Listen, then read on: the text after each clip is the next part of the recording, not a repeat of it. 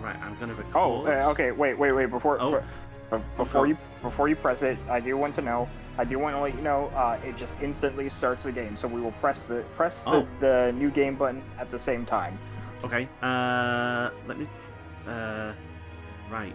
In that case, I'll make sure everything is set up, which it is. Okay. Full screen. That bitch. Okay. Right. I'm ready. So, countdown. 3, Here we 2, go. 1. New game. There we go. Let's do it. Let's hop back into Britain. Back into Britain. We're gonna be British again. Oh god. I've got to be British. You've got to be like Luke. And Professor Layton. But that's not this game. Standing here in the bright sunshine, Oh, looking out over the vast ocean. Those days in London there's days seem in like London. a dream. But I do miss my time in England's vast capital.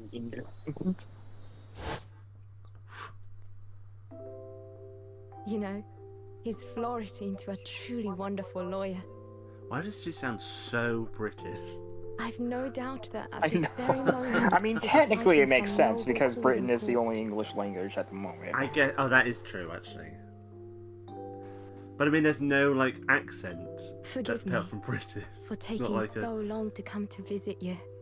I don't My know. life has been such a whirlwind since I returned, Such a whirlwind. and no one could have predicted Also, what we has haven't really happened. seen this Just in a 2 while. Like months them do this After sort of arriving look. home,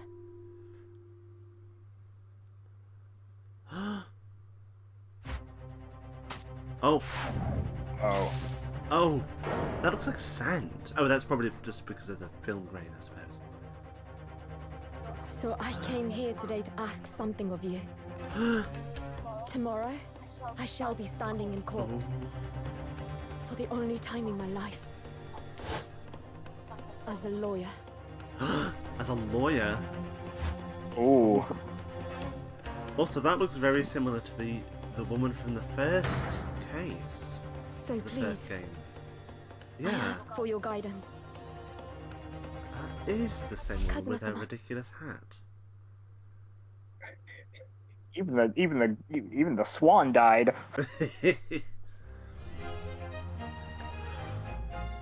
Episode 1. The Adventure of the Blossoming Attorney. I am... Oh, I can't wait. I'm so excited. I can't. Ugh. Okay, I do have my grievances with this game. We'll get to them when we get to them, but I do think that this first case is pretty freaking good. So let's do it. Okay. 13th of August, 8:26 a.m. Supreme Court of Judicature. Defendants Antechamber 3. Oh wow. Okay, it's been a minute. Okay. Oh. Here I am again after 9 months. The Supreme Court of Judiciary. I'm already fucking up. Of Judicature. Japan. I'm in Japan. I'm in Japan. I'm in the Supreme Court of Japan. I feel so nervous. But I must steel my nerves and find a way to compose myself. I think you voiced Mikotoba. I think so, but I cannot remember. I should have watched some of the previous videos to get the voices back, but I assume he was something like... Well, granted we weren't recording when we were doing the first half of the game, so... That's true. Good. You're here. It doesn't do for a lawyer to be late. Yes, good morning, sir. I hardly recognize you. You cut a fine figure, Counsel. Dude, you're my father. Don't be saying that. Damn, that body rocket. But you look as white as a sheet. And those wide eyes aren't doing you any favors either. Favors either. We're off to a great fucking start. Oh dear. The truth is, I'm so incredibly nervous. I feel horribly nauseated. I almost wish I'd never been born. Oh. Goodness. Not the sort of thing a father hopes to hear from his body-rocking daughter, I must say.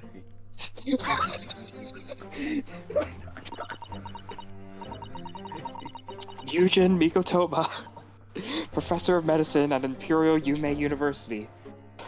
A man who, earlier in his life, was quite wild and free, considering he's making comments like this. Traveled to Great Britain to study the latest advances in forensic medical science. And of course, my pervy father. My pervy father.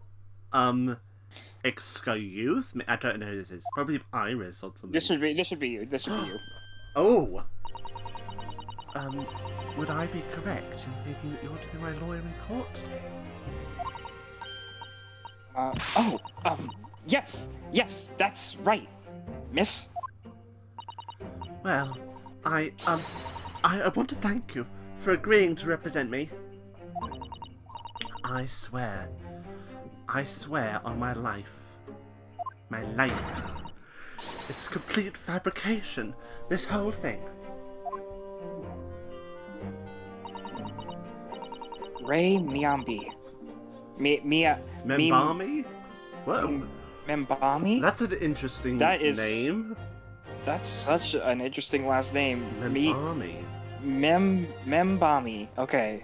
I've only played half of this game, and I do not remember how. Membami. I did not remember that name. I did not remember that name. That's a bizarre name. Ray Membami. Born the same year as I, and my greatest friend. Oh, why have we never mentioned her until now? Though unusual for a woman in our time, she works at the university research laboratory, helping my father. And sadly, she's the defendant in today's trial. Oh, uh-oh. Accused of committing a truly awful murder, because it just never isn't anything else. No, it's always murder. It's like Midsummer Murders. It's always a murder. Like, come on. Everyone just has to die for something. Are you feeling alright? Since we started talking, you seem to have become a little flushed. Oh my, it's just that you look so gallant and dashing. Oh, these bitches gay? Apparently. Sorry? And when I fall under your intense gaze, it makes me feel rather bashful. She's giving serious Tomoyo vibes from Cardcaptor Sakura. Like, she's like, true. Sakura. I've already watched the English dub, so that's why I'm like, Sakura. Goodness. I don't think she knows. She hasn't realized who I am. She hasn't realized that she's a homosexual. She hasn't come to terms with her sexuality. Whoa, these bitches gay. Good for them.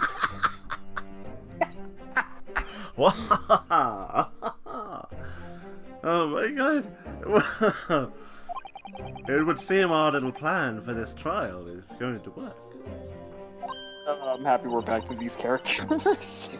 Oh, what do you mean, Professor Mikotoba? If even your best friend can't see the disguise, I think we can relax.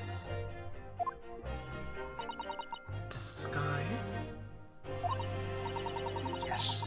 I've never tried dressing this way before, of course, so I wasn't sure how convincing it would be. But it does make me feel a little relieved, as you say, Father. Father? Yeah. I call him Daddy, too. What? You call him Daddy, too?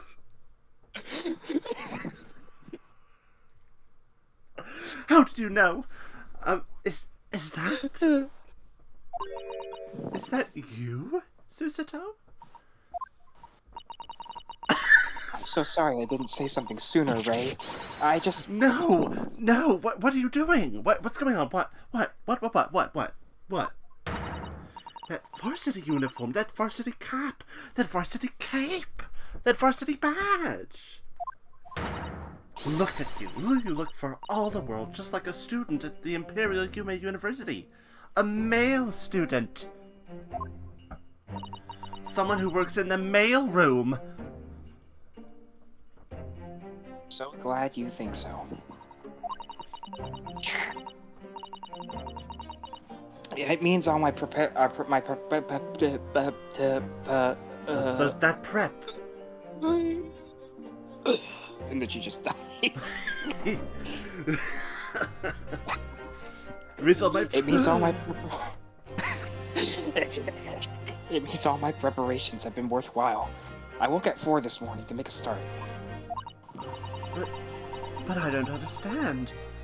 Why are you dressed like that? And why is my accent changing so much? Well, you see, we're voiced by 2 idiots. 2 fucking idiots. Just like completely. It was the only way. 2 fucking idiots. That was the only way we could do it. The only way. Bamboozle the whole case with these 2 idiots voicing us. The only way she would be permitted into the Supreme Court to take on your defense in this trial. My defense?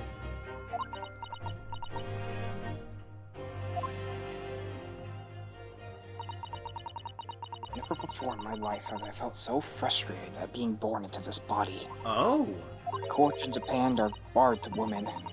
We're not even allowed to set foot inside the courtroom. Oh yeah, that was a thing in the first case. Despite the fact that the laws of the land apply to all people, male and female alike. But women are forbidden. Just for today. I'll be leaving my true self at the courtroom door. So that I can act as your lawyer. Oh, Susato. You'd go to such lengths for me? Of course. You're my greatest friend. A wink. Don't worry that I shan't be the lawyer that you... I just worry that I shan't be the lawyer that you deserve. Look at me. Being in Britain caused some things for my vocabulary. Oh no. I have complete faith in you. In you. Ray. There's a lot of sexual tension between these 2. There is. I don't think or I've we're seen... just making it out to be. I mean, I don't think I've seen this much since, like, Phoenix and Miles. I mean, jeez. Edgeworth. Phoenix and Edgeworth, like, Jesus. It's so strange, though. I mean, you're such an accomplished judicial assistant already. And yet, just because you're a woman... What a wretched reason! I mean, why shouldn't you be allowed in court? You're so gallant and dashing. Ray, please don't look at me like that, with those flushed cheeks and doting eyes. I'm sorry. It's just, you really do look so dashing. She's kind of cute, though. Yeah. Yes, you mentioned that once or twice. Oh, these bitches came. You should be pleased. It means you look convincing as a man. Oh, God. I am pleased, I think. It certainly helped to bolster my confidence today. Ray, you're managing to put on a brave face in all this, but I can see through it. I've noticed how your shoulders are slumped and how you're trembling ever so slightly.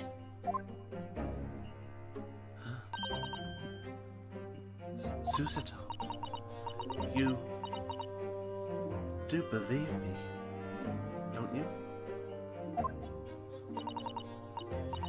I didn't do it. I couldn't have. I mean, murder. Of course. You have nothing to worry about. Your conscience is perfectly clean. Isn't that right? Yes. Yes, it is. As clean as my mind. Perfectly clean. Well, I don't know about that. It's spotless. You have absolutely no... I have absolutely no doubt in my mind about your innocence. I know. I have no doubt in my mind about my innocence, but you should have no doubt too. Maybe a little. Which is why I stand by you in court to the bitter end of this trial. Whatever happens, I'll always be by your side. Because that's what it means That's to what be a friends girlfriend, are defense for. lawyer. a girl defense... I mean, defense lawyer who's a man. That means so much to me, Susato. Defendant. Counsel. Yep. Our court is about to begin. Proceed to the courtroom at once.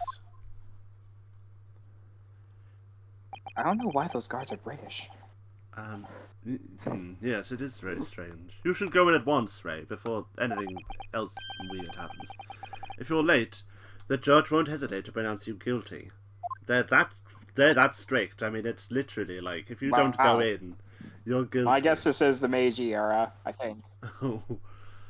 Oh. Stand aside!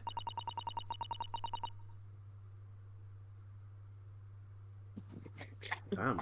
Jesus! She's I don't think fucking... I've ever seen her run that fast. She fucking zipped. Well, Susato, you've certainly surprised your father. Look at that rockin' bar. I mean, I didn't know you were gay. I didn't know you could dress like a man and have a woman fall for you. I mean, I didn't know it happened like that. Well, alright. Yeah, I'm proud. Going to such lengths... We're very progressive Meiji era Japan. We're very progressive. we're a very progressive family, Susato. Going to such lengths to be admitted into the courtroom, and with no prior experience of being a lawyer, I mean, that is ridiculously good. You are fucking dead. Like, I'm not gonna lie. Unless you can pull a fucking Mulan. I mean, how the hell are you going to get through this, Susato? I mean, Jesus Christ. Okay. There was simply no other way. That's all there is to it, Father. But, Father, you haven't told her, have you? I mean, I'm right in assuming that Ray doesn't know about how it came to this? Yes, quite right. I've kept that information from her. It would only worry her if she found out that no other lawyer would agree to take her case. So they got the shittest lawyer possible. So they got the woman who wants to dress as a man as a lawyer in the Meiji era. I mean, that was a choice. I think this is the Meiji era, I'm not sure. I didn't want to burden her with that. I mean, you know, you're an alright lawyer, but, you know, I didn't want to burden her with the fact that no one else better than you could take... I mean, no one else just as good as you would take her case. Is that true? Is that the reason why every other lawyer is refusing to take this case? Is it really because of who the victim was?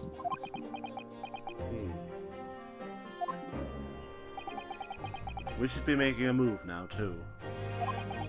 As you know, law isn't my field, but I'll do what I can to support my student. Thank you, Father. Fades to black. I'm Susato Mikotoba. I'm a jujitsu assistant. 8 months ago, I accompanied a student of law on a study trip to Great Britain. But 2 months ago, due to unforeseen circumstances, I find myself back in Japan. How How many times I have wished that he were here, I wonder. Still, I have no choice now but to steel myself for the trial ahead. Wish me luck, Naruhodo-san.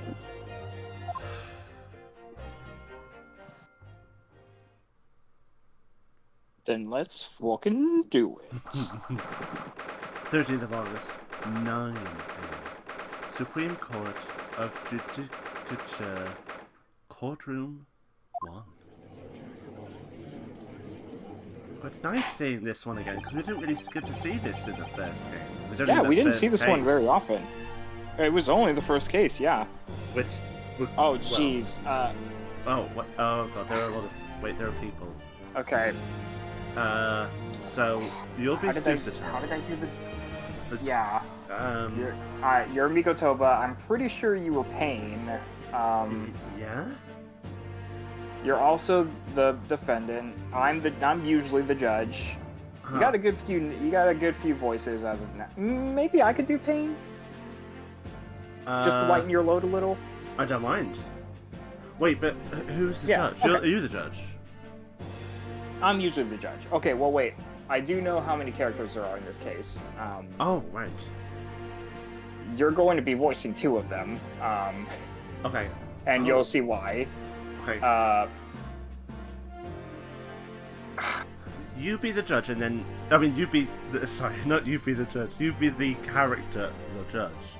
And, you be the judge. Okay. You be the character, the judge. And then, when we...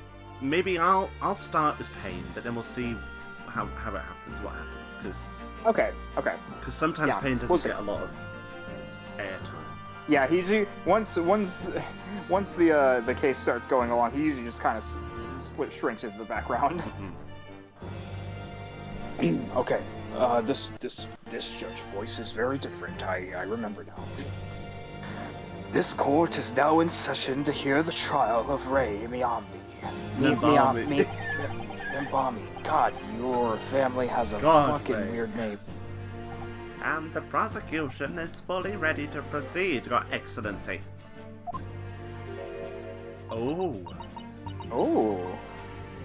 Giving me sort of, Naruto vibes. Oh, yeah, she really does. Defense counsel, are you ready? Yes, Your Excellency. We are ready. Oh. Ready.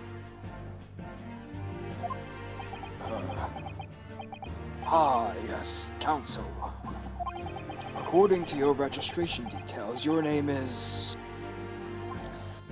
Ryutaro Naruhodo. Is that correct? Sorry? Oh, yes, I had to come up with a suitable male name for you for this little venture. So I'm afraid to say I simply put down the first name that sprung to mind. Well, counsel... Yes, that's right. That's me. Yes, I am Ryutaro. He who can be vowed to uphold the pride of the great Naruhodo clan.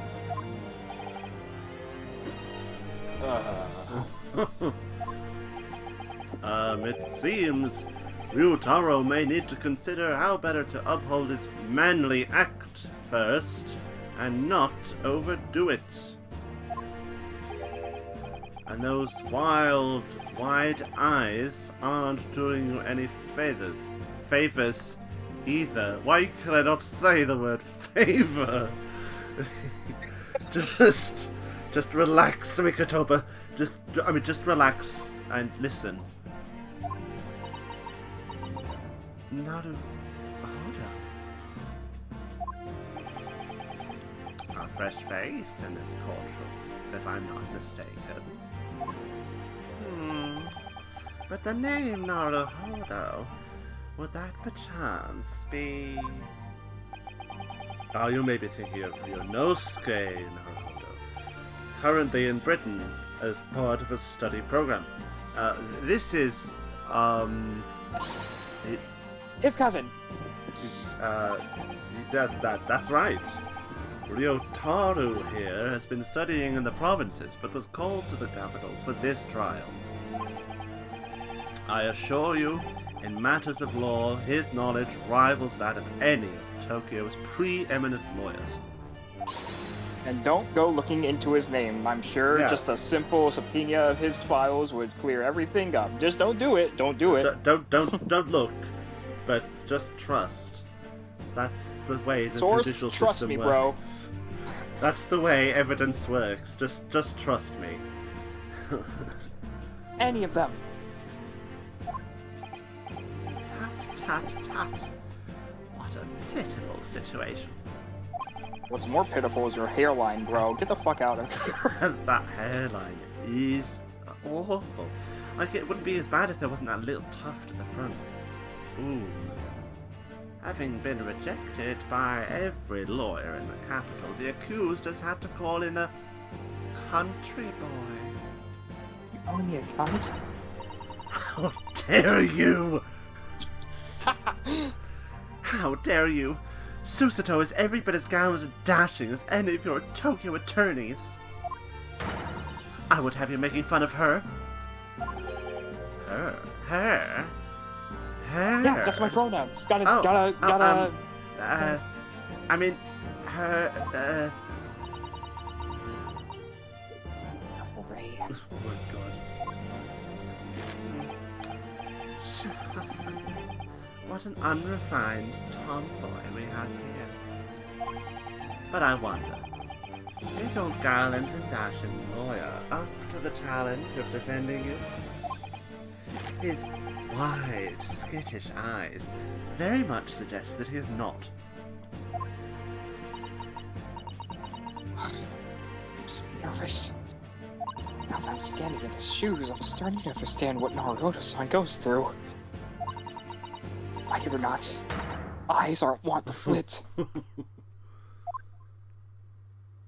want to flit. This case, made to be heard on the day, is a matter of great significance to our national interests.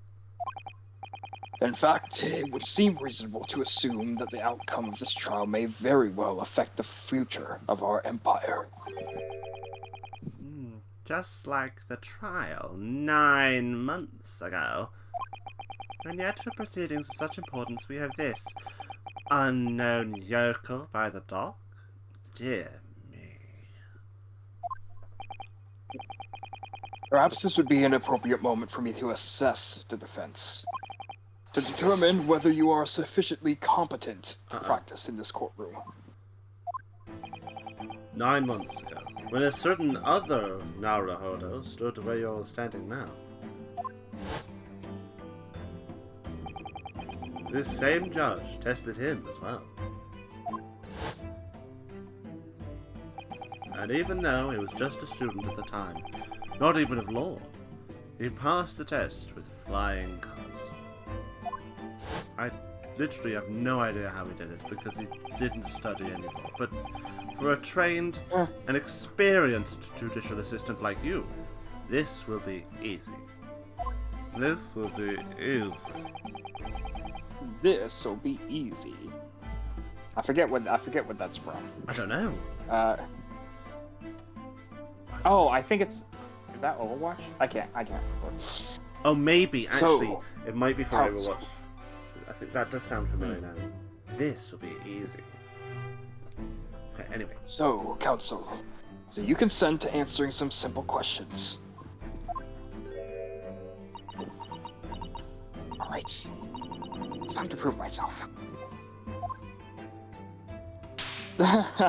Smack. Yes, Your Excellency. Please make them simple. Very well. To start with, you will state the name of the victim. Oh, okay. That's simple. I couldn't forget if I tried. Oh my god. What's the matter? Cat got your tongue? Now that I'm standing in his shoes, I'm starting to understand something else Naruto-san goes through. Like it or not, minds are wont to blank. Oh, uh-oh. It's not surprising, really. It's your first time in this position, and in that guise. Even a bright spark like you is bound to flicker and falter a little under the circumstances. Oh dear, this is a dismal failure. Don't fret. You need only use the knowledge you've gained as a judicial assistant to overcome the problem. But, of course, the court record. Yes, the answer will be amongst the key information about the case in the court record. Ah, you've got it. That's right. Just use the R button to open the court record. Then you need to flip to the people What the fuck? section with Now, R. am I the only one seeing that? There should be this sort of screen in front of you. Screen? What the fuck's a screen? There should be this display. Those haven't been invented yet. And don't take too long over it. His Excellency is watching you closely.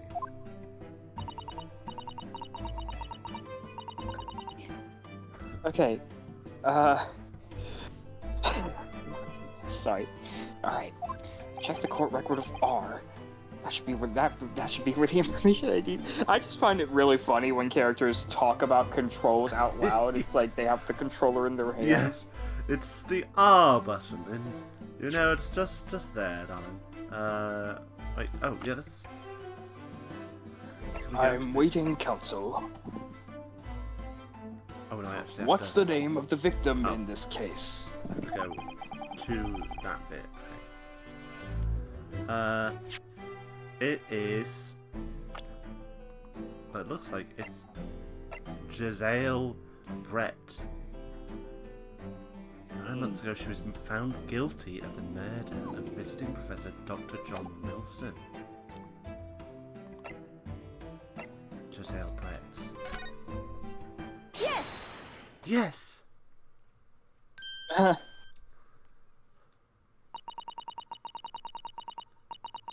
The name of the victim who lost her life in this case is Miss Giselle Brett.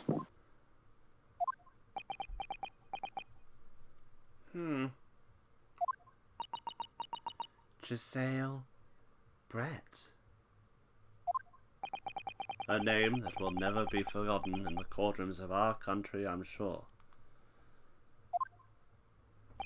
Giselle who? And being a member of our empire's judiciary, you will be aware of the significance of that name. So, let me pose another simple question. As you know, Miss Brett was a visiting student from the Empire of Great Britain. Why, then, is her name undeniably associated with our own empire's judicial history? Ooh. Obviously, you won't have forgotten that case from 9 months ago. Now, how could we? It was unforgettable, and not I in a mean, good way. You know, that it was bullying, but actually it was something else. I can't even remember that dumb joke they made. It was bullying, but actually it was under the stake, and we couldn't have just swapped the plates. Yeah. Or looked under both at the same time. It was something really dumb. It was something like, it's not bull, it's bullying. No, it's not bullying, it's bully. But if it's proving hard to recall the finer points, everything you need is included in the court record of that ridiculous case. Obviously, I still remember. That was the start of everything. Giselle Brett, behind the woman's student persona, was the face of Queen Victoria. Queen Victoria. Was? Wait. I'm guessing. Oh, I don't know. I'm looking at the fucking evidence. I need to be looking at her persona file, I was going to say. Well, she was a killer. Let's choose a killer. Yes! Yes. 9 months ago, a visiting professor of medicine at the Imperial Yume University was killed. And the culprit was Miss Giselle Brett. Yes. She was a killer. She's a killer queen. At the time, our country had just signed a new treaty with the Empire of Great Britain. As you can see, they were having steak, and there was, for some reason, a fucking gold bullion coin hidden under one of the steaks, but not the other. And I don't know why they couldn't have just swapped them over. It was ridiculous. And there was also, like, poisoning, but, you know, then she actually shot him in front of literally everyone, and it was fucking stupid. What a dumb case. And it was in the midst of this delicate diplomatic situation that the incident occurred. An Englishman, Dr. John H. Wilson, was shot dead. As opposed to being shot alive.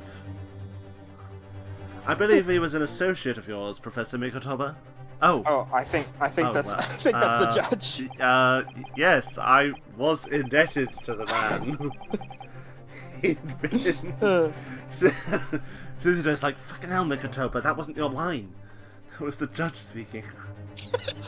Look at her, she's fucking judging him hard. She's like, Jesus Christ. Yes, I was indebted. You swap me. He'd been my mentor when I went to London to study forensic medicine. Indeed, it was I who invited him here to Japan as a visiting professor at the university. Naturally, the murder of an Englishman on our soil was a matter the government wished to resolve rapidly. I mean, you don't want to get Englishmen on your front porch every day. You know? Indeed it was. Which is why a secret trial was conducted here at the Supreme Court. Secret trial? Sounds so fun. A student of the Imperial Yume University was arrested on suspicion of murder. A second-year English student named Ryonosuke Naruhodo.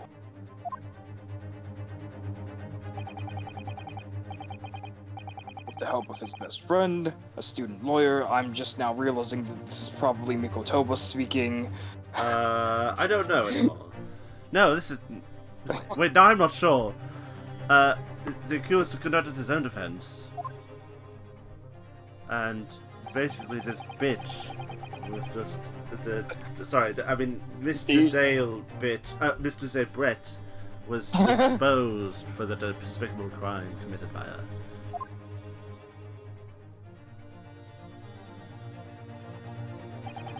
Miss Brett eventually admitted to her crime. Wait, that was me speaking? Why would I clarify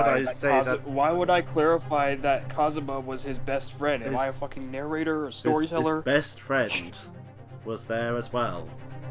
How did I know that? What the hell? Okay, whatever. Miss Brett eventually admitted to her crime. However, one question about the motive that drove her to take Miss Dr. Wilson's life. She gave no satisfactory answer before the trial reached its conclusion. Yes, we remember that disgustingly unsatisfying trial. And immediately after the trial, the British government brought its consular jurisdiction into play. We were unable to sentence Miss Brett according to our empire's laws. Making the first case even more useless and more of a waste of time. Yes, it was so stupid. It was decided that she would be removed to Shanghai, China, instead. Why Shanghai? Yeah, why? What? There's a British consular court there. Oh, isn't that just convenient? Correct. I oversaw the negotiations personally. Ah. The date of her transfer to Shanghai was finally settled upon only last week. Last week? It's been 9 months. All that remained of our empire's obligations was to see that the woman was safely on board a steamship. And yet, the very day before her departure, the Englishwoman was killed. Only the day before? That's very sus. That will do. I'm satisfied that the counsel for the defense has sufficiently capable of representing the defendant. Really? That's the... I kind of said that sentence wrong. Whatever. Really? That's all I mean, need? you kind of just told us a story, but okay. Yeah. Yeah. A baby could have been up here and you're like, yeah, they're ready, they listened. Yeah, it was literally like, they didn't even know that they'd been killed the day before, and then it's like, yep, I think they're ready. They sound like they know what they're talking about. Oh. Thank you, Your Excellency. Over the first hurdle. Now, a summary of the incident, if you please. I thought that said prospector for a second. Prospector. Prosecutor Ouchie. Oh, as is your wish, Your Excellency. I don't know why I did that. I don't know why I made that noise. The repugnant crime took place on the 11th of August in broad daylight.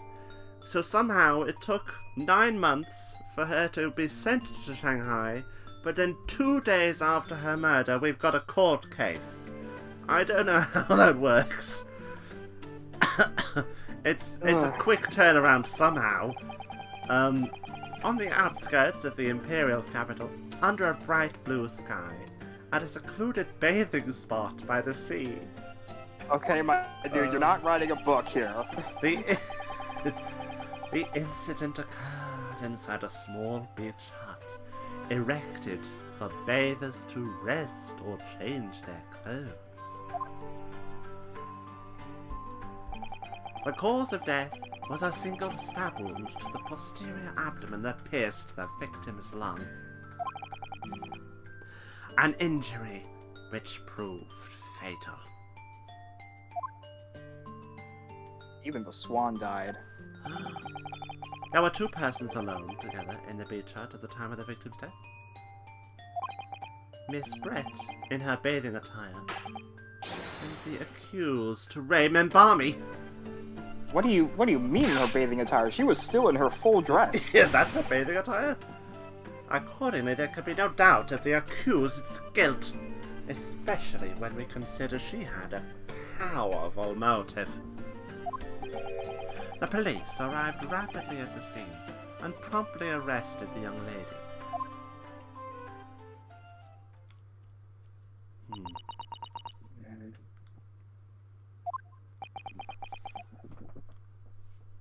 Well, that extraordinary description of events leaves me somewhat lost for words, I must say.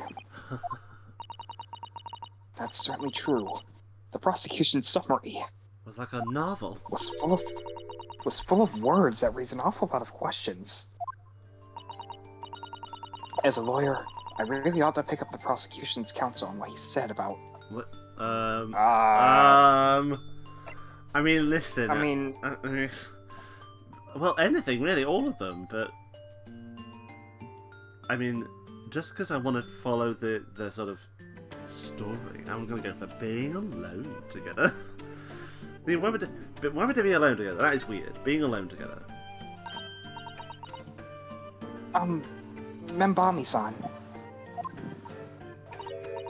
Yes. What is it, Susan? I mean, Naruto-san.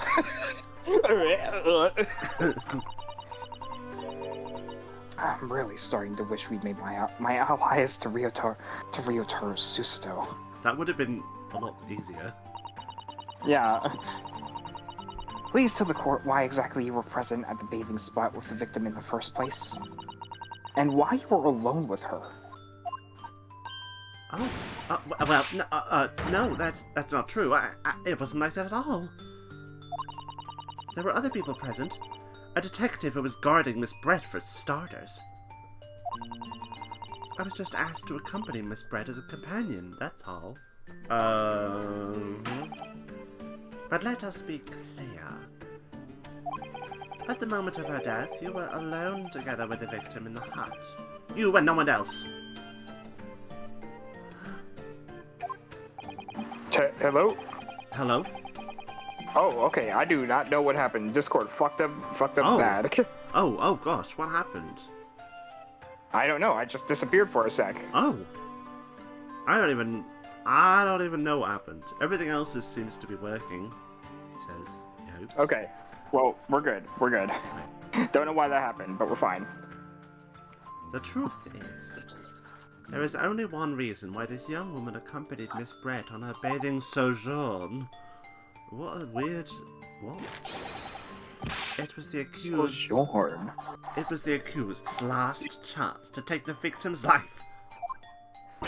What, we're still recording, right? We're still good on that? I think so. I will just double check. Yeah, still recording. Okay, good. No. Right. That's what Ray says.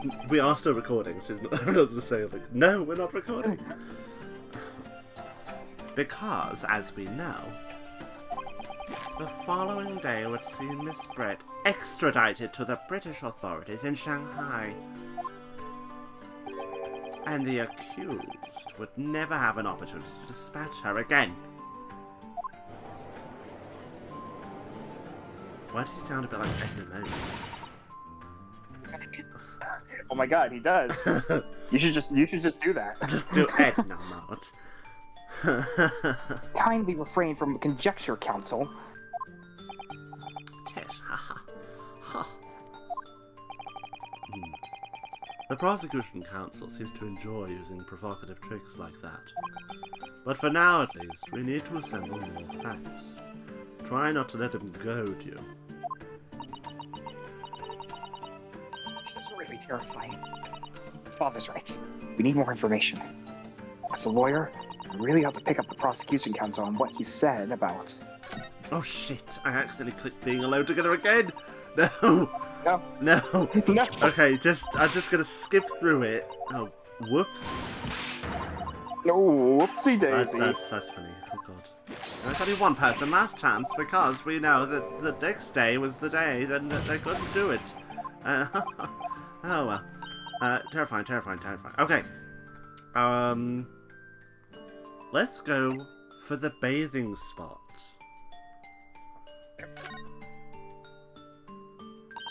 Because the motive, I think that's the best one to finish on, the motive. Yeah, I think so. If I may, Prosecutor Ouchie. What do you want, you fresh-faced young yokel student? He's so angry. Okay. I wonder, could you explain, please? You mentioned a bathing spot. Ha! My apologies. Clearly my modernity has confused the poor country bumpkin's simple mind. Bathing spots are the very latest trend in health practices from the West. We are told that bathing in the water of the ocean is curative, therapeutic, and excellent for the skin's... No, that's not what I meant. Oh. I was referring to the fact that Miss Brett had, to all intents and purposes, been found guilty of murder. Why would a known criminal have been relaxing by the sea?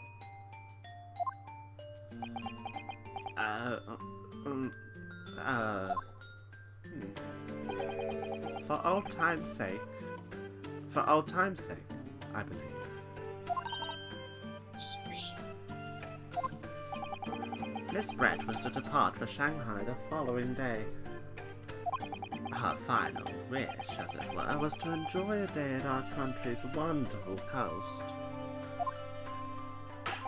And the British Embassy put extreme pressure on our government to comply. On what grounds would we agree to such a request? Because, as usual, our government is fucking terrible. Our government is unable to stand up to foreign powers. In matters of diplomacy, it seems we don't even have the courage to decline the whims of a known criminal. That is ridiculous. Yeah. Don't look at me, Professor. It was the government who granted permission, not I. It's the government's fault. Yes. Just like it always is. Just like it always is. In any case, it was decided that with a dedicated detective on duty, nothing could go wrong. Except that it did. In fact, a murder took place. I said, don't look at me! It was that young student girl who did it, not I. No one has proven that yet. No, I wouldn't provoke the man if you don't need to. At this stage, I need to gather more information. Okay, then. Alright. A powerful motive. That's the most interesting, really. I feel like, I felt like we picked those in the right order, quote unquote. That felt natural. Yeah, I think so. You're clearly exaggerating. Powerful motive is a blatant overstatement. Tut, tut, tut. It's the Yoko boy using long words he doesn't fully understand. Oh. Oh dear. Oh my. Oof. I beg your pardon? No matter. Let us put this to the accused, shall we? Membami-san, you are a research assistant at the Imperial Yume University, I believe. Yes, I am. I'm working with Professor Mikotoba in his laboratory at the moment. I can confirm that. The defendant is an excellent assistant with a strong sense of responsibility. Fascinating to hear. Now, another question. Prior to your work with Professor Mikotoba, whose research were you assisting then? Oh, I was studying under Dr. John H. Wilson. Oh. Dr. Wilson? The visiting English professor who was murdered by Miss Brett. Oh, okay. The accused had a deep-seated respect for her former mentor, Dr. Wilson. Is that not true? Yes. Dr. Wilson was a wonderful man.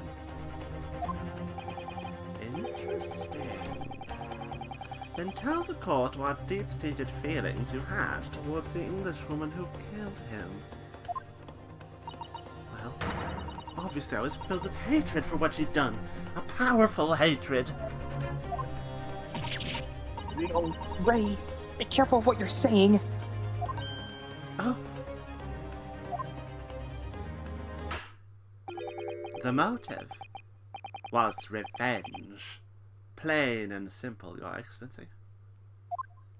Plain and simple. Your Excellency. I believe we all have a clear picture of the incident now. Despite her guilt being determined 9 months ago, Miss Brett managed to avoid incarceration, instead continuing her research work at the university. I mean, that is ridiculous. Obviously. That's, like, what? Obviously, over that period, she and Ray would have encountered each other on a number of occasions. Seeing the murder of the mentor for whom she had a great respect enjoying such undeserved liberty. Yes. Even if it was only temporary until Miss Brett's extradition to Shanghai. I mean, she might as well have, not been convicted at all. Yeah. You can hardly blame Ray for her feelings of anger and resentment. Poor Ray.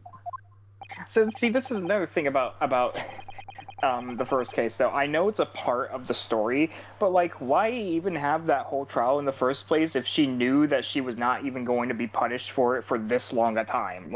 Yeah, for such a long time. It's like for basically the whole game, she wasn't punished. Like you might as well just let her just shoot the man in broad daylight and no, like nothing's gonna happen. Yeah. Oh.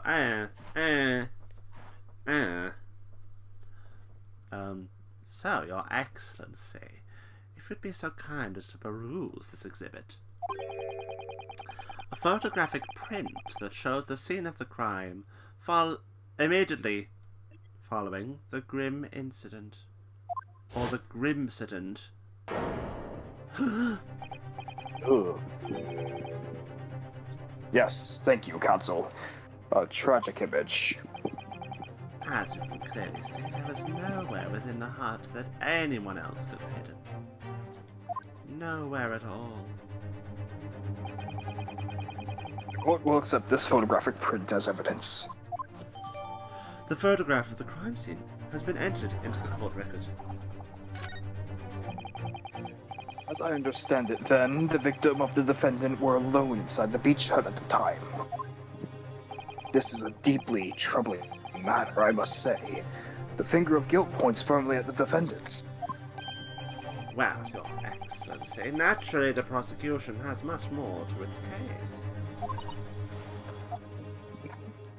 case. We intend to prove the accused's appalling actions beyond all possible contention. To that end, I can confirm that we have multiple witnesses to the crime and damning evidence. Uh-oh. Witnesses? But who? I thought we were alone.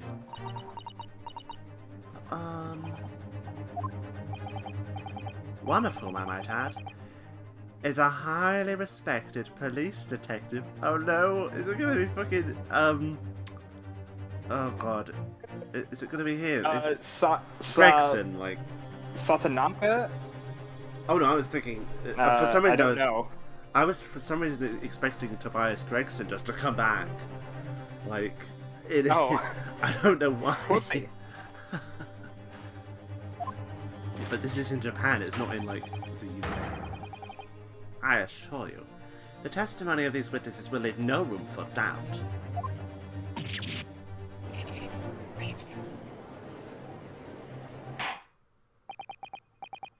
Very well then, Counsel. Bring forth your witnesses.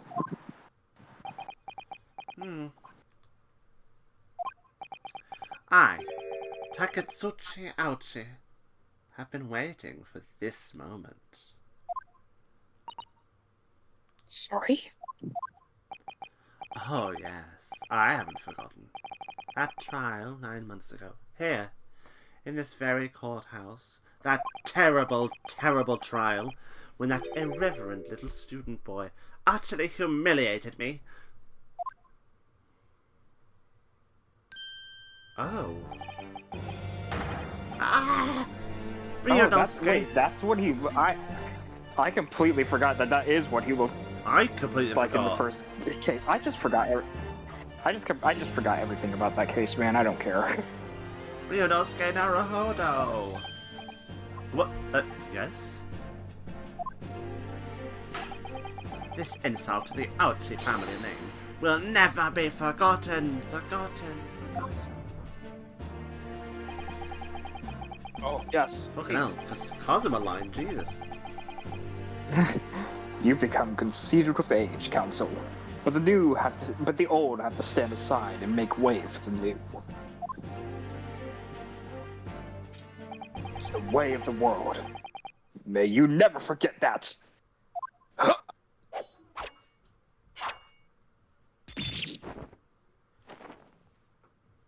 Oh, we cut his hair down. Oh, hold on. Wait.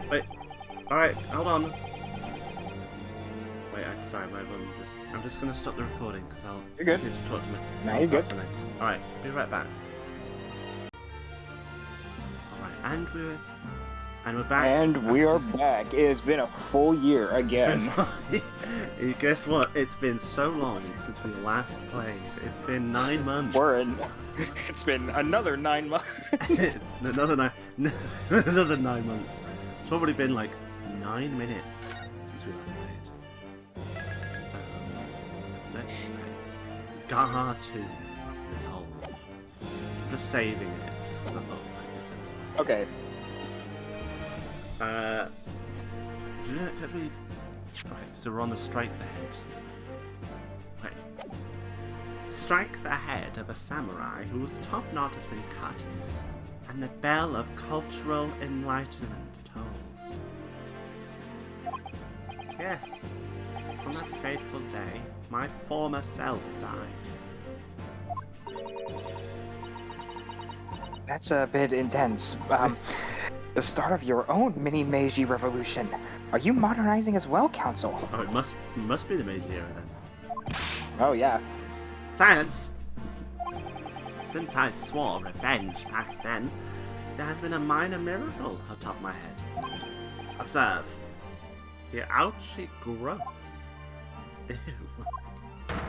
Boom. It looks like a cinnamon bun. You see this seed of hope sprouting forth from the barren expanse of my crown? I think that tiny growth is trying to tell me something. What is this dialogue? I don't like this dialogue. That tiny growth is trying to tell me something. Wink.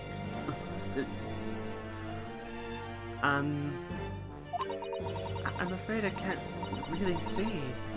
Where is the hope exactly? I said silence! Today, I face another yokel student of the Naruhodo clan. Well, I will vanquish you. And my victory will be fertilizer for the seed of hope atop my head. You have been warned. You're inadvertently saying that we're about to shit on you, my man. Well, but, I mean, don't... with that, the prosecution calls the witnesses to the stand. You're not making your case very, very strong, my man. You're saying that you're about to lose. It looks like the stakes are high on both sides in this trial. The prosecution and defense each has much to lose. The haircut is hardly comparable to Ray's life.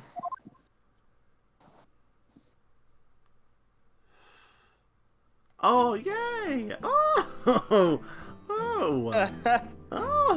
Oh, wait, but didn't I wait, hold on. Didn't I voice both of these characters? Yes, you did. Okay, in that case, do you want to be either Ouchie or one of those characters? I will take a Bouchy in that case if you want. Yeah, go for it. Okay. Witnesses, please state your names and occupations for the court. I can't even remember their voices at all. Especially not Hosonaga. Chief Inspector Satoru Hosonaga, Imperial Police Bureau. I'm in disguise, obviously, so I can go undetected. I think that works. Yeah, I think that's close to what you had. Okay. Oh no, and Sasuke, oh god. And I am, well, the next big thing in books. An author renowned throughout the capital, in fact, yes. Soon to be sold out, the satirical I Am a Cat, a sensational success by Sosuke Natsume. I think that's close to what you had for him. Thank you. I'm just making shit up. I'm just trying. Oh my goodness. Struggling student from the provinces, please. You needn't be in awe of me. I need it? It's only natural that you'd feel nervous in my presence, but all of you, please relax. Call me Sosuke even. His confidence has definitely been bettered since we last saw him.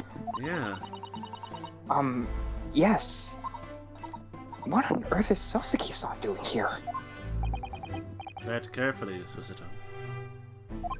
That author fellow knows you from your time in London, doesn't he? If he exposes you for who you really are, this will be over before it's begun. Yes, of course. I know. I presume Soseki-san won't have forgotten about me. I certainly could never forget him. Although he does seem to have changed somewhat in the 6 months I've seen him. It looks like he's chewing something. Oh my god, he does. What's with that animation? As for Inspector Hosonaga, that amazing outfit is hard to believe. Oh my god, I'm just thinking of bloody Pearl from Drag Race. Now, Oh my god. do I have something on my face? No, hold on. Do I have something on my face? Do I have something on my face? Dun dun. Wow. Dun dun dun Wow. dun dun dun dun dun dun dun. Your glasses. While you're to start walking down the courtroom. It does look like a drag outfit, if we're honest. But do you know the Pearl reference I mean? I think so. Because she literally just she has like a stare off with RuPaul. She's like, "Do I have something on my face?" And RuPaul and Pearl just look at each other when they're in the workroom for like 10 seconds, and this music plays over it. It's... Oh my! I'll try and find it later, but after we've done recording. I definitely would see it. Well, your glasses for one. Although they don't seem to be helping you see. Thank goodness he hasn't recognized me either. Ah, I suppose it's this disguise, is it? Ah. I thought that appearing here in the clothes I was wearing at the time would make for a more faithful testimony. It is my guiding principle to carry out all testimonies flawlessly. Well, I can appreciate why an Imperial Police Bureau detective might be present. But what business did a writer such as yourself have being at the scene, Soseki-san?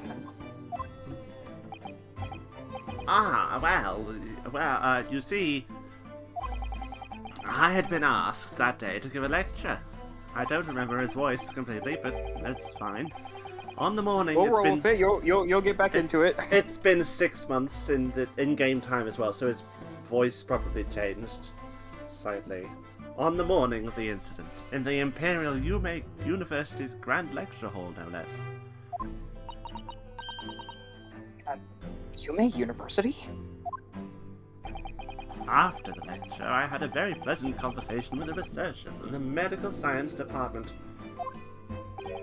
The professor over there, in fact.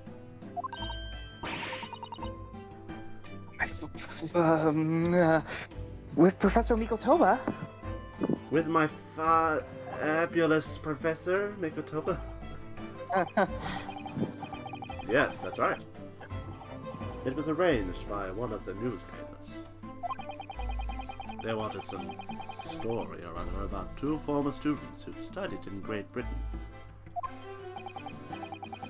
Of course, being a renowned author, the press never leave me alone. My goodness, they secretly spy, snapshot, scribble stories, and scupper my privacy. Fucking reporter in the back.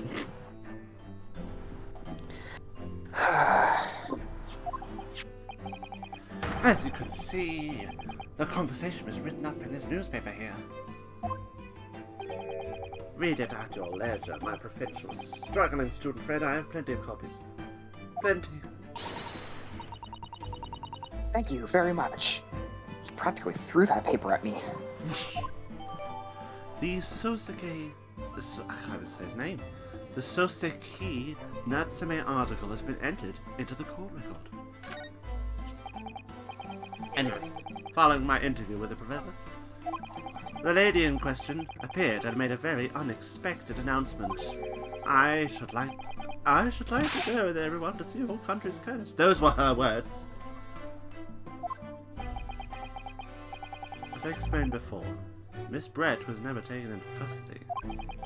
She continued to work in my laboratory, under strict surveillance, of course. At which utterance, the university immediately contacted the government to seek guidance. And the response was, permit Miss Brett to go along as the detective accompanies her. That detective... I am at liberty to divulge. Was me. Oh, he has a little turtle on his head as well. I am at liberty to divulge. Was me, Chief Inspector Satoru Hosonaga. Thereby, the entire party departed accordingly for the seaside, it seems. It was extremely challenging to clear all other members of the public from the vicinity of the beach. Don't get me wrong, I mean, but fortunately I am at peak physical fitness at the moment, so I was... Oh yeah, I forgot, he has this weird cough. I don't think we ever knew what was about that. No. But did he have the cough in the first case that he was in, or is it just the second Yes, case? he did. Oh. I was able to carry out my duty flawlessly. Oh my, Inspector, you... Well, you do have something on your face now. How unsightly. I do apologize. Does that mean that you went to the beach too, Father? No. Fortunately, I'd worked to fit it off. But unfortunately, of course, it meant that as my assistant, Ray, was invited to take my place. Oh, it meant that as my assistant, Ray was invited to take my place. Of course, being a renowned author, I didn't like to decline the invitation. And only if I had! I'd never have seen that oversight! I'd never have seen it relentlessly racked by remorse and regret. The journalist in the back is so funny as well. Very well, I must now ask you to present your formal testimony to the court. Wait, that's the British judge voice. Judge, are you alright? I don't know why I slipped into the British judge voice for a second. Very well, I must now ask you to present your formal testimony to the court. You will give an account of all that you witnessed on your impromptu excursion to the coast.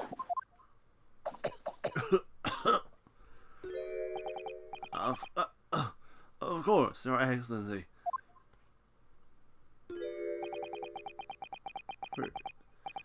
Relentlessly racked by remorse and regret, I am.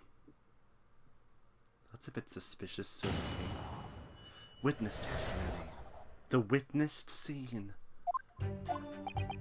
On the day of the incident, I was ordered on a special surveillance assignment in this disguise. I just managed to catch that crab when I suddenly heard a caterwaul from behind me. I ran into the beach hut at once, where I found the pair in question. Yes! That young girl was astride the Englishwoman, a dagger in hand as she stamped wildly. Well, we were saying she was a lesbian. I mean, she was a strider. I saw blood on the blade. It proved to me that she'd stabbed the victim multiple times. Multiple times? Multiple times? Wait. Whoa, I mean, at least they're starting it off easy for us. Indeed. It does appear from this testimony that both witnesses here present saw it. The very moment of this heinous crime. This heinous... Now, if you will recall, I promised evidence as well. What phrase did I use again? Ah, yes, it was damning evidence. What have you there, counsel? A so-called fountain pen, is it? Correct, Your Excellency. I found it at the scene whilst examining the body. It appears that in her dying moments, with her final ounce of strength, the victim clutched a piece of evidence that would positively identify her killer. What? Your Excellency, if you would cast your eyes over to the photographic print of the crime scene once more. God, he's such a dweeb, is Ouchie. It's like, Your Excellency, can I just like show you this again? Goodness me. Bum bum bum. Yes, the victim is clearly grasping something quite deliberately in her hand. That's right. The fountain pen. And if you would kindly examine the pen, Your Excellency. Oh, the owner's initials have been engraved onto the elaborate barrel. R.M. Oh. Ray Membami. The initials of the defendants. Oh shit. No! But what's the betting? Well, you already know what the answer is. But I'm thinking, if that's a fountain pen and it has initials like that, wouldn't it be? Well, it would be the other way around for Membami Ray. But I don't know if that'll come up. I mean, yeah, that is true. I mean, like in Japanese, it is the last name first. Yeah, because I don't think her name is Membami. But then, you're like that. I don't know. We'll find out. I do remember most of this case, but not all of it. So again, it's been like a year since I've played this game, so some of this stuff might be hazy. This fountain pen will be admitted immediately as critical evidence. The fountain pen has been entered into the court record. Carries initials RN. So, have I omitted anything? Decisive testimony and damning evidence. Yikes. There's a bright blue sky outside of the courthouse today. Perfect weather to ascribe guilt, I feel. Oh shit. Damn. I don't understand. The prosecutor Ouchie of 9 months ago had none of this man's poise. Counsel for the defense. You may begin your cross-examination. Naruhodo-san. What? Naruhodo. That means... Oh, yes, me! Is there another Naruhodo in my courtroom? Actually, there isn't even a single Naruhodo in your courtroom. Cousin Ryutaro, pull yourself together, please. Alright, I've seen this countless times as a jujitsu assistant. Find inconsistencies in the witnesses' testimonies and prove that they're lying somehow. That's all there is to it. That's how a real lawyer would handle cross-examinations. So let's see what I can do. Oof. Oh, nice. They don't give you the whole spiel of like, oh, you have to open up your inventory and press and put evidence to things. No, that's like, you played the first game in this bundle, already. On the day of the incident, I was ordered special disguise. That crab. Right at the beach at once, we found a parent question. There was a stride in from dagger in hand. She stabbed wildly. Well, let's just look at that evidence. Well. Okay. So, yeah, the last statement, the one by Hosonaga, he says it proved that she was stabbed multiple times, and we're giving that post-mortem report that says only a single wound was identified. Slam. Objection! Which is a nice objection. With that accusatory cry that just welled up from deep inside me, I think I finally understand. Every time Kazuma-sama and Naruhodo-san have stood here at this bench, The stakes have been very, very high indeed. What's with that menacing pose, Council? She's got a great point. I'd like the witnesses to clarify something for me. Who? What? Where? When? How? Not you, Soseki-san. This query is there is it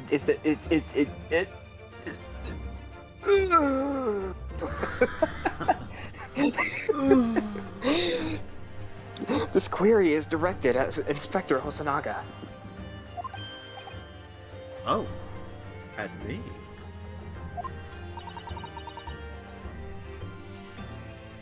Your statement just now.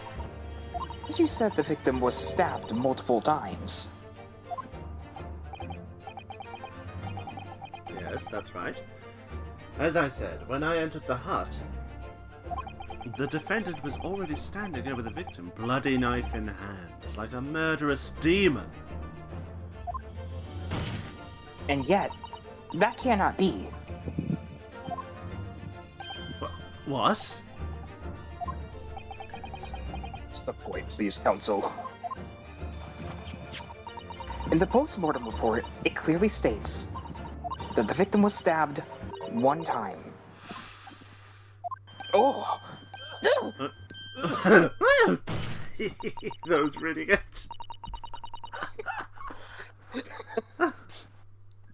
In other words, Inspector Hosanaga's testimony is clearly flawed. Oh. And Soseki-san.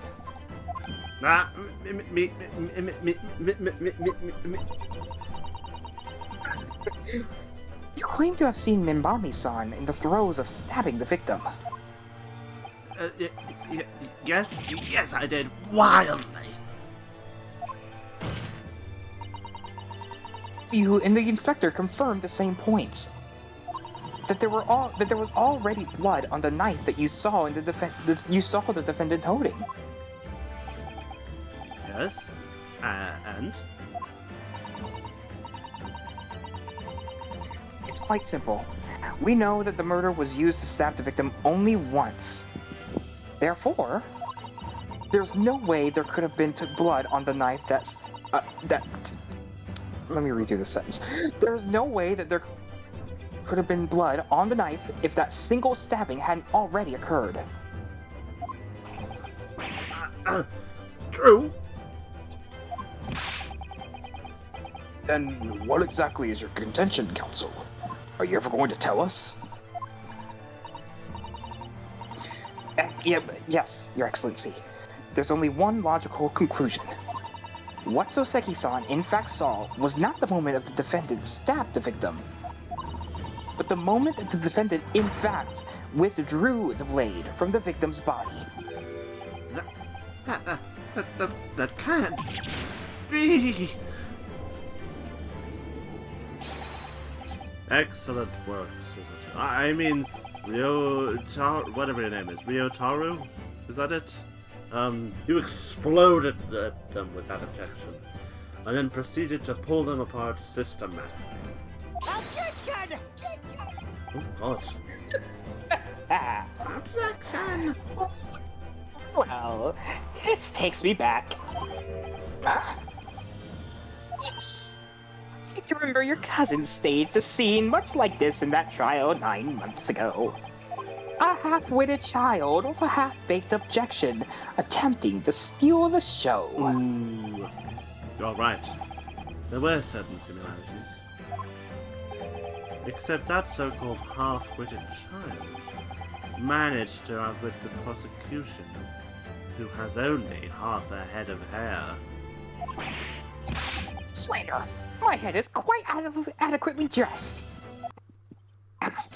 In any case, all this talk about stabbing and withdrawing and multiple wounds, it makes not a jot of difference. What? Why not? Engage your brain, young man. When the accused first plunged the deadly weapon into the victim, that was the fatal blow. it was at that moment, just as she had withdrawn the blade ready for her next strike, that the witnesses saw. The knife was already tainted with blood because the accused had already stabbed the victim. Ugh. All you have successfully shown with your little display is that the mustached author is prone to moments of extravagance. Uh-oh.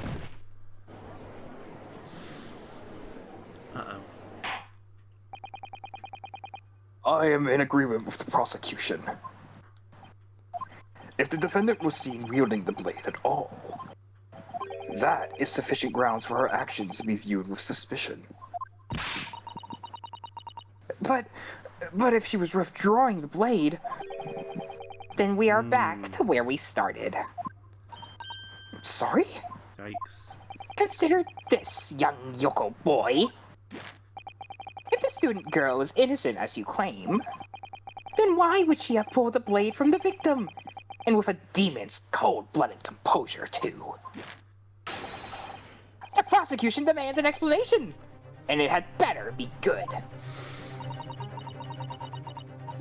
Why did Ray pull out the knife? Ah, yes. Going for the jugular. What does Father mean by that? Let's hear your answer, counsel. I didn't say that full sentence, but it's okay. The truth is, I don't really know. But I have to come up with a plausible reason here. We don't have a case. The reason why the defendant pulled the knife blade out of the victim's body was surely so she could... Well, I imagine it would be save her life. Out of those three options, it would probably be to save her life. I mean, it's not a great idea to, because they'll just lose blood. Yeah, because that's, I mean, it's never a good idea to pull a knife out if you've been stabbed. But yeah, I mean, like, you know, she had the spirit. Yeah, let's go for save her life. She's a little confused, but she's got the spirit. According to the post-mortem reports, the victim's death was not instant. That's correct. It's thought she would have remained conscious for a short while after sustaining the injury. Indeed, giving her time to take hold of this piece of evidence that clearly indicates her killer. The point is, being a medical research assistant, Membami-san was compelled to act when faced with the wound victim. Instinctively, she pulled the blade out in an attempt to save Miss Brett's life.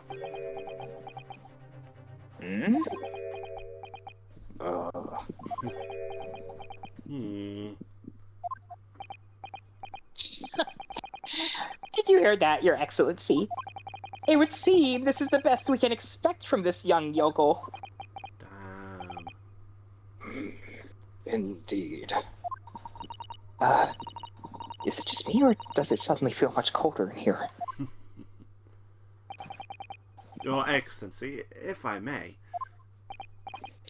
Speak. I would like another opportunity to testify. In respect to the slipshod assertion just put Jesus, forward. that's are you sure you're not the writer here on the stand? Yeah, bloody hell, Hasanaga. He's got a fucking wow. Just put forward by the Yoko Defense Council. I mean, you know. Slipshod? What the fuck is that?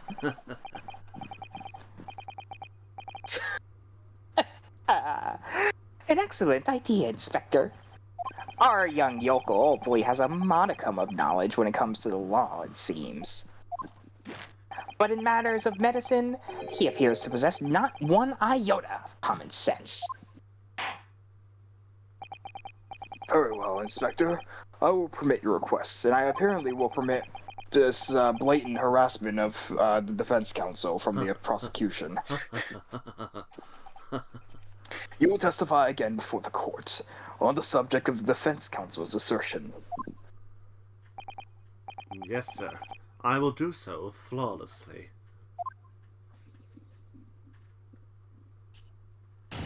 Witness testimony. Forensic medicine primer. Pulling a blade from a wound without thinking could cause heavy bleeding. That's basic knowledge. It is! That any medical research assistant with an ounce of sense ought to know. Oh, that is... In other words, there's no good reason why the defendant would have tried to pull the knife out from the victim. Let's not forget that the young student did have a motive for killing the victim. The man the victim murdered 9 months ago, Dr. Wilson, was the defendant's highly respected mentor. I mean, yeah. Is what you just said there true, Inspector? Could pulling out a knife from a wound really cause the wound to bleed heavily? I mean, do you hear yourself, Susato? Yes, of course, you stupid person. Yes, of course. Think of the weapon itself as a stopper in the wound that prevents excessive blood loss. Until a doctor is ready to provide proper treatment, that stopper shouldn't be removed. Oh, I see. This is what Yoko should stay. This is why Yoko should stay on the farm. Wow. Even a quack from some obscure mountain village would have such basic knowledge. Okay, my dude, you are really... Wow. Okay. I mean, okay. Alright. You know what? Okay. Anyone who's ever given someone a little poke with a knife should... and pulled it out again, who... No, Wait, why who, the... wait, who? Why, huh? Who's given just a little, just a little poke with a knife? I mean, what? Well, I've never stabbed anyone, you see, or pulled a blade out of a wound, so... Of course you haven't. I didn't bring you up to behave like a bandit. Father, is it true? What they're telling me? Yes. It's basic remedial knowledge. Basic remedial knowledge for medics. Ray would have been well aware of it. She would have claimed ignorance of such fundamentals. That would prove fatal in many ways. But then, why would Ray have done it? Could she have pulled out that knife in full knowledge that it could be fatal for Miss Brett? I don't know. She could have done. Ray never once mentioned anything about the knife to me. It seems almost impossible to believe, but... Could my friend have actually... Susato! Yes? Pull yourself together. We mustn't lose sight of why we're here. Counsel, it's time for your cross-examination. Oh, yes, Your Excellency.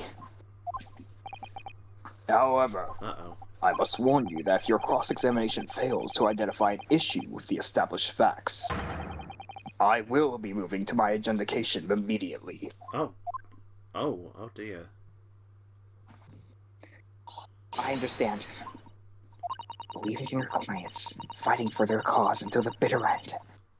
I knew it would be hard, but I had no idea it would be this hard.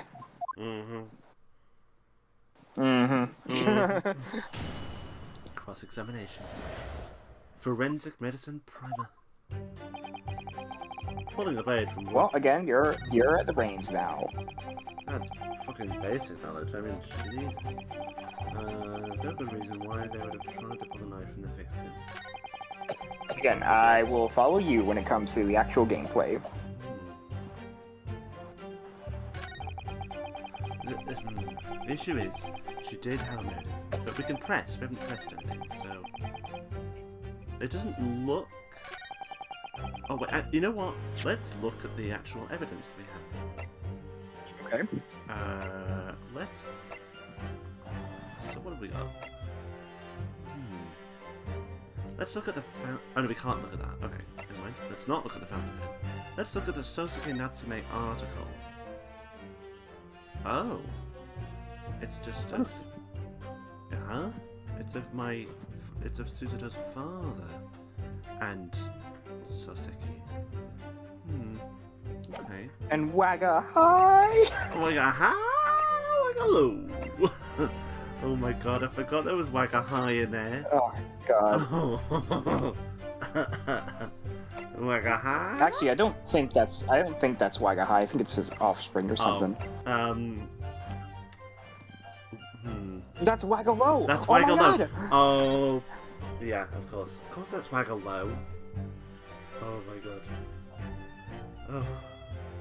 Oh, that reminds me. I was playing like like at-home escape room with some friends about like last week, and one of the puzzles was where you had to find out where a bean, like a broad bean or a soybean or some sort of a bean, where you had to find out where a bean and where like a statue of a king was in this sort of cave. And so I wrote in the notes. I was just keeping notes, and I put puzzle 1, bean, and gone. And that was it. That was just like, that was very. It was just super stupid because it was just meant. I was meant to put bean and like king or something, and I was like bean, as in BEAN, and gone. Oh my. Anyway, I accidentally pressed a button. Oh, what did you press? I pressed, in other words, there's no good reason why the defendant would have tried to pull the knife from the victim. Oh, that's alright, I will press that because I that was the one I was on anyway. I accidentally just pressed that button. That was my bad. No, that's alright. But the defendant had suddenly encountered somebody she knew lying on the ground, bleeding to death. The sight could have shocked her delicate sensibilities, causing her to remove the blade inadvertently. Oh. I really don't think inadvertent actions can explain this. The woman is a medical research assistant. I can't imagine she would behave so irrationally. But irrational behavior is a woman's prerogative, isn't it? Wow. Oh dear. I mean, your words, Susato, not mine. Oh dear. You have a lot to learn about women. Only a small-minded man would have such bigoted views. Oh dear. Perhaps I'm letting my male persona take hold a little too much. Well, have I managed to convey the basics now? That should cover the medical side of the argument.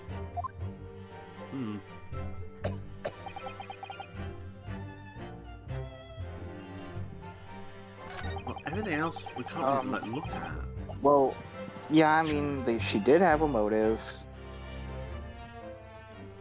Let's look at Man. Look at the post-mortem. Okay. Oh. Hold on, there was extreme meiosis in both eyes. That's interesting. Death would have occurred within minutes.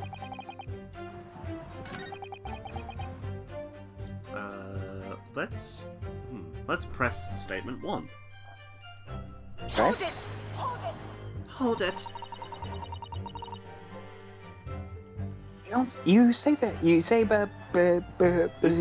you say doing it without thinking could be a problem. Does that mean if you used due care and attention, it would be all right? I wouldn't have thought it needed spelling out, really.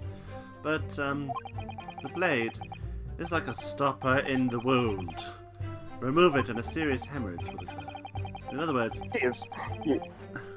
She is really fed up. Yeah, it's like... I don't think I need to explain it again, but alright. In other words, a medic would need to be present before any attempt was made to withdraw the blade. Doing it without thinking would be madness. You just can't do it. It's just fucking stupid. Oh, well, thank you for your thorough explanation. I didn't think the profanity was needed, but... It's alright. You see, Council, when you act without thinking, the result is a bloodbath. I'm just a fountain of euphemisms, aren't I? It's a Euphemisms? bloodbath. That's not the right word. Euphemisms.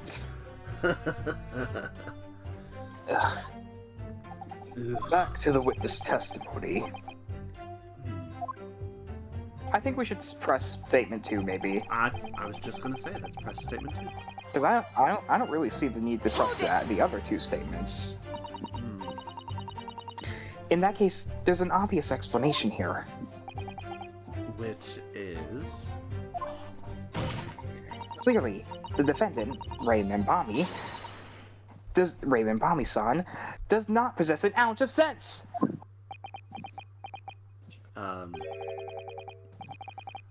What do you think about that, Professor Mikotoba? I'm not sure that you should be labeling your best friend as lacking in common sense. Well, I thought it would be better than labeling her a murderer. She's not a fucking idiot, Ryutaro. I mean, Susato. I mean, Ryutaro. She got it right the first time!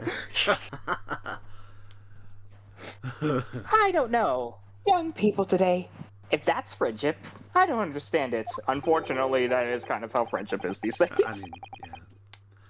That is friendship. Careful, Counsel. A lack of common sense can be a very dangerous thing. That gavel is the size of your head, my dude. What the hell? Jesus, why does the gavel need to be so big? Why is it so big? Oh dear. That recoiled on me rather badly. That's life, I'm afraid. A lesson everyone must learn. That life messes you up. Hopefully you can see now that this is really basic medical knowledge.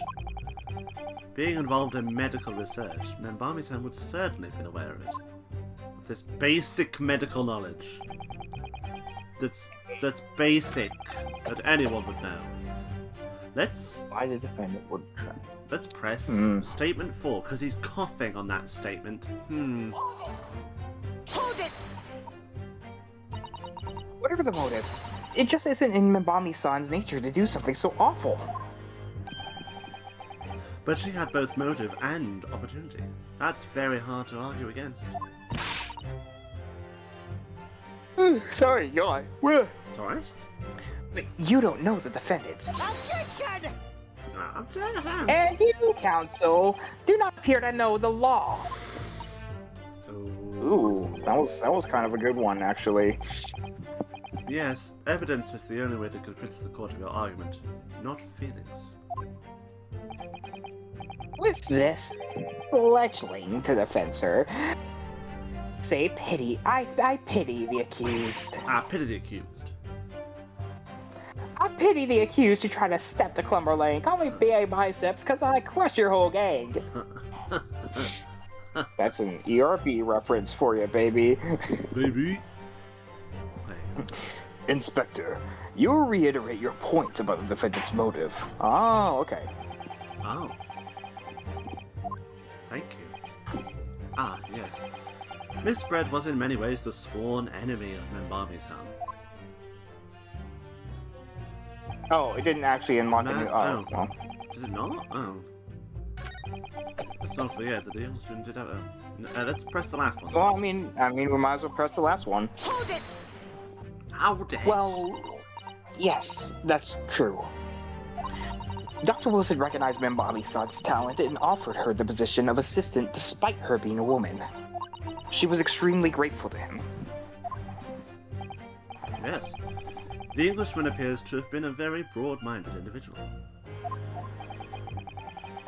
Dr. Wilson had no time for outdated traditions. He met with opposition, of course, but he believed firmly in Membami-san's abilities. Clearly, the defendant was in the man's debt, but it only serves to prove my point. This is hopeless. I can't find a single crack in this testimony.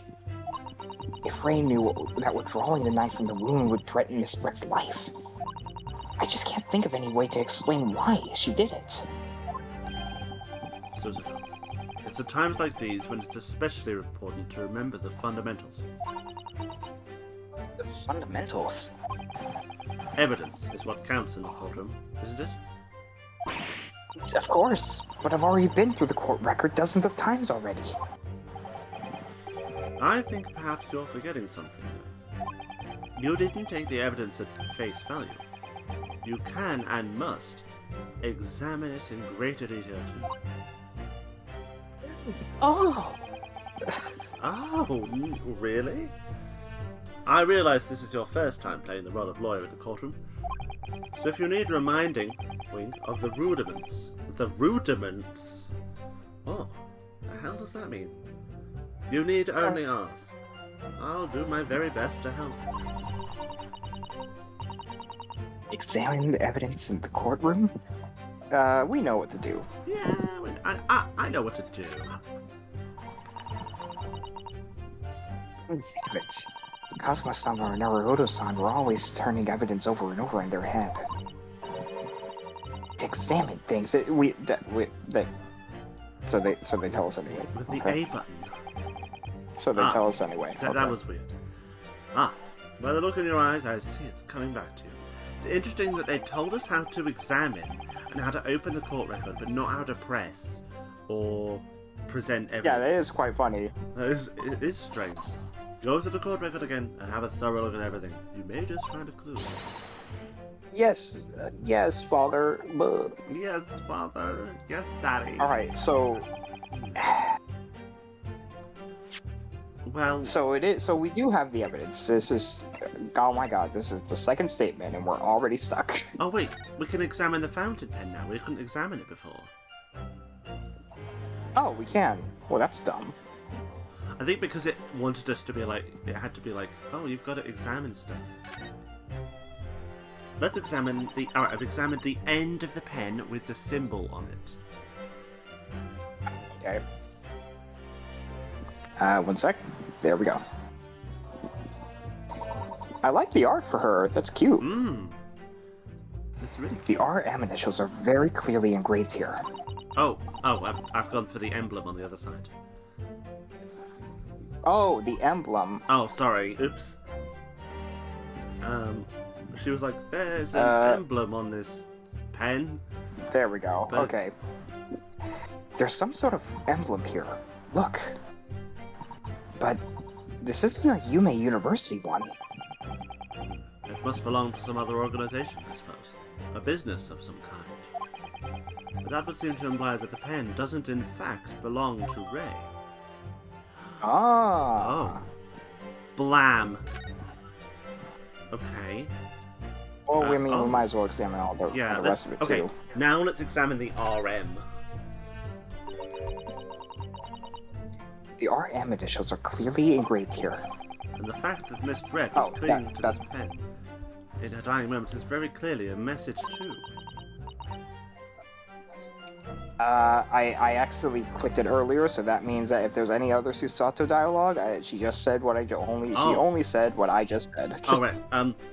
To identify her killer, you mean? I don't think there can be any doubt that this is a key piece of evidence in this case. Oh, that was it. Okay. Let's examine, like, the lid. Okay. I also accidentally clicked this earlier, so... Oh, that's fine. If we take off the pen's lid... Oh. Let's examine, like... Wait, what can I examine? Can I examine the nib? Oh? it's the base.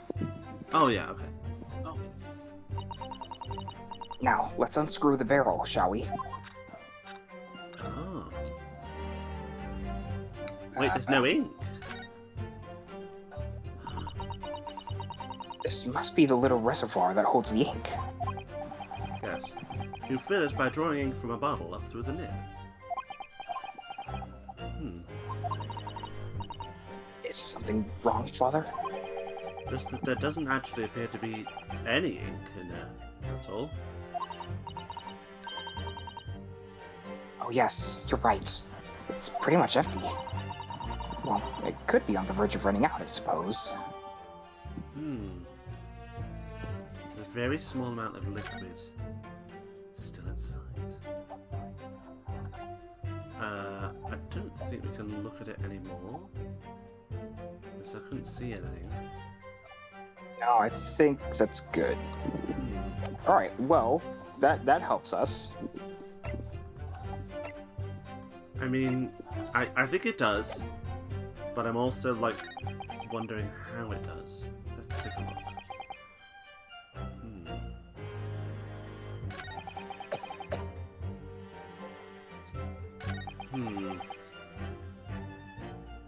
I gotta be honest, I don't remember this very much as well, so I'm kind of as clueless as you. Okay.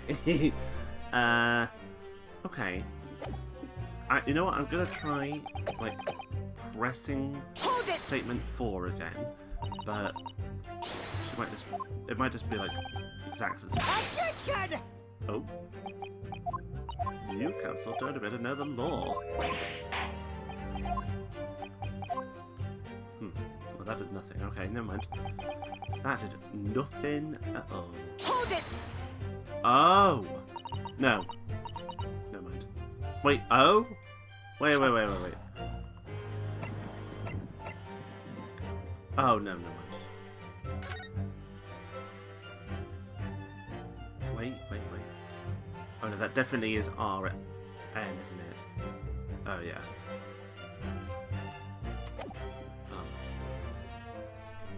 I thought it could be W or something. I thought it was like, oh my god, it's W, but it's not. It's upside down! Yeah. It's left-handed! Yeah. It's a left-handed pen. Fundamentals. You need to look at the evidence. I know what to do about fucking looking at the evidence. Right. Let's... Okay, let's look at the, Can we look at these? Oh no, they just show us the image, okay. But why would she would have grabbed that pen, but there wasn't any ink in it. So she wouldn't have grabbed it to write a message. She just grabbed it. Okay. Sorry, I'm as clueless as you right now, so let me just... I'm gonna try to figure it out as well. I don't remember much. Yeah, pacing along.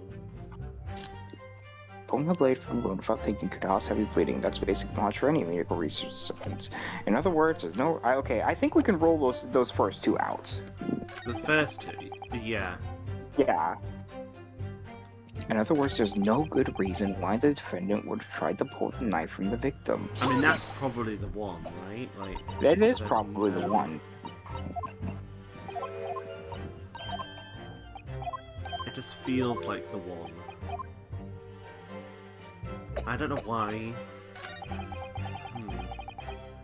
Maybe because they're like, there's no good reason why they would have tried to pull the knife from the victim. Like, I'm like, okay.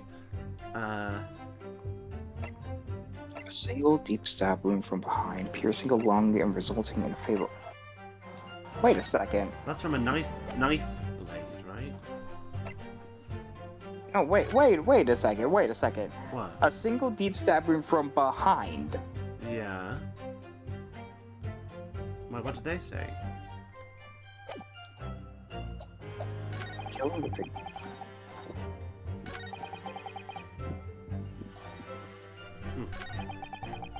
Okay, but wait, how... If there was only one entrance, how would she have been... that's probably not a point for here, but... What was your argument in the fact that if she was stabbed from behind? If she was stabbed from behind, then how the hell did Ray stab her if she came in from the front? But did she come in from the front?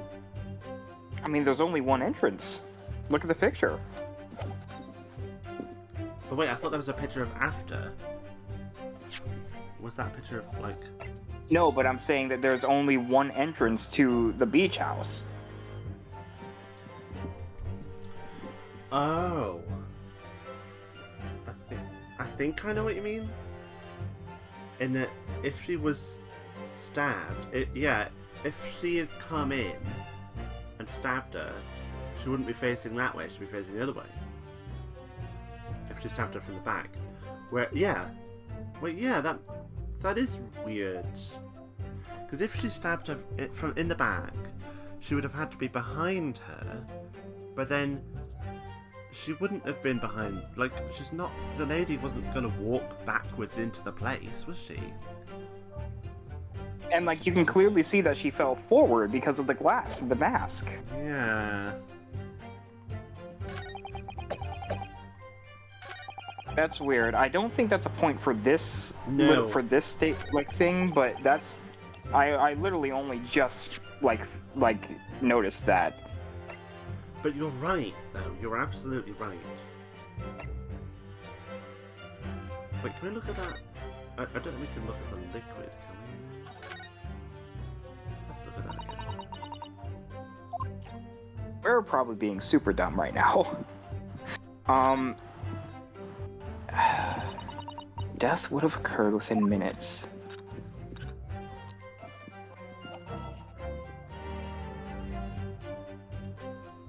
Wait, Stab wound in the victim's back is clearly visible.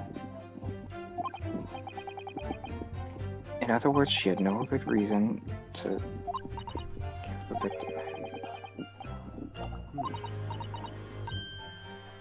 Oh, wait a second. Now we can examine the newspaper.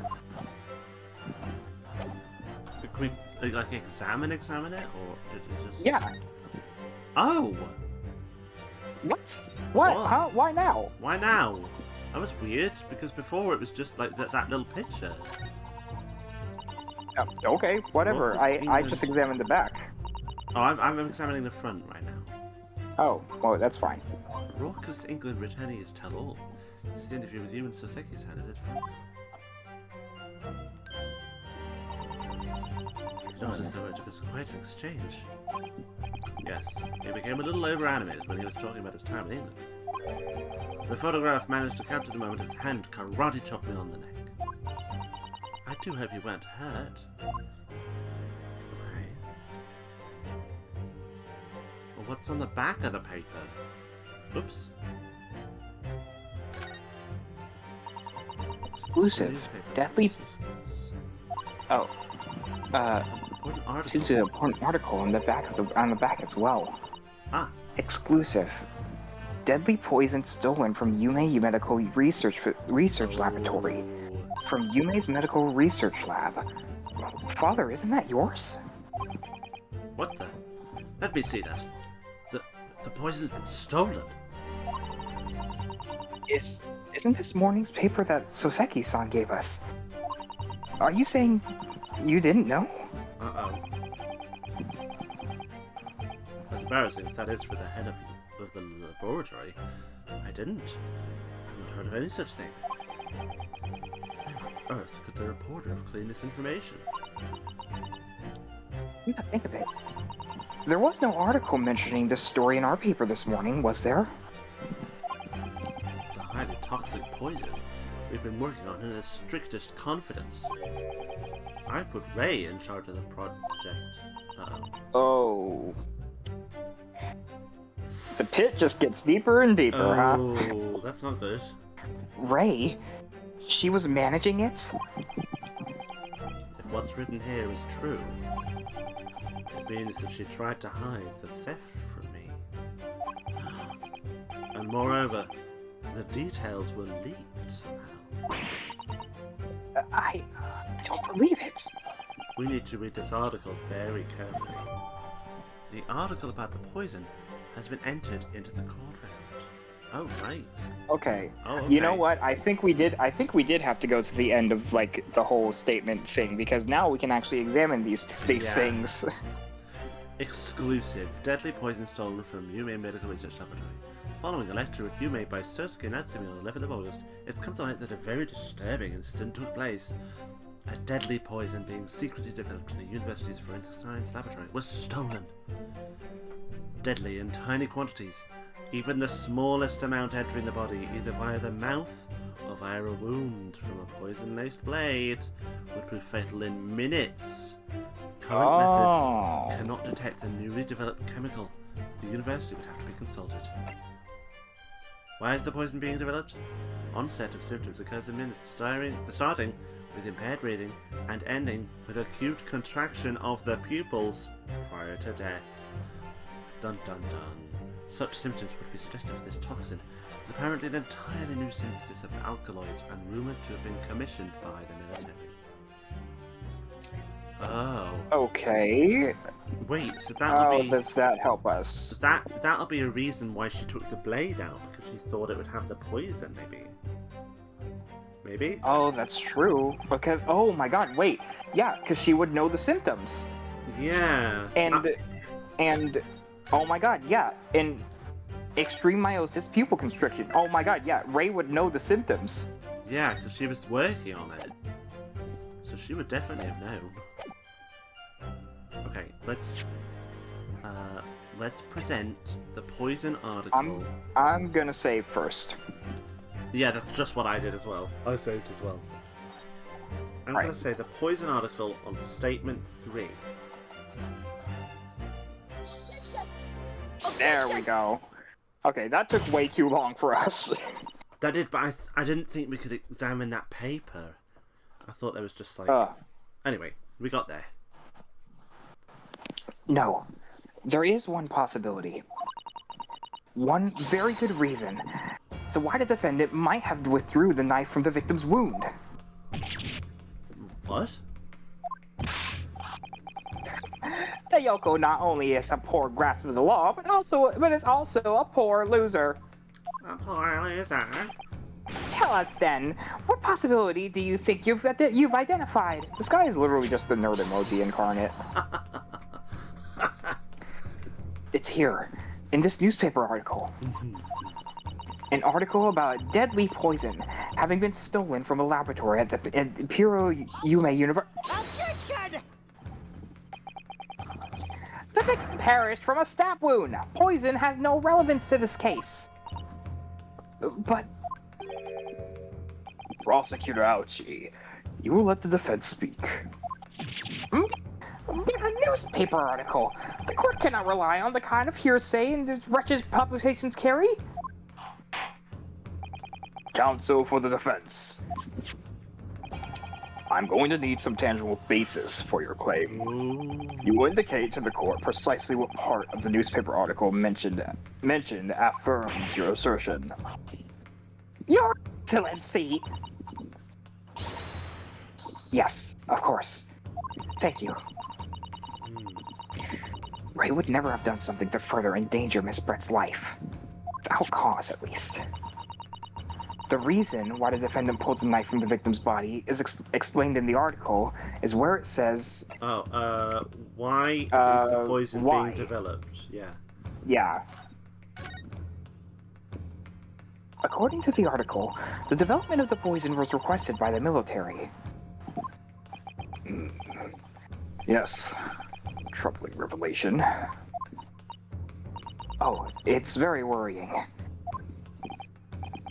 And yet, even it... what the fuck? And yet, even more worrying. And yet, even more worrying is how the yokel is trying to manipulate the courts with nothing more than rumors. Ugh. Wow. But I feel sure Ray had a good reason for her actions. What? But... Wait, what? But... Is that not it? Try reading the article again. Just try it again. Oh shit, I chose the same option again. Bloody hell. This isn't... Wait, is that not it? Wait, hold on. Right. Let's... Oh, is this one of those moments where it's like, oh, we're on the right track, but you did the wrong thing? I think so. Let's just take a look at it again.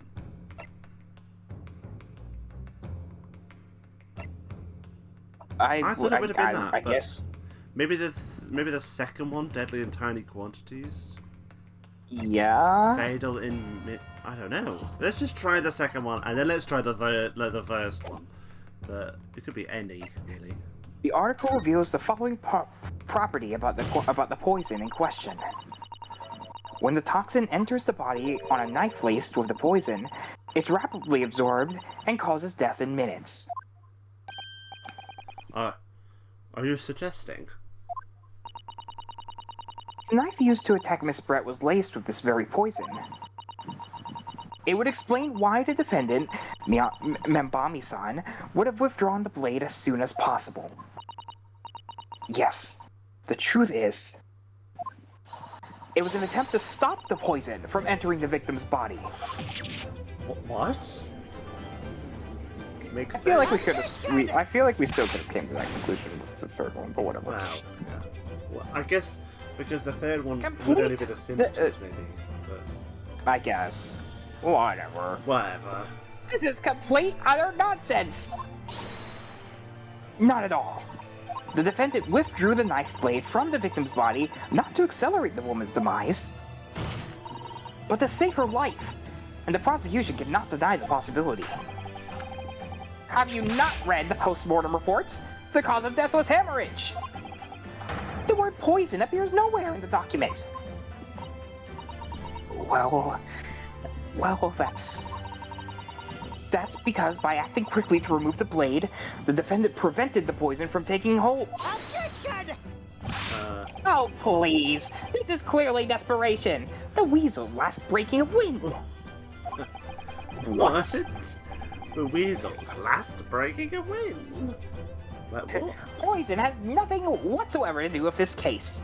I believe the defense is well aware. We have no proof that the information is in this wretched newspaper article is that reliable anyway. In that situation, what the student should have done is wait for medical assistance to arrive. But instead, you claim she suspected poisoning and took the potentially lethal decision to remove the blade. She must have a strong reason for her suspicions then, or the argument makes no sense. Exactly. Well put, Inspector. On what grounds did she do it, Yoko? Why did Ray suspect the stolen poison involved? If you want grounds, I'll give you grounds. What? You can't possibly. From your expression, Counsel, it would appear that those are not empty words. But naturally, as you stand in this courtroom as a lawyer, you must be aware that words alone, empty or not, are of no value in our modern justice system. The court demands evidence. Yes, Your Excellency. I'm well aware of that. I've seen it many times, from my place at his side, in the Old Bailey. In that case, Counsel, you will present the proof to the court now. What evidence demonstrates a clear link between this case and the poison? The The post-mortem post-mortem, report, yeah. right? Yeah. Take that! I was gonna just give the same newspaper article, and then I was like, no, wait, hang on, that doesn't make sense. I would ask the court to refer to the notes section of the post-mortem. It reads, extreme meiosis, pupil constriction was observed in the victim. Her pupils were constructed. Were constructed. Oh, Clearly, being a Yoko with no knowledge of forensic science, I have no idea, so please, do tell me. Presumably, the fact that this condition of the victim was noted in the post-mortem means that it's an unusual symptom of death? Oh, how... under normal circumstances, the pupils dilate when someone dies. If there was extreme constriction instead, that's most certainly unusual, yes. What are you doing, you Yoko detective? In the newspaper article, there's the following information about the stolen poison. Onset of symptoms occur within minutes, ending with acute contraction of the pupils prior to death. What? If the defendant, upon seeing the victim stabbed in the back, happened to notice that the pupils of Miss Brett's eyes had constricted severely, Yes. As a medical research assistant, she would have suspected poison immediately. Without doubt.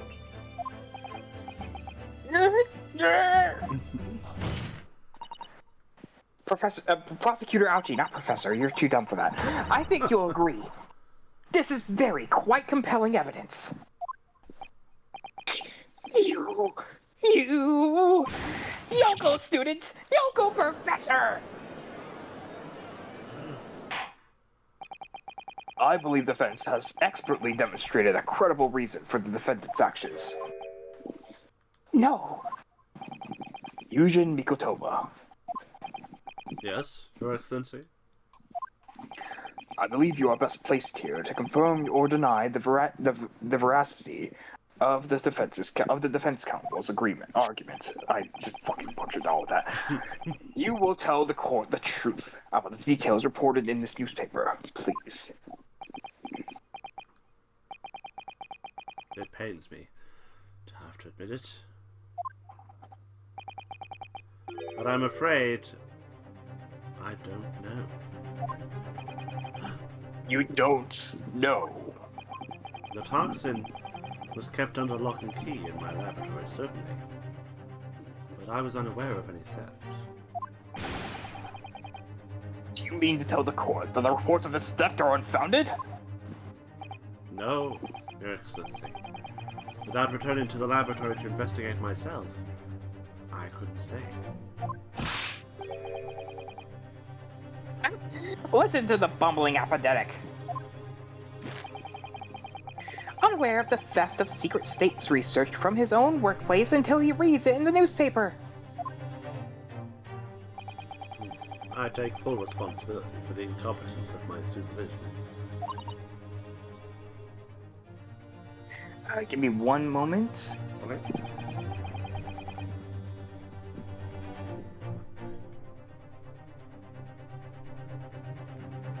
Just sending a text real quick, even though we don't have the technology of today in this Meiji era of Japan.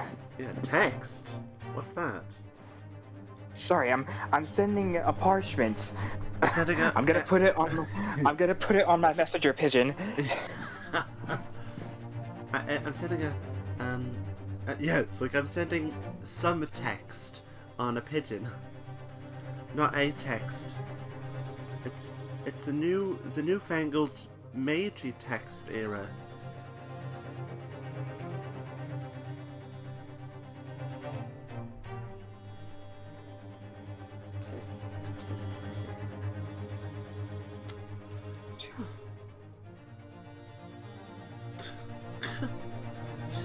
Here we are. Pitiful situation for a university professor.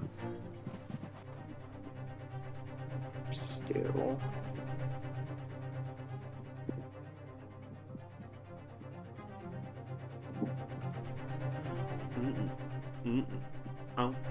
Oh yeah. Oh yeah. There we go. Oh, yeah. Hey, Father. yeah. There we go. Fly, my messenger pigeon, fly!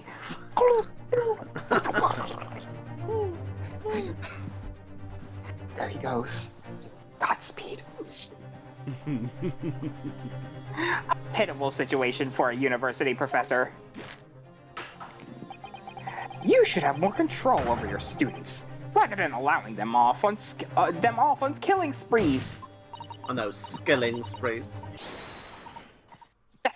That's totally unfounded. Hold it. Oh, that was my voice. None of this is Professor Mikotoba's fault. It's all my fault. Right. Shit. Nambami-san, you stand accused here. Outbursts like this will not be tolerated. But it was me. I was the one who noticed that the poison we were developing had been stolen that day. What? What? What? Ray? So you knew? I'd been placed in charge of overseeing the project. It was the day that the professor and Soseki-san were interviewed together for the newspaper. Soseki-san? Okay. Oh, interesting. That's when I noticed that some of the poison was missing. Just the tiny amount it was, when Soseki-san came over. Why didn't you let me know immediately?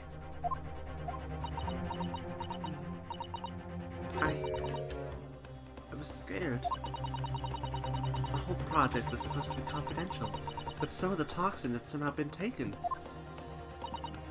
So, I decided to try to get it back before anyone else found out. Because I had a very good idea who the thief was. A thief? You don't mean... Yes, of course. It was that dainty Englishwoman. Miss Giselle Brett. That's why I decided to join the little group of people going to the seaside. Inside the beach hut, I confronted Miss Brett. But she just sat on a stool at the back of the hut, smiling sweetly at me as if she knew she was untouchable. I know it was you who stole the poison. Well, now. Whatever do you mean? And then, she suddenly got to her feet, before falling to her knees in front of me, and collapsing on the floor. Very sus. That's when I saw the knife in her back. I couldn't understand what had just happened. And then, a moment later, I was seized with fear. The pupils of her eyes, they'd shrunk to tiny pinpoints. I don't believe it. In other words, you realized that the victim was suffering the effects of the poison. My mind started racing. I hadn't seen anything past Miss Brett's lips whilst I'd been with her, which left only one possible way for the poison to have entered her body.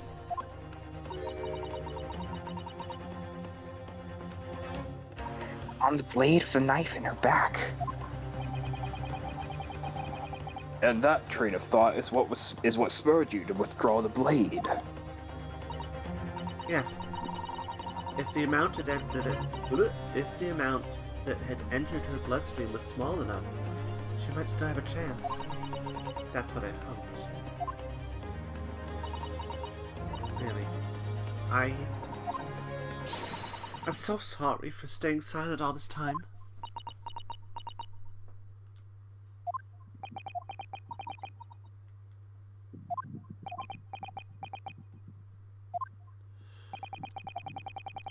Your attempt to hide the truth of what happened is not something that can be overlooked.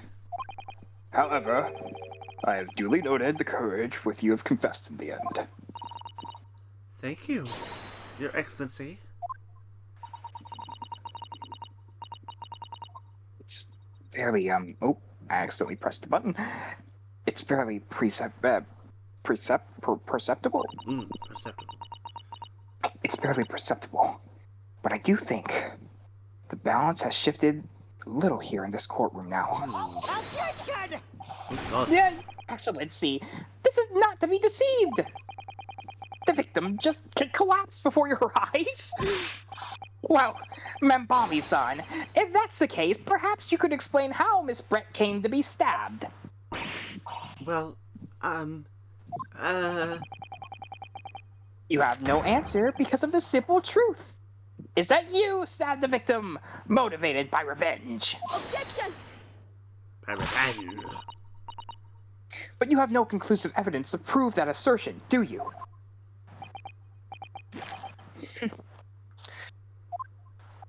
Oh, I have evidence. Uh-oh. And it's very much conclusive. Dude, why is this the most threatening Pain has ever been? Like, Yeah. what? Like, normally, it's the complete other way round. Like, we're really cocky, and then he's really nothingy. But he's really like, oh, you want evidence? I'll give you evidence. He's really like, yeah.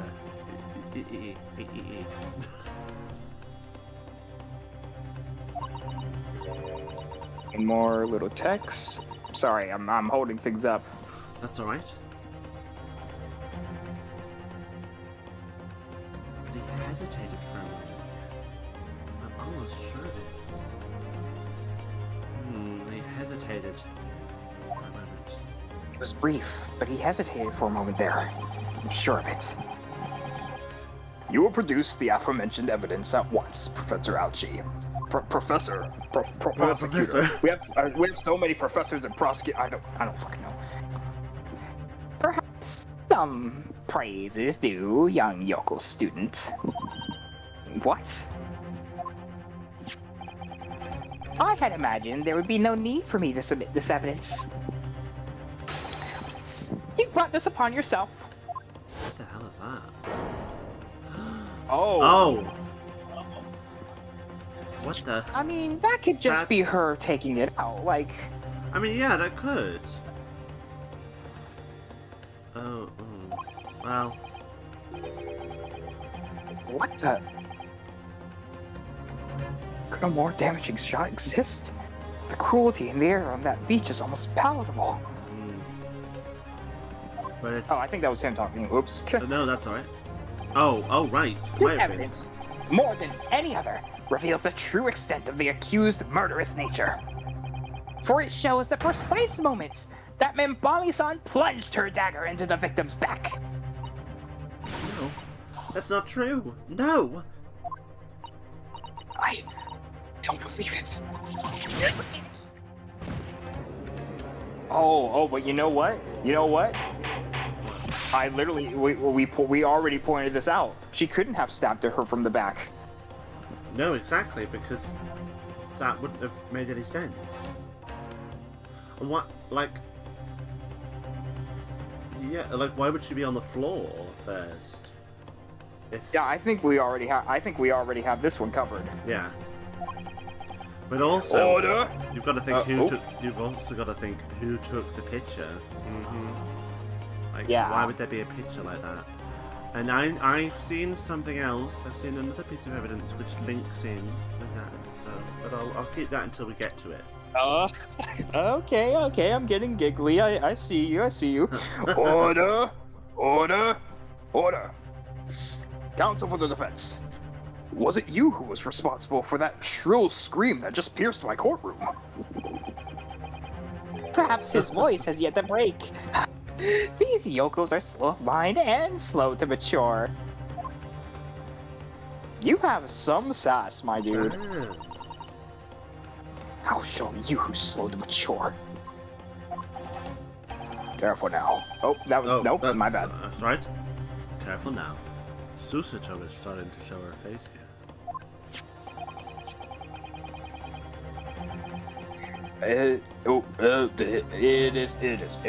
It is often said that a picture is worth 1,000 words.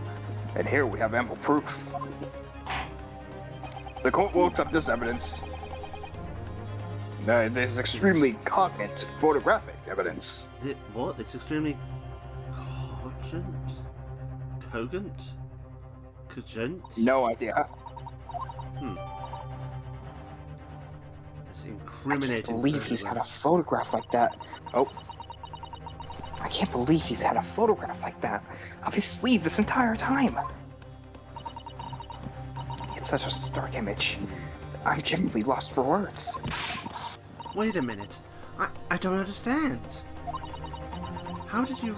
I mean, who took that photograph? Well, yeah, that's what I was thinking. Objection!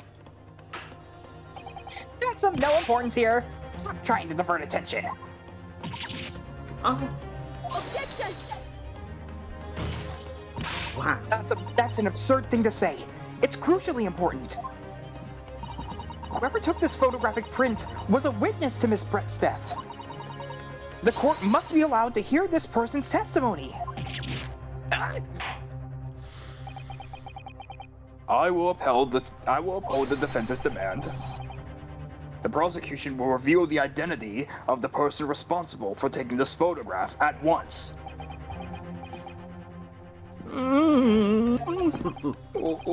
Well, I'm afraid I can't do that. Why not? Pardon? You see, this print arrived at the Imperial Palace. Palace? What? Oh, the Palace. To the Bureau. Imperial Police Bureau headquarters by express post yesterday. There was nothing to indicate the sender's name or address. The provenance of the print is unknown. Goodness.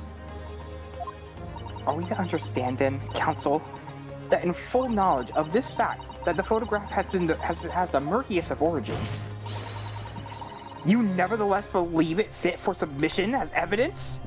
Yeah, well, that's well sus. When you first produced that print before, I noticed that you hesitated for a brief moment. Because you knew it wasn't completely reliable evidence, didn't you? Silence, you yokel students and blabbering professor! Theirs is the blatant truth that this print so eloquently expresses.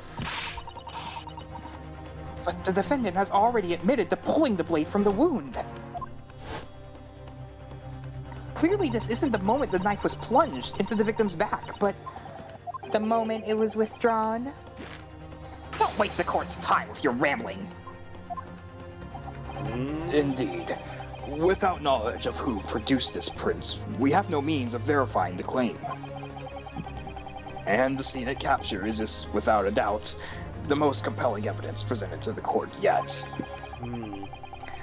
If the defense is unable to shed any further light on the matter, I do believe the conclusion is clear.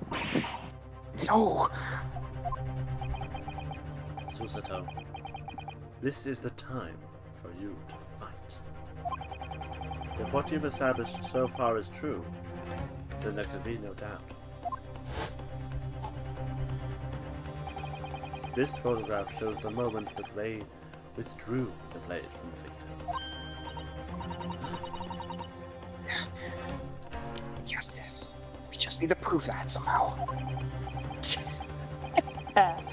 You'll have plenty of time to rue your defeat on the slow train back to the Providences. And to rue the day you came up against Takasuchi Achi in court of law. If I can't determine who took this photograph, then the trial is going to end.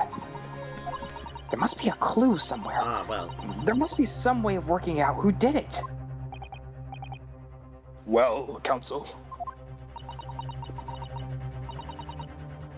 Your Excellency, the burning question is who took that photograph.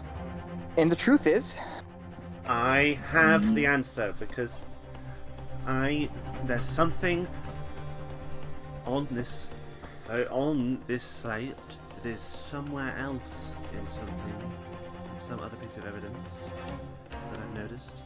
And I'm glad it's come up like this soon. I thought it would come up a lot later, but I'm glad it's come up like right now. I have the answer.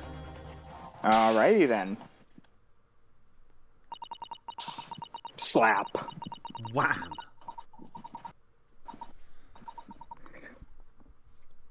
This isn't about whether I can or can't come up with the answer now. I simply have to.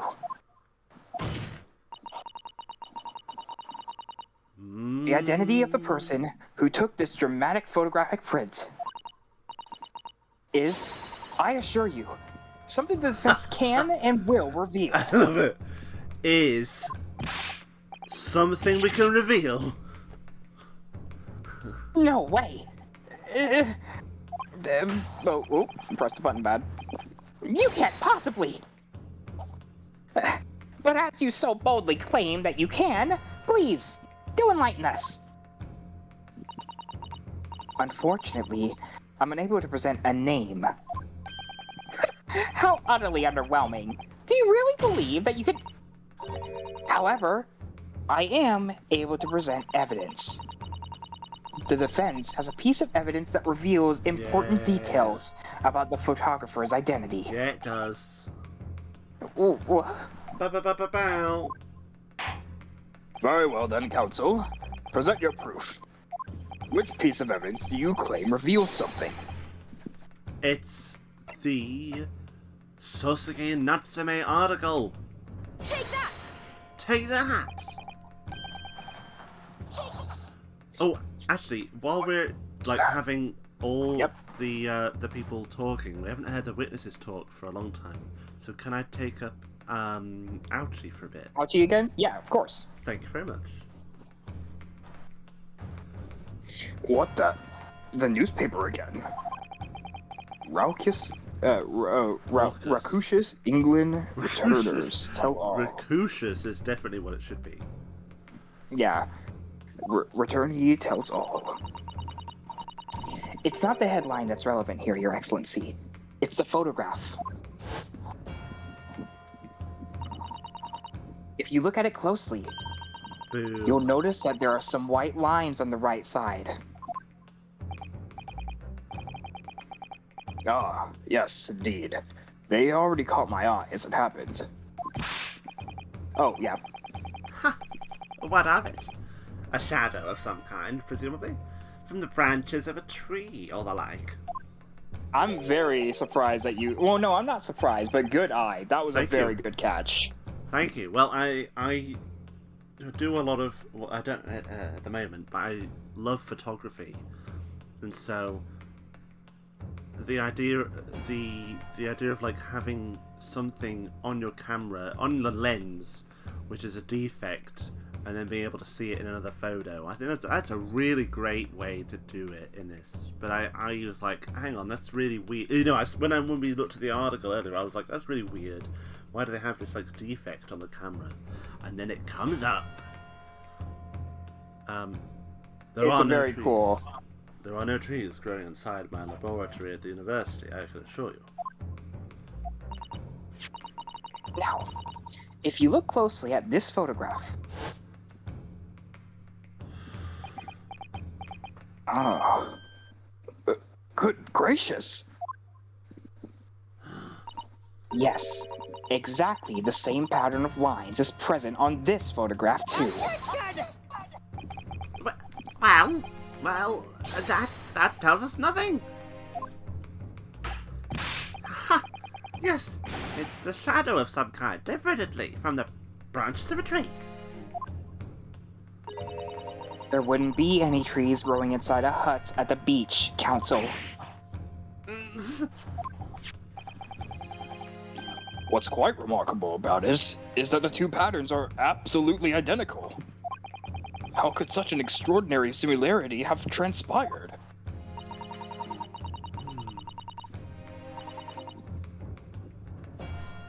A camera defect. Boom, boom, shake the Obviously, room. it must be due to a problem with the camera used to take photographs. Ooh, ooh. So every camera is unique. After you buy it, and once you start using it, it becomes unique because of the random defects it has. Dude, I do love it when, like, IRL facts can come into play with these mysteries. I really like it. I really like this.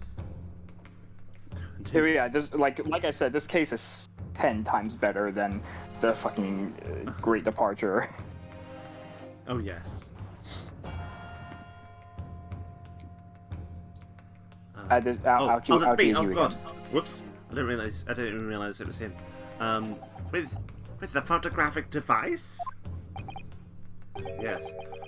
We can confidently say that the camera's lens must be scratched, and that the scratched lens causes unwanted lines to appear on every print taken with the device. In short, the two photographs under consideration here were taken with the same camera.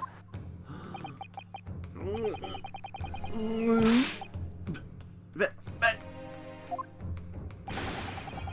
there must be hundreds of such camera devices here in the capital. It would be utterly impossible to identify the owner of this particular one. Objection! Don't the photographers have to, like, credit themselves? Wow. I think you're forgetting, Prosecutor Ouchie, that the photographs featured in a newspaper article. Newspaper? Oh! That's right. The author of that article is the mystery witness to this crime! Oh. What? What? Minimoo? What? What? I see why you're called a Rakushus England attorney. What are you yelling about? You've already testified. It's Many Memo, I tell you. Many Memo! Many Memo! Soseki-san, what was that? Did you say many memo?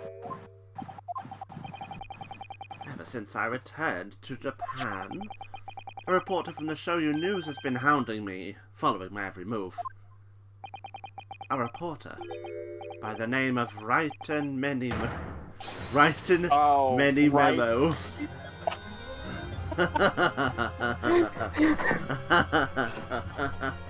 That's...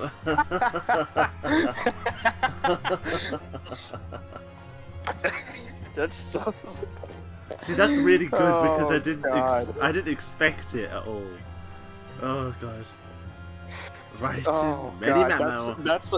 that's on the name of Dustin Prince and Dustin Dead Prince. Man. Dustin Prince. Oh my god. Jesus. Yes, hounding me from dawn till dusk. Oh, now that he mentions it. They secretly spy, snapshots, scribble stories, and scupper my privacy. I was gonna say, is that guy gonna be the secret witness? Seemed reporter be. A camera to the left of him, a notebook to the right. There I am, stuck in the middle with Raiten Many Memo. That's so stupid. I love it. There I am, stuck in the middle with Raiten Many Memo. with you. So you're saying that this picture was taken by? By Many Memo. Yes, my lord, your excellency, Esquire. Officer, find this newspaper reporter at once and bring him to my courtroom. We will adjourn for a short recess in the meantime. Oh, yes, Your Excellency. As you say, your excellency. And one more thing. I want this knife, the murder weapon, What? examined for traces of poison. Why is this the first time we're seeing it? I thought that, for some reason, I thought the murder weapon had just been lost. It must be had it. You will solicit the assistance of the Imperial University's medical department for the task. Understood?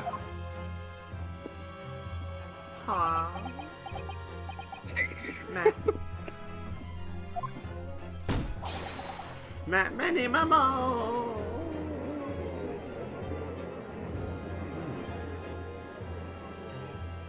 Oh, is it to be continued? Oh, Oh. to be continued. Yeah, and you know what? This actually feels justified now. Yes, it does. It didn't feel like the case is going on far too long. It feels like, okay, that's a sensible And I think this other half is the last half. So it's like, yeah.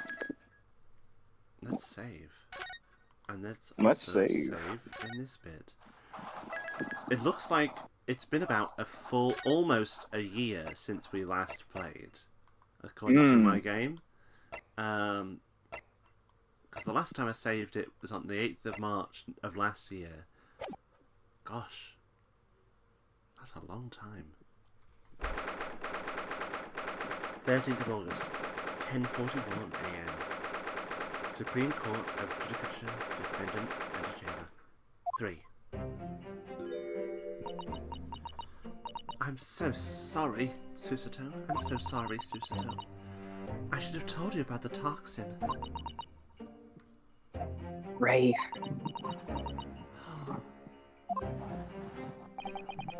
You have a strong sense of responsibility.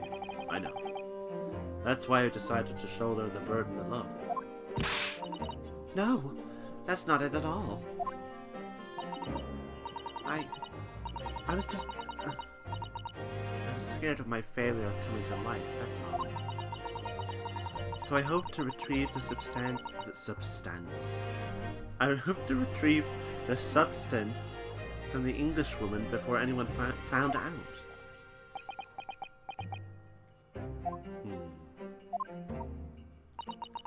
Before the trial started, do you remember what you said, Susato?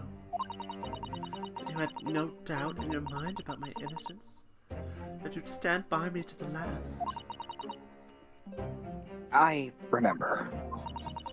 And yet, I didn't deserve your trust in me. I hid important details from you, Susato. I completely betrayed your faith in me.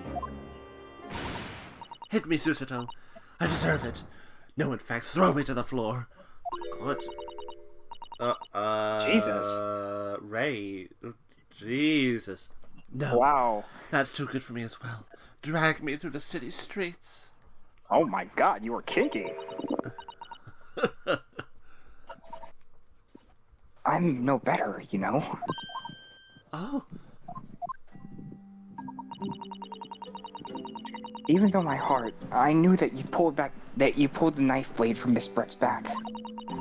There was just a brief moment when, in my mind, I doubted you. Susato. I'm sorry. After I stood up here and promised that I'd stand by you, always be by your side, I betrayed your faith in me too. And such, I failed you as a lawyer. Oh, no. I think this situation has taught both of you a valuable lesson.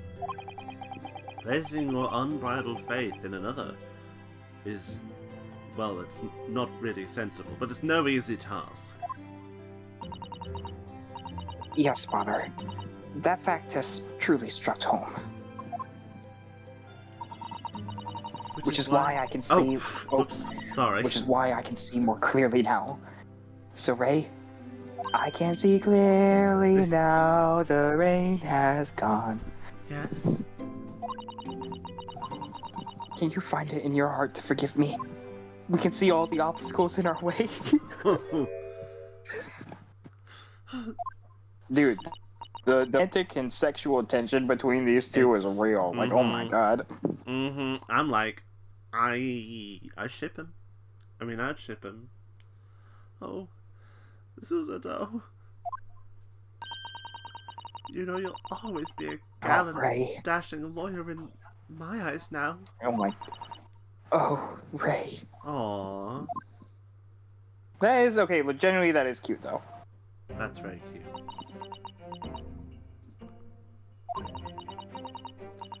I was so scared, you know, when it happened. I didn't know what was going on. The Englishwoman was sitting at the back of the hut, listening to what I was saying. I know it was you who stole the poison.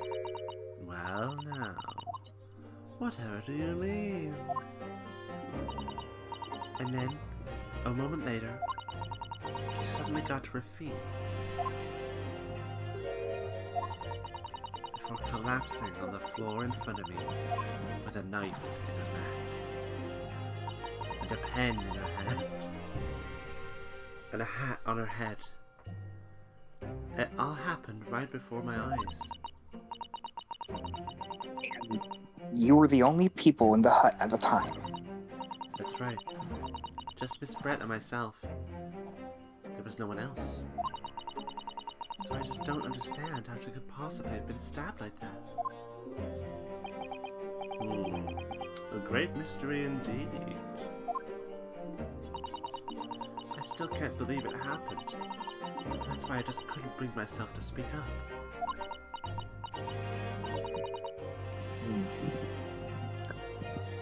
It'll be alright. However it happened, and whatever really went on by the sea that day, I promise you, I'm going to prove everything you've said is true. Spoken like a true Mikotoba. Now, I think we should discuss what's coming up in the trial, don't you? We don't have much time. We must make sure we have our facts in order. Yes, I expect the poison is going to come under close scrutiny in the upcoming proceedings. The police should hopefully have identified it on the blade by now. The trouble is, it's a completely new laboratory synthesized blend of alkaloids.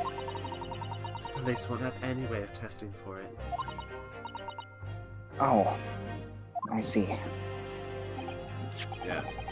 Without this chemical reagent, it's impossible to detect the toxin. Chemical reagents. I sent a colleague of mine off with some earlier to deliver to police headquarters, and you know they're just going to come right to the end of the case. I think perhaps you should have some as well, though, just in case. You need it right at the end of the case. Cornerstone of the case, baby. Yeah, absolutely. This is the... I don't even remember what other cornerstones of the case were. Oh, that fucking... Wasn't it like the vase from the restaurant case? Was it a vase? What was it that was like smashed on the floor in one photo and then wasn't in another photo? That proved the whole murder. It was something really dumb. Repeat that again? In the one where Maya works as a waitress at that French cafe. Oh yeah, the vase. Was it a vase? Okay. Yes, it was. That's the only one I can remember because it was so stupid. It was literally like we had this vase for the whole case, and then nothing happened, and then it was like, oh, but hang on, in this photo, before the vase wasn't smashed, and now it's smashed, and therefore he's the murderer. It was something like that. I can't remember Recipe for Turnabout too much.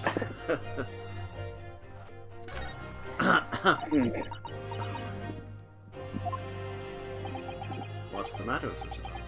You're suddenly very quiet. It's just this newspaper article. Exclusive. Deadly poison stolen from Yume Medical Research Laboratory. I'm wondering how the information got out. Even that it was a government secret. It was all the Englishwoman's doing. What?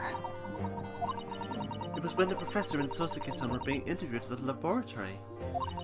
That so-called English lady swanned in and without any compunction said to Professor Mikotoba, "Oh, Professor, surely your guest would love to hear about your work on that substance there."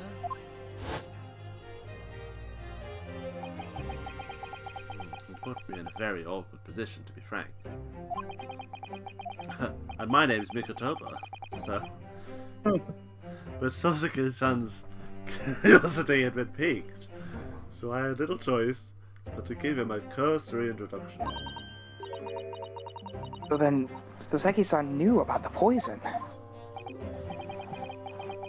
Yes, and it's highly likely that the reporter who was writing up the story about us would have caught a glimpse of the toxin too. This mini memo-san. Oh, because his By the way- initials are also RM. Oh, it is. Wow. By the way, did that reporter join you at all when you went to the beach? Oh. No, I don't remember the reporter being there. Indeed. Oh, He shouldn't have been. I very much doubt anyone would have wanted him there. A known criminal had been given permission by the authorities to bathe by the seaside. So Seki-san pointed out that inviting a reporter might be problematic, so the man was sent back to his office. Yet he obviously didn't go back. He secretly followed the party to the beach and took this very candid photograph. And then presumably he posted it, anonymously, to the police. Oh. Yes. That must be what happened. I mean, Must? why would you take a picture from the angle from where she was stabbed? Well, yeah. But then, if you tried to, I guess if you tried to move to somewhere else to get the picture, it wouldn't be as easy. Or maybe they couldn't, maybe they were still inside. Maybe that was the only place they could take the picture from. I'm not sure. And they thought it would be damning evidence. Counsel! We've just heard that the new witness is now ready to testify. Testify! The trial is about to resume. Please proceed into the courtroom at once. That's weird that the bailiff actually got a model this time.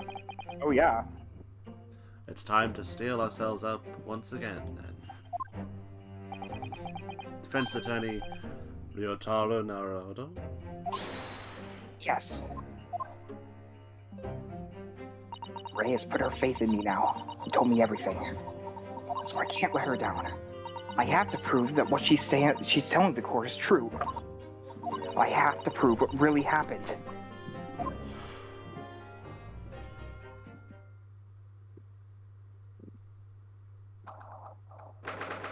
August, 11:30 a.m.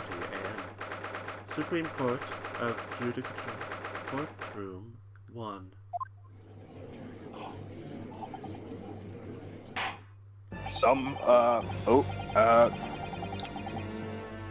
One sec. Somebody is called Ray Membami. And their trial is the one that's happening right this second. I hereby call this court to order as we reconvene to continue the trial of Ray Membami. Prosecutor Ouchi, have you summoned the new witness? Before I address that question, Your Excellency, I have some very important news to share. Oh? What news? What news? And why does he look so happy about it? During the recess, with the collaboration of Professor Mikotoba's laboratory at Yuma University, the police re-examined the knife that was used to end Mr. Zale Brett's life. Excellent. I admire your rapid handling of the matter. Oh, too kind, Your Excellency, too kind. I was merely carrying out your instructions, of course. I had the reagent delivered to police headquarters by rickshaw, so it'd be there in good time. But, but judging by the man's swagger, I fear we might need to brace ourselves for the inevitable. And counsel, what were the results? This dagger, which was so cruelly used to end the life of the victim, has no trace of poison anywhere along its blade. What? Are you sure about that? I would stake the reputation of the police on it. Armed with the reagent, the test is extremely simple. They couldn't have made a mistake. The murder weapon has been finally entered into the compound. In short, the accused's feeble excuse earlier has been utterly destroyed. Oh, 「 」 ♪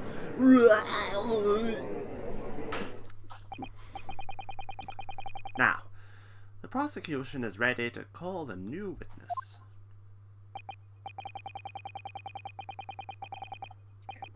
The newspaper reporter who managed to capture a photograph of the crucial moment. Good.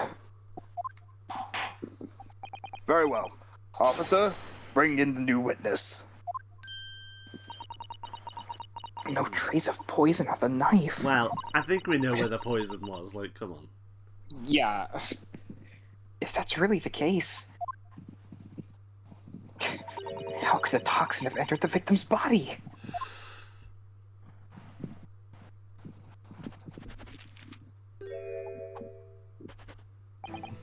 Witness, please state your name and occupation for the court. Okay, so who wants to do him? I don't know. I mean, I'll take the manual if you want. Why don't we both try like a voice for what we'd give him, and then we'll decide by that. Okay. Yeah. You can go first. Okay. Let's see. Right made a memo to show you news. I'm what people like to call a journal. Okay, interesting. A journal, Father. Do you know? It's simply a contraction of journalist. Oh, I thought he was going to say something else. I thought he was going to say like a journalist and something else. It was like, it's simply a contraction of journalist. That's it. Alright, you give it a go you give Mini Memo a go. Okay. That's an interesting take. I would have done something like this. I'm there where the news breaks, putting pen to paper, the capsule scoops, so they're in print by the next morning. They don't call me the hero of the Herald for nothing. The nice guy of news. The nice guy of news, God.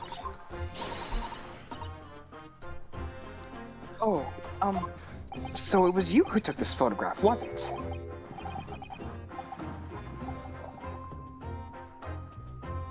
Go So, for it. what do you think?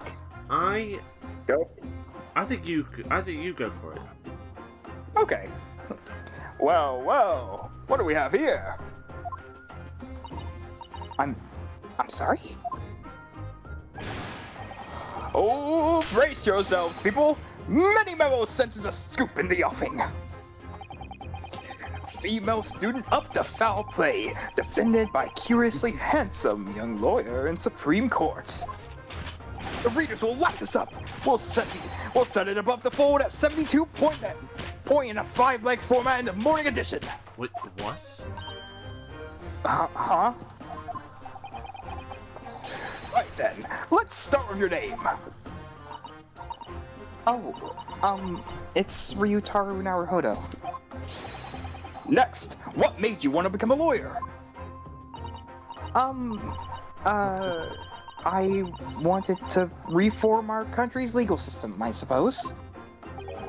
Ryotaro has suddenly become very ambitious, I see. I just borrowed Kazuma-sama's dream for a while. By the way, my name is Takatsuchi Ouchi. That's Taketsuchi Ouchi. The so-called Dark Horse of the Supreme Court. My objections strike fear into every defense lawyer's heart.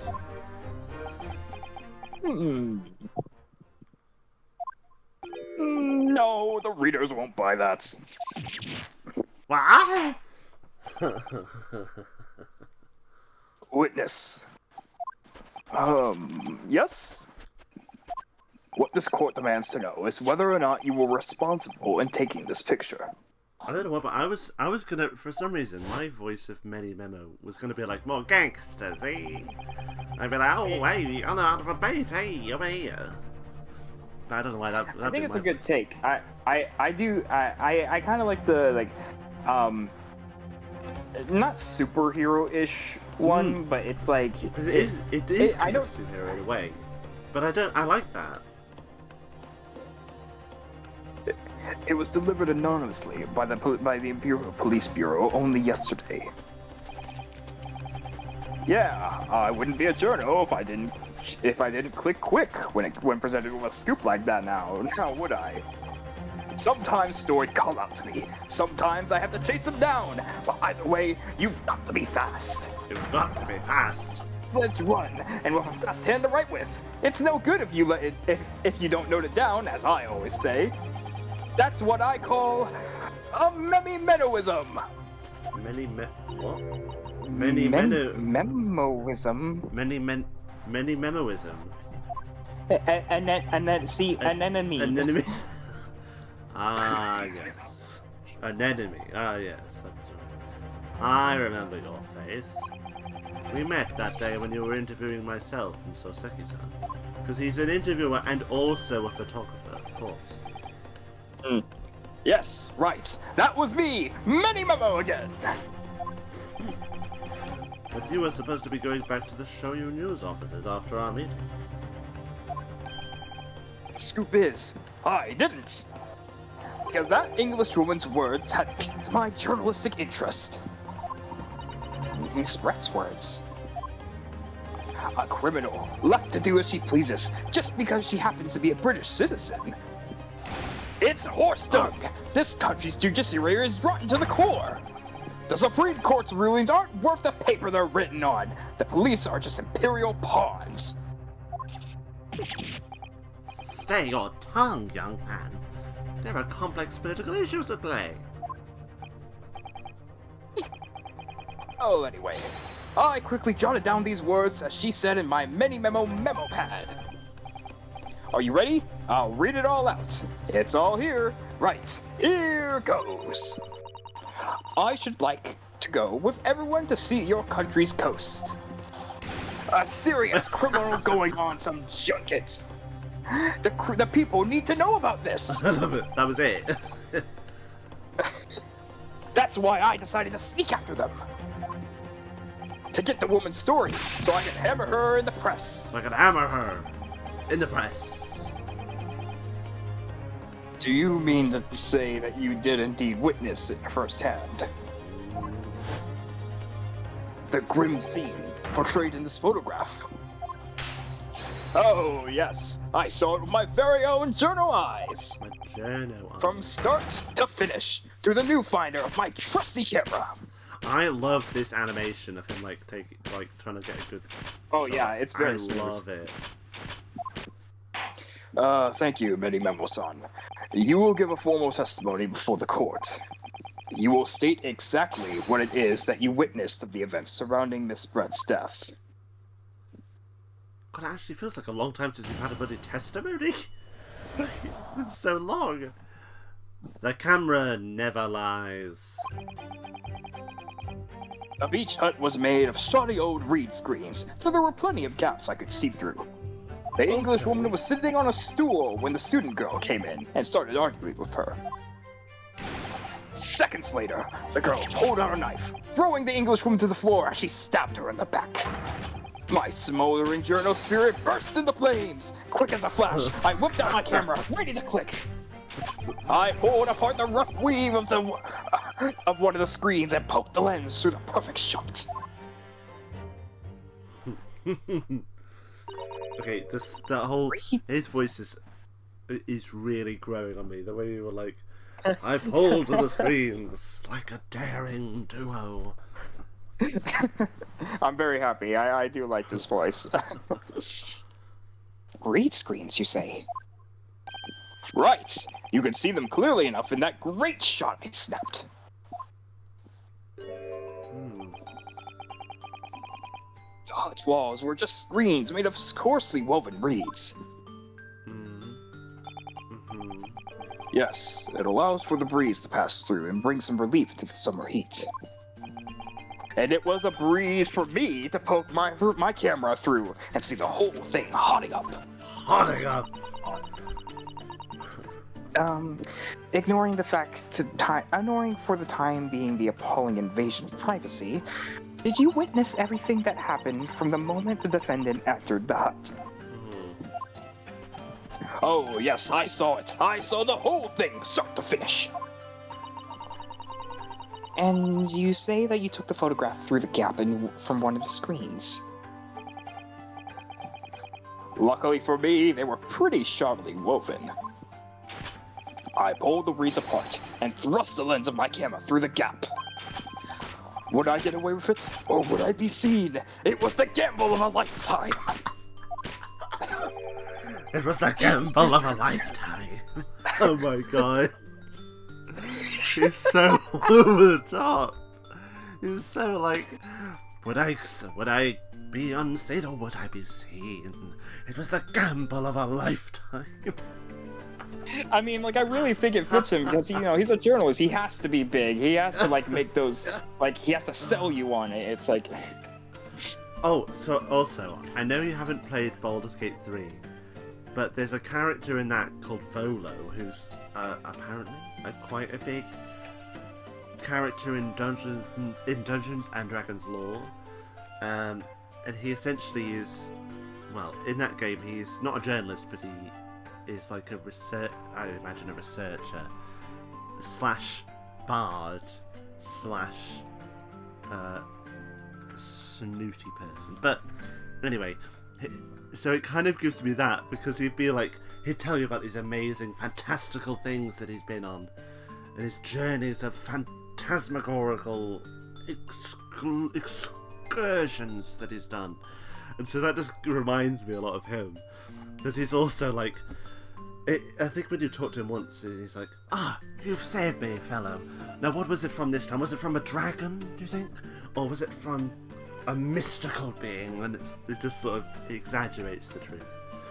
So yeah, I love it. I think you're doing a fantastic job. It was the gamble of a lifetime. A tenacity of purpose, something. Let's try that again. A tenacity of purpose that's considered admirable in a journalist, I suppose. Run a risk one day, run a scoop the next. That's the many-meroism in a nutshell. At last. Oh, sorry, that's the judge. Oops. At last. It would appear that we have a genuine witness to this wicked crime. The evidence and testimony are extremely compelling. I believe we may be close to a verdict. No! Oh. Wonderful news, Your Excellency. Wonderful. Nevertheless, it cannot be denied, though this testimony begs one very large question. What question? Exclusive news? A startling photograph? All the makings of an exceptional story for the reporter. Why then...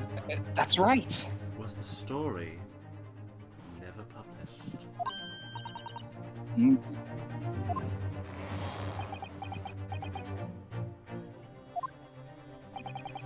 It seems clear to me that there are circumstances at play here that are yet to be understood. Ha! More pathetic excuses.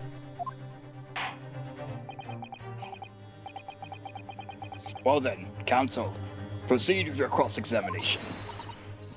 Yes, Your Excellency. There's more to this reporter than meets the eye. He's keeping something about this case very close to his chest.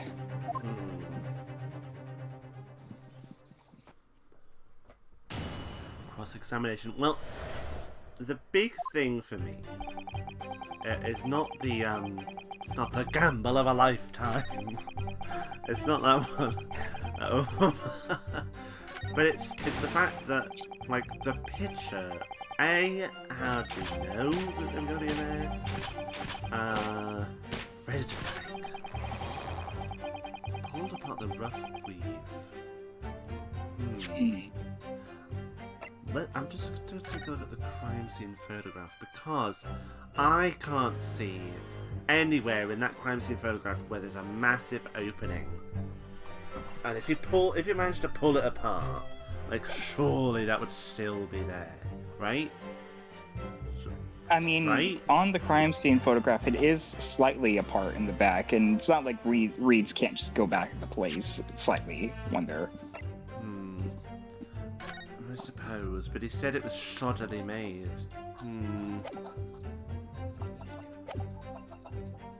Oh, let's... Oops.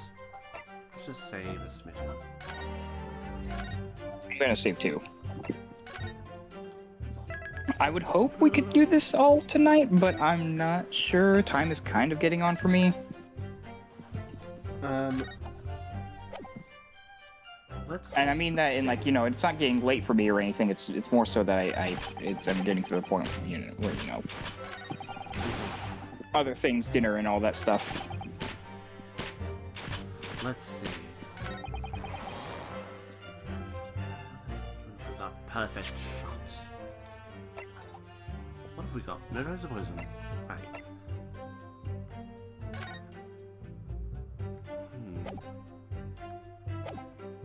Okay, you know what? Let's press that statement. Statement 5? Okay. Yeah. But the two women inside didn't notice? Ha! Obviously not. If they had, where would I be right now? In jail, that's where. In jail. Which you'd think would make you reflect on what you were doing. No, a journal's job is to collect little snippets of life as unobtrusively as possible. Leave nothing but footprints. Take nothing but photos. Yes, that's spot on! Wait, what do you mean leave nothing but footprints? Hey, hang on. Did he just make that up? The point is, the witness risked life and limb to obtain this photograph. And this photograph reveals the whole truth. There is nothing more to be said.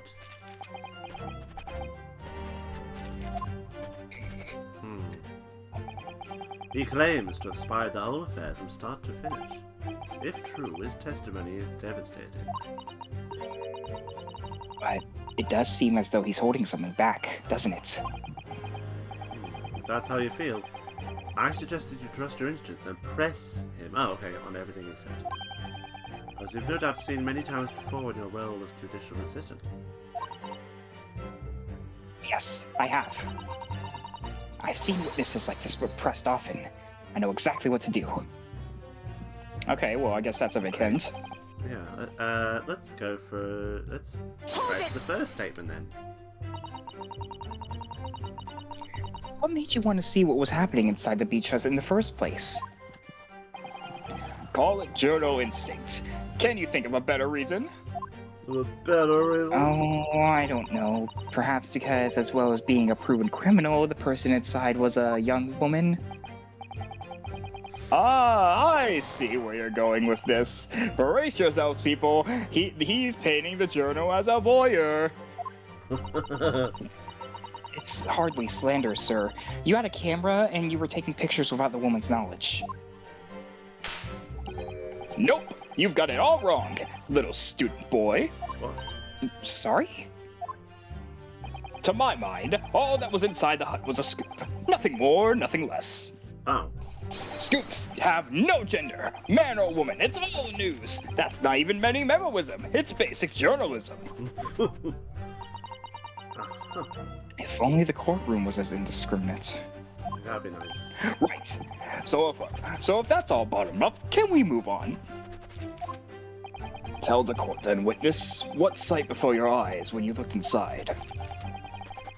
A sight that vindicated my journal instinct, that's what!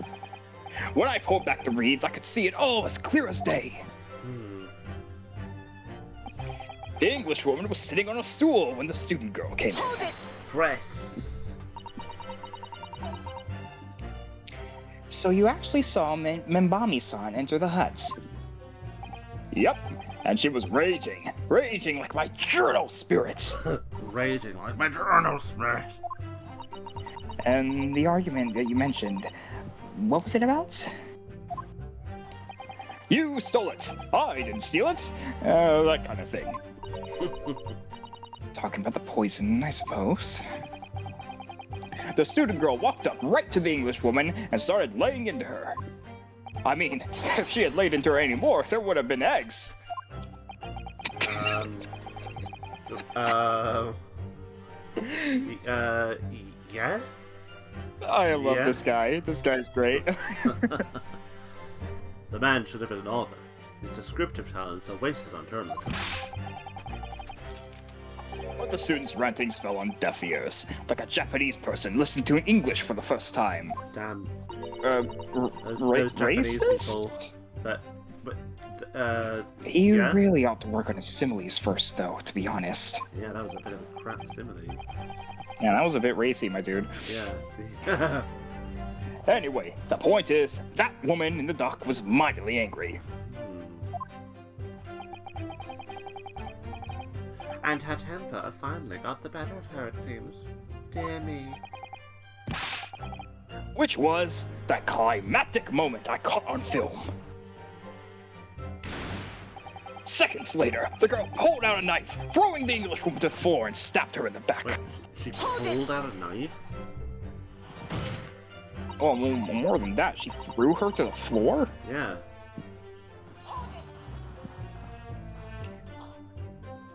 Do you swear before this court that you actually saw the precise moment when the stabbing took place? The precise moment? I didn't just see that. I saw the whole hellish scene play out, from start to finish. I have here a simple plan of the beach hut. Perhaps I could use it to explain to the court exactly what you witnessed. Let's see. Right you are. It's all here in my mini memo pad. Okay. When I first peered into the hut, I'm sure that the Englishwoman was on the stool in the back of the hut. Okay. Yes, the accused's own testimony confirmed that. She had just sat in the back of the hut, smiling sweetly, is what I've noted down. It's my turn to testify now, not to interrupt. Wow, bitch. Damn, many memo. Alright. Then, the next moment, I was watching. The evil student girl entered the hut. After a while, the pair of them ended up in the middle of the hut, arguing furiously. The Englishwoman went for the student, but the girl dodged out of the way. And in a flash, plunged the knife into her adversary's back as the two passed each other. That sounds really wrong. That does sound really wrong. What you just described is a grim scene indeed. Never sugarcoat the truth. That's what many-memoism is. Oh my god. That's what many-memoism is. Haha. Many-memo. Away. I love this voice. By the way, Many-Memo-san. Many-memo powers Wow. activate. Whilst you were watching that terrible scene unfold before your eyes, through the screen, did it not occur to you to try and prevent the strategy rather than capture it on film? Journals have to be observers. We can't get involved. That's our raison d'etre. So, you didn't converse with Miss Brett at all? Obviously not. An observer always remains on the outside looking in. And that's something to be proud of, is it? Your Excellency, if I may. Yes, Professor? I think the witness's last, expertly phrased statement should perhaps be added to its formal testimony. What are you... I will grant the defense's request. Memo-san, you will supplement your formal testimony with the aforementioned statement. Well, nihilism is the foundation of memo-ism, but I'll gladly prove that my words aren't meaningless.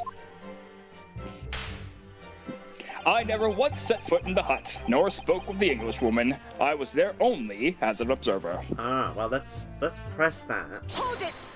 Okay. Really? You didn't set foot inside the hut at all? You're quite sure about that? I think you may have the wrong impression of me. We're talking about a murder scene here. My nerves were stitched to breaking point already. Stretched, like my suspenders. Oh, I see. You were scared. Maybe I did have the wrong impression of you, yes. It was all I could do to stifle a scream and hold my hands steady enough to snap the shot.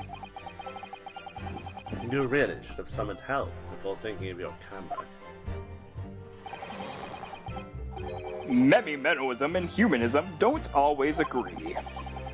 And most of the time, in those instances, Meni-Memoism comes out on top.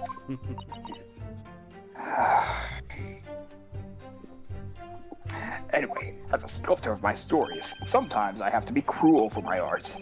Oh, yes, that's spot on! Surely he's making all this up. Yes, that's spot on.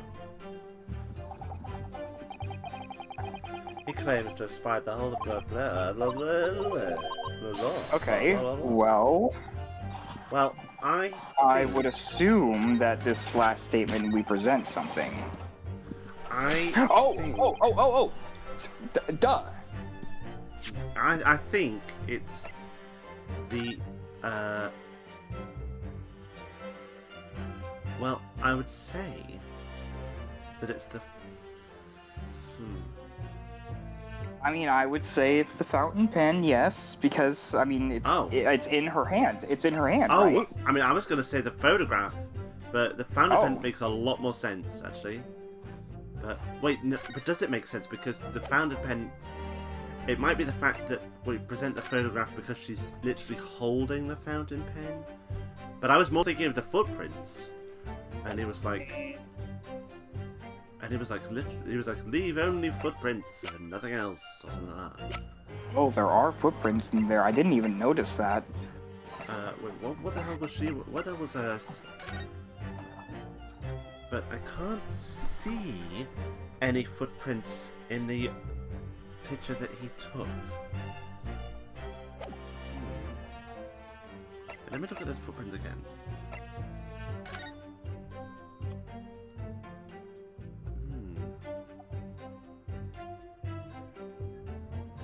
I would... You know what? I'm gonna go for the crime scene photograph. It might be wrong. Actually, no, you know what? I'll save first. Save. Just because. And tell you what, once we get this right, I think I might have to dip, sadly. That's alright. That is no problem. I would love to do this all in one session, because this is like the only other second half, I believe, but time is catching on and I have other stuff to do, sadly. That's no problem. Right, I'm gonna try the crime scene photograph. Objection! Okay? I will be with you. Oh, it's not that ink. Okay. The evidence of Ooh, rust. well, we'll read it anyway. Okay. What about the witness's last statement there? Well? The question, counsel, is what are those wide eyes of yours? Well? It's alright. I just need to remain calm and examine the evidence again. Oh well. Granted, though, I'm pretty sure that could have been a double thing. Yeah. Like, literally saw... So, yeah, it must be that fountain pen. Objection! Because I thought it would be... I thought it would have been the footprints, but... Anyway. Sorry, did you want to record this little bit, or do you want to wait until next time? I think we will wait until next time now. Okay. That is no problem. I will save. Again. Alright. And I'll just... Oh, this is good, though. I'm... Oh, no, there we go. I'll just hit stop recording. So... But goodbye. next time... Ooh. We'll We'll see you in the next video or the next part. We'll see you next time. We'll see you next time. Wow. Alright, stop recording now. Ryutaro inside. Yeah, Ryutaro inside.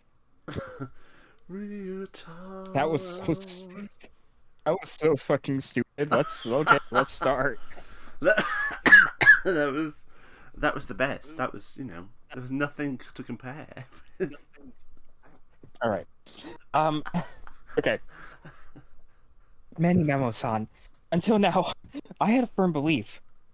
Newspapers were in business of uncovering and publishing the truth. Oh, snap. Oh, that was okay. Ooh. Wow. Yeah, that went hard. Flat, bloody snap, Many Memo.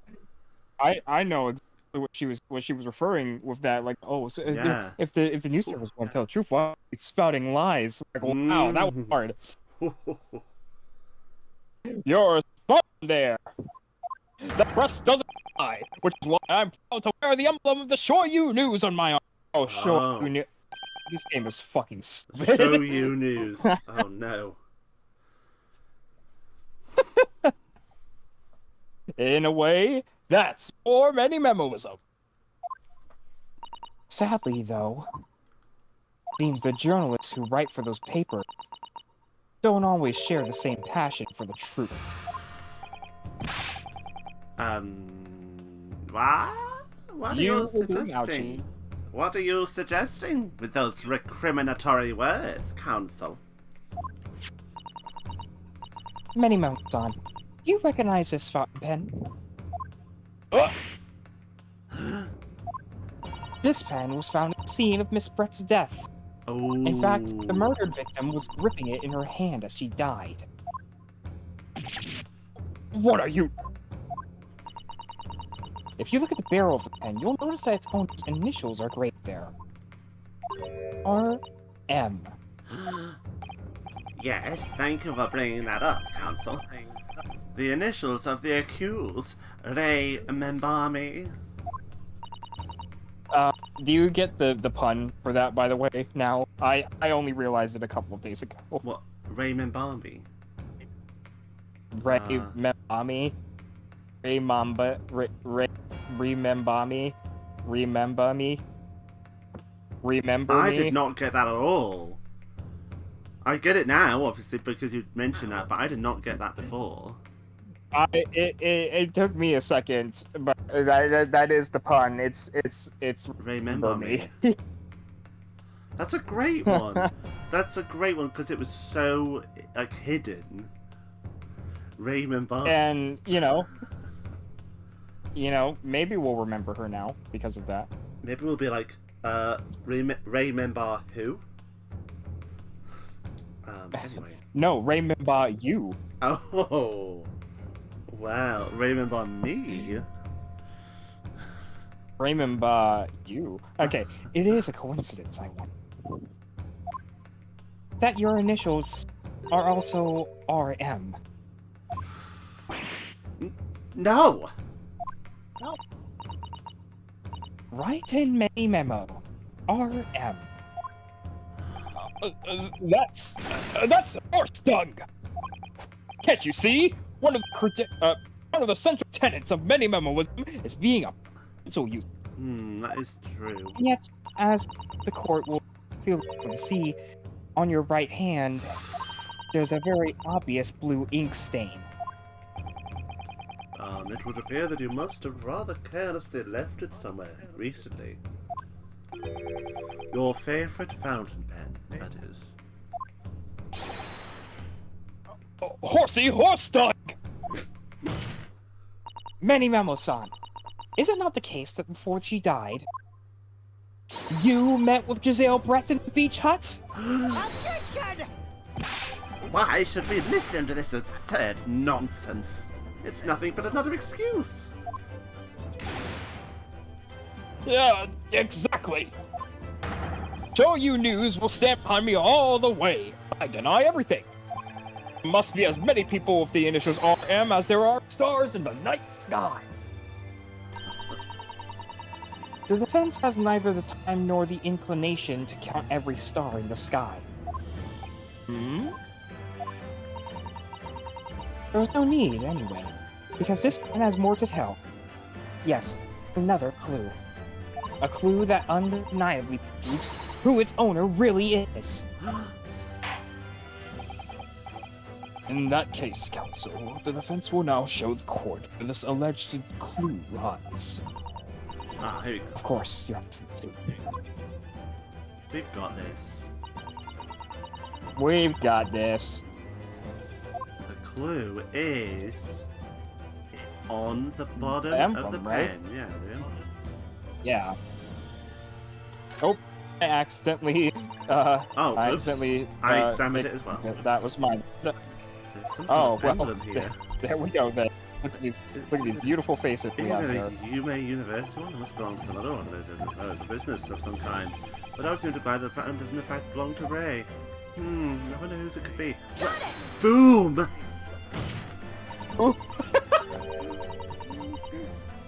As well as the initials, there's an emblem on this fucking fountain pen. An emblem that you will, of course, recognize. Many memos saw. Goodness me! It's the emblem of the Show News! In other words, owner of this pen is an employee of the Show News, whose initials are RM. Ooh. Suddenly, the stars in the night sky seem to be so numerous. Do they? Well, Imabo-san, how do you respond? No!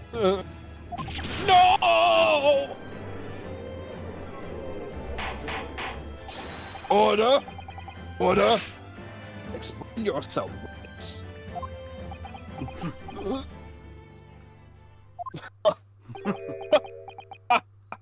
So, this is how the mighty Supreme Court works, is it?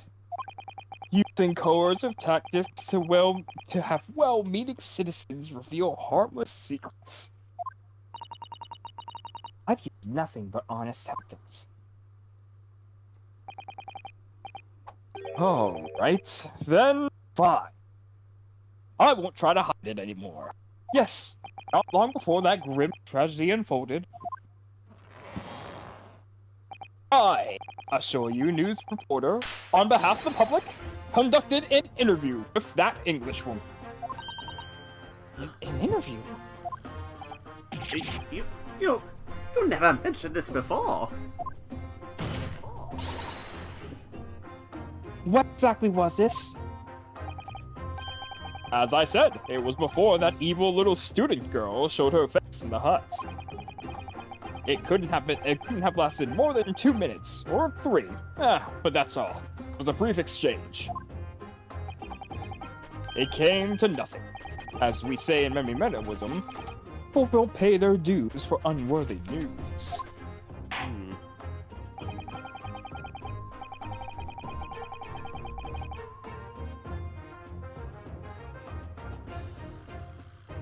Wait, uh-oh. Oh no. Are you still there? Can you hear me? Oh dear, that's not good. There's a slight, technical error. Don't worry everyone, we'll be right back. Oh, hello. Okay, sorry. That's all right. I guess I cannot have my Steam Deck go to sleep. Oh, so it has to be fully on all the time. Yeah, it has to be on, so I will not let that happen. Okay, when did I cut out? Just at the judge. The first judge line. Okay, that was my bad. Okay, here we go. However insignificant you deem it to be, this court cannot overlook the meeting between yourself and the victim. You will testify under oath about the precise nature of this meeting and what transpired. Got it. Yes. All right. But on one condition. Condition? In all good conscience, I couldn't speak out alone in this. You need to call back the earlier witnesses. Soseki Natsume-san. Soseki-san? Oh, yes. According to my notes here, that man has a secret of his own. And brace yourselves, because it's not a harmless one. It's big. Oh. What? What? Many memoism states that one man's secret is every other man's front page story. Very well. I will grant the witness's request in this instance. Officer, summon the earlier witness back to the stand. It'll give James some more voices again. Oh, yes. Yes, please. Soseki-san hiding something.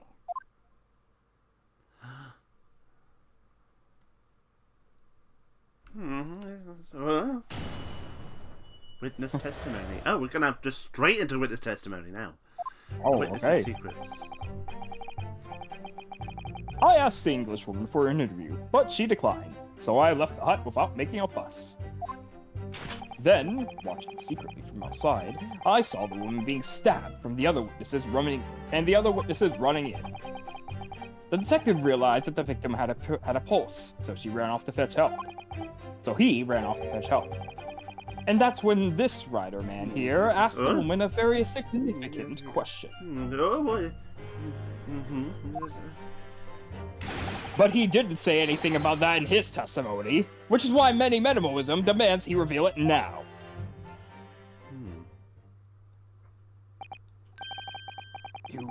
You mean to say the victim? The victim regained consciousness?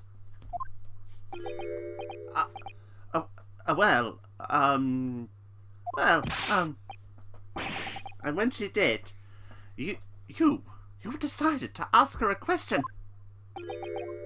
That's true, yes. He did. And that's not all. The woman gave him a very definite answer. An answer that incriminates the accused. Oh. This is preposterous. Why am I only hearing about this? Why am I only hearing about this now? Why didn't you mention this before, you yokel hack? Was it even a conversation? Yes, I did pose the withering English rose a question. I don't deny it. But she could no longer speak. She was barely conscious even.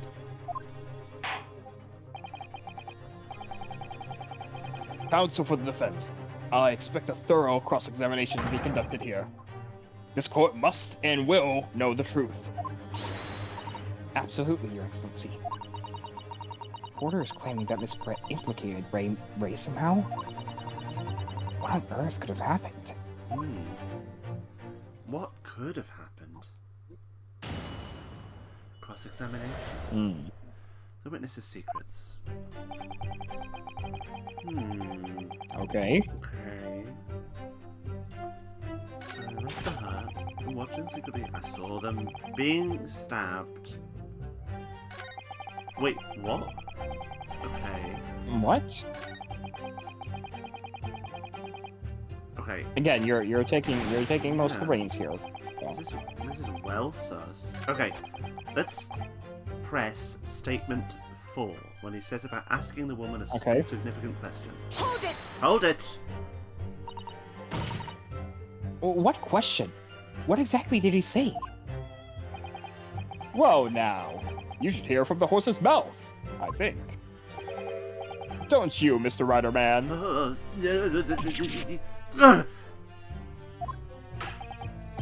Out with it, you yokel hack! What did you say to her? What did you say to the dying Englishwoman?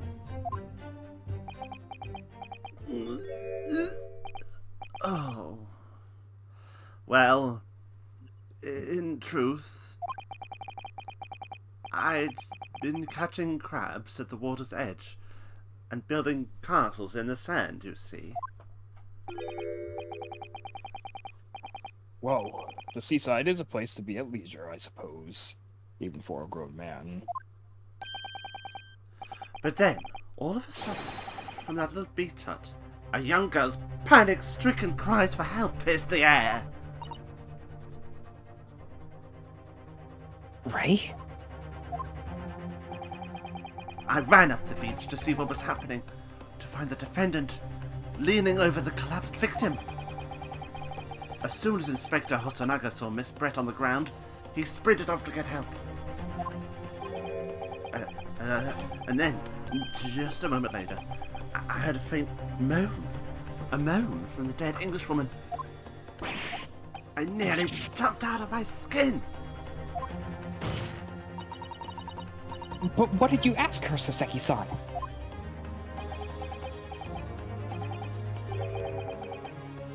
Oh, I asked her, who did this to you?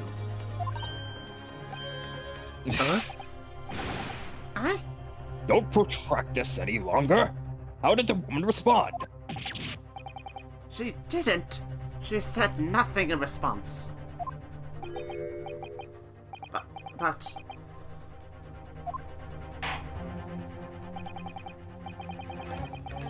When in the stand, you will answer the questions asked you unambiguously. Now, without evasion or reticence. I said that wrong, whatever. Oh, I reticence. demand that you amend your testimony.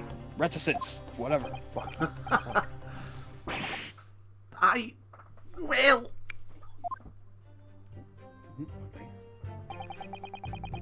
I asked her, who did this to you? But she never replied. Let's press it. Okay. So you tried to find out who the culprit was. He who asks a question is a fool for a minute. He who does not remains a fool forever. And having been labelled a criminal twice during my time in Great Britain, I was quick to make up my mind. I've just changed his accent. Better to be a fool for a minute than remain a fool in prison forever. However, you've indicated that the victim failed to respond. Is that correct? I know why. I know why the Englishwoman said nothing. She was ignoring me because of my stupid mustache. Because I'm Japanese. Well, she was a racist bitch. I can't blame her. I'm not gonna fault that. Well, she was a racist hoe. I mean, you can't even... Oh dear. So Seki-san has really developed a dislike for the English, it seems. No, he's become the thing that he swore to destroy. Having read the report on his time in Great Britain, I can't say I'm surprised at his xenophobia. Wow, this is this is actually kind of wow. Okay, I'm not saying this is a bad thing. I just like wow. I didn't expect them to actually mention that. Wow. But the Englishwoman didn't ignore you at all. Did she, Mr. Riderman? Hmm? Oh, well, yes, alright. She did respond, in a manner of speaking, I suppose. She just lifted a trembling finger and pointed in the direction of the defendant. What? What? Hold it! Miss Brett pointed a finger at the defendant? So Seki-san, is that really true?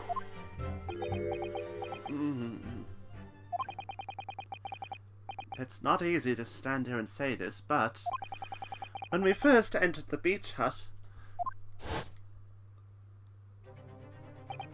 the Englishwoman was sprawled on the floor before us, with the student girl standing on the far side of her. And when I asked, who did this to you? The Englishwoman summoned her last ounce of strength to point a trembling finger at the back of the hut. But that doesn't make any sense. That doesn't make sense though. She was face down. So she wouldn't have been able to point behind her. But maybe that's not why it's wrong. Maybe that's not why it doesn't make sense. That's why it doesn't make sense to me. But... okay, no, you got a tiny bit wrong. The victim has her back to the hut, or to the entrance of the hut. That's how she can point forward. She's not pointing backwards, right? Yeah, the entrance to the hut is behind her, the victim. No, it's not. The entrance is in front of her. Oh, well, that's what I mean. It's on the opposite. It's on the opposite end of the hand, right there. Oh, wait, what? The little sorry, the transparent little dots on the end of the right side of the hut. That's the entrance. Yeah. I think he's saying that the victim's back was facing that, and that's why she's pointing forward. Yes, that's what he's saying, but that can't be right. Yes, that is exactly what I'm saying. Sorry, I thought I was trying to clarify something. Oh no! I think we both knew what the answer was, but we both went about it different ways. But yes, okay. She couldn't point towards the towards the back of the place, towards the back of the hut, because she wasn't facing that way. Oh, I understand. It literally just came to me what you were saying. My bad. Yeah, it's fine. We knew what each other meant, I think. Okay. No. Oh right, she pointed at the last understand, which was, it can't be denied, in the direction of the student girl who stands accused today.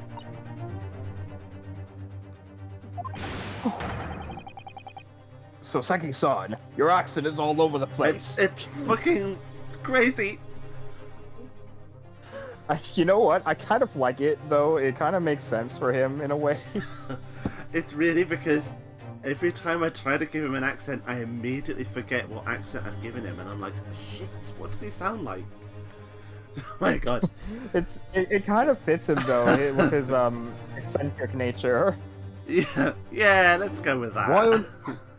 Why on earth did you neglect to mention this in your original testimony? But fiddlesticks, I say. What? This is not a British court of law. You will respond in Japanese. No, yes, of course. The Englishwoman did point her finger towards the back of the house, but I was trembling. And she was trembling. And everything was a blur. And thinking about it, I feel as though perhaps she was pointing in a slightly different direction. Actually, no! Not slightly! In a very different direction to where the student girl was standing. Wait, what? To somewhere at the back of the hut! Where nobody was standing at all. What? What? Eh? What? You mean to tell me that your Van Ramir events and the direction of which the victim was pointing are both unclear? Yes! Yes, that's it! Unclear! I'm very, very unclear! I'm fucking ridiculously unclear. Ain't that the fucking truth? Your Excellency, surely this proves the matter beyond all reasonable doubt. I think we've both done a great job with Fauci, by the way. Yeah, I think we both have. I think we've both really... Because he's really... This is the only case I've ever seen him be, forceful, really. Normally this is the... I gotta give this first case props. This is the first time I have ever seen Payne actually be a threat. Yeah. Because normally he's just a bit of a nonce. But in this one, he's actually well, this is an absolute drivel. I mean, come on. I like that he's still being played up for a joke, but yeah. He's actually competent this time around, and it makes sense why he's being competent, because he wants revenge on Naruhodo, Well, yeah. It makes sense. Yes, the woman may barely have been conscious, and yes, perhaps her finger wavered slightly. but there can be no doubt that this was an attempt by the victim to confirm the identity of her assailant. Why?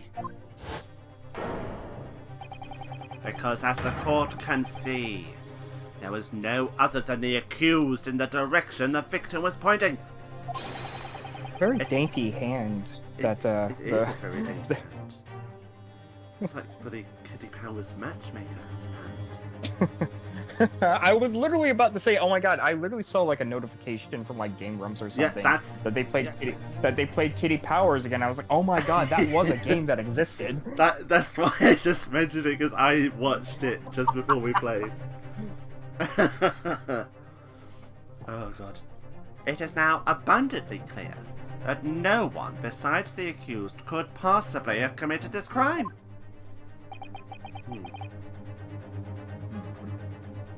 I am inclined to agree. In the absence of any credible argument to the contrary, I believe we can now conclude this trial. What? That's it, Based game off over. of fucking finger pointing? Based off of that, yeah, based. We're based here. The headline's writing itself. Dashing lawyers hopes dashed.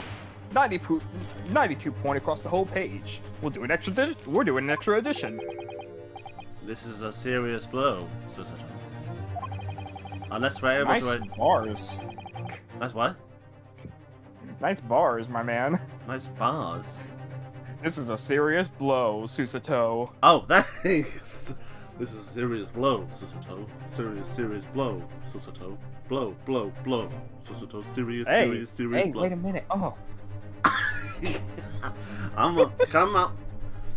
Come on. Oh god.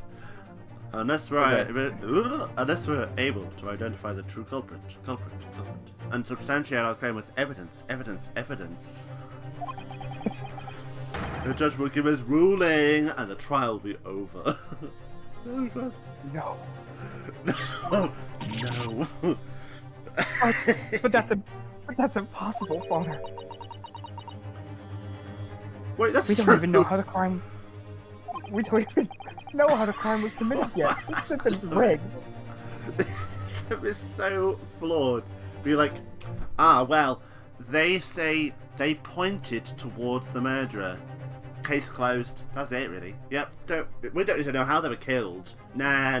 They were pointed at. Therefore, they are the murderer. Therefore, they are. Therefore, they're the witch.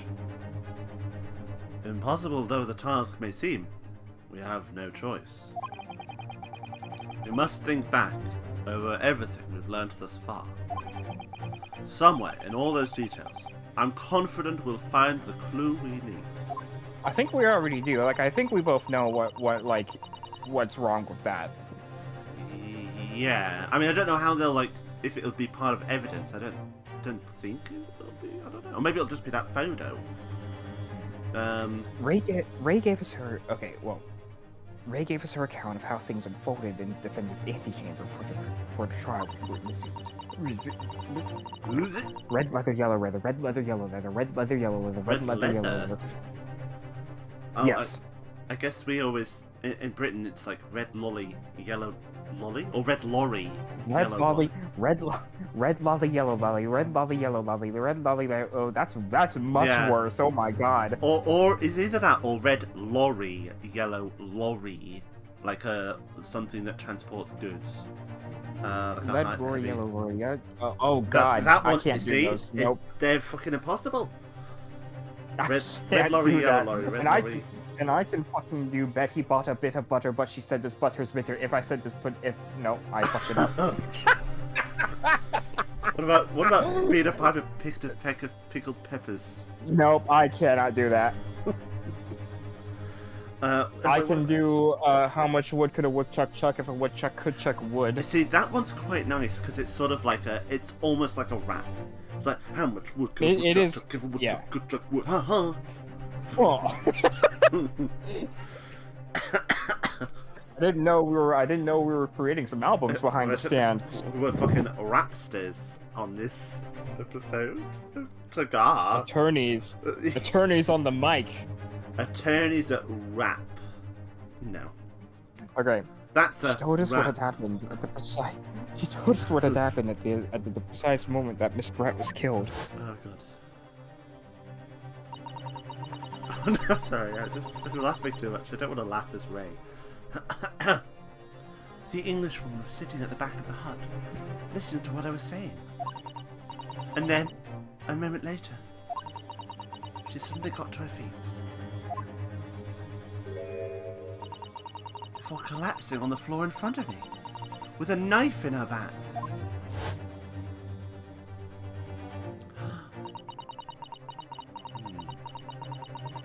But how could Miss Brett have been stabbed in the back with the beach hut when it was empty but herself and Ray? Somewhere amid all the information we've gathered so far, there must be an answer to that question. I take it then that the defense has nothing further to add. So, the gallant yokel student's luck finally runs out. I can't say I'm surprised. Oh, fuck you. Defense! You will not afford our obscenities! Defense, that word is not allowed in the courtroom. We are not in Watch England. your fucking language. Watch your fucking mouth, young man. In that case, I am ready to deliver my final verdict on this matter. Oh god, this is like chaos, this one. I don't know why this is more chaotic I than don't know any why other we're episode. being so chaotic right now. Okay, it's fine. Serious. No, serious. This is crucial timing. This is a crucial turning point, okay? If I can't establish what really happened, it's over. Where was the real culprit hiding? And how did he or she stab the victim? Oh shit, I just clicked, I know how. Oops. Sure, I know how. Well, I guess we're going down here. Oh, Pogface! Your Excellency, I respectfully ask you to postpone your adjudication for the time being. Oh, to what end, Counsel? The defense would like to present the court with an alternate theory. An alternative theory that can explain who the victim was actually trying to implicate with her dying jester. Oh. Objection! Objection! An alternative theory? Ha! None exists. Objection! There was someone else present at the scene. Who could have committed the crime? Oh, Who could have who could have Who committed could this have crime? who could have committed the crime? I said it right that time, okay? There. What?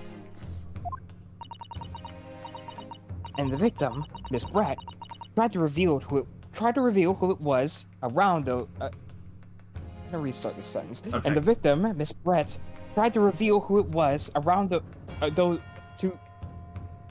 to those around her at the time. Yay! Sorry, I'm reading the script pretty badly. By mustering all her remaining Script? strength and pointing a trembling finger in her killer's direction. This is fiction! Fantasy! Exactly. That's why I'm reading the script.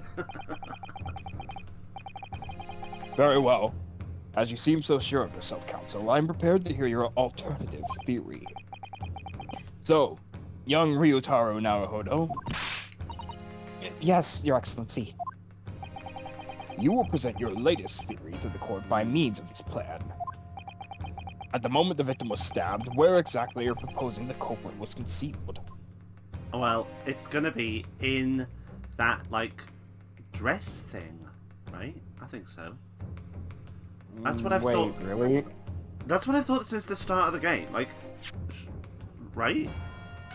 Okay, well, wait. What are you saying? Or is it the thing right above the victim or the thing behind the culprit? Oh, hold on. So I think if I looked at, let me just check that piece of evidence. Oh wait. Oh no, where she's. Okay, never mind. It's gonna be absolutely. It's gonna be behind the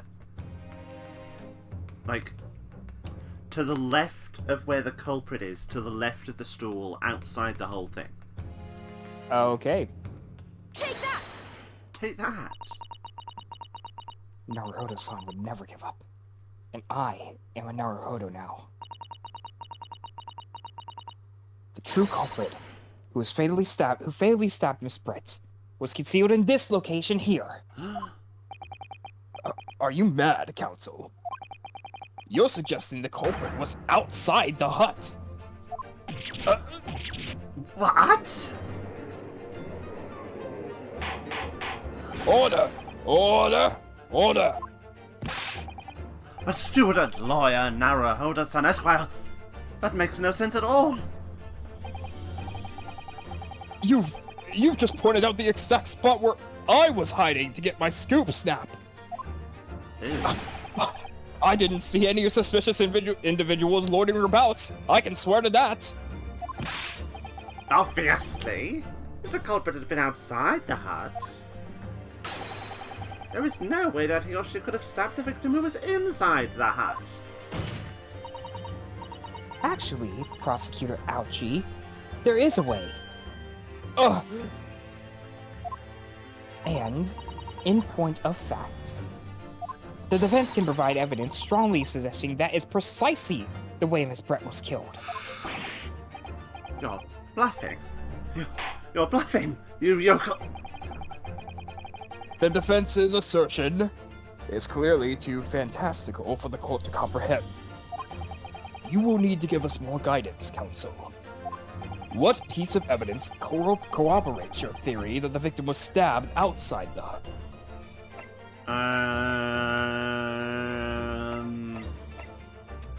I mean, I guess I would say the photograph. Look at this photograph. Which photograph? I mean, I would say the crime scene one.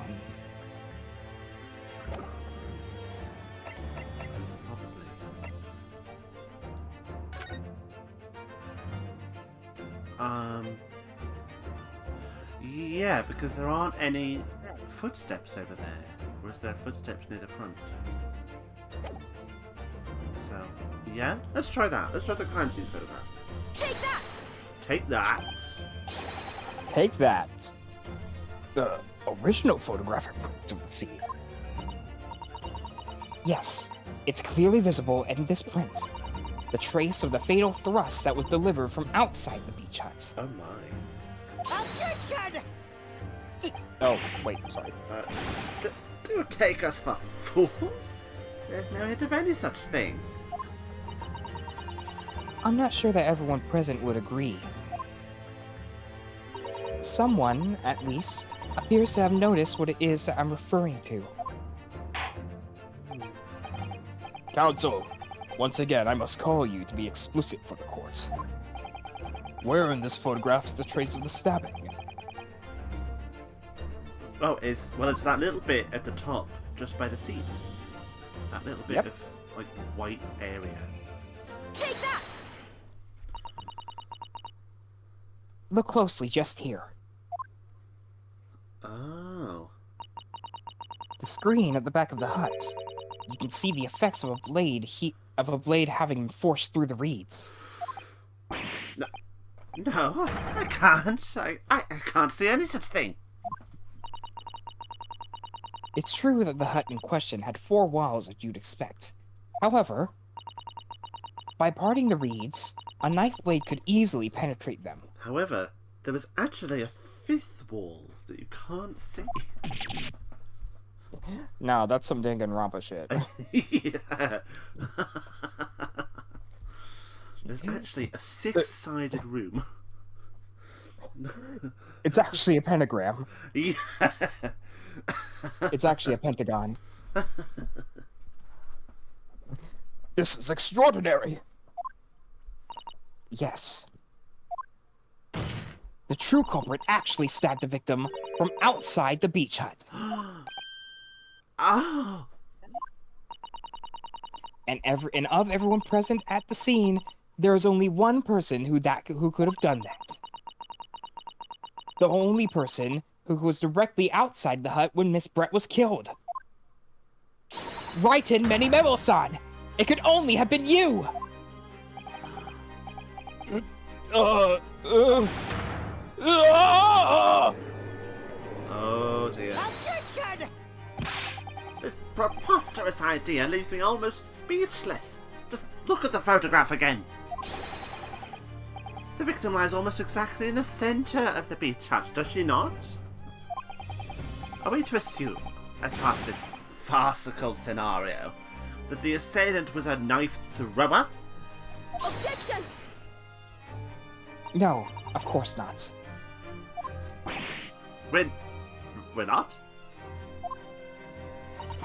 If you recall the testimony of the defendant about the events just before the victim's death,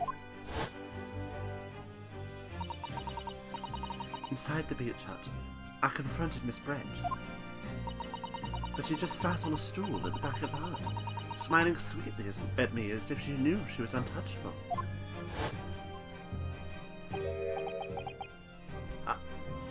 A stool? have another look at the photograph. Oh, snap. The slit in the read screen.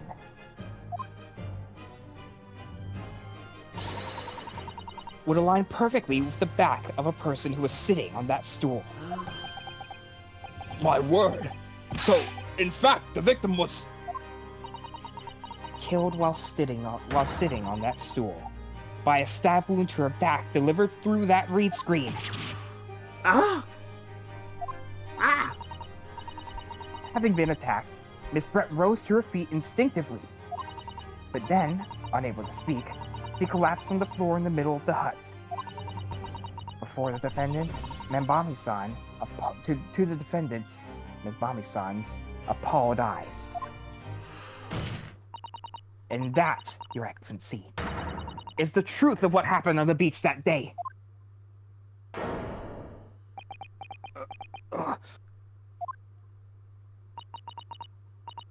By your silence, Memo-san, I take it that you don't deny the charge.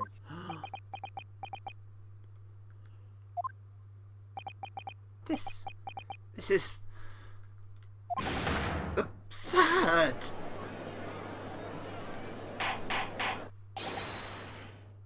That will do.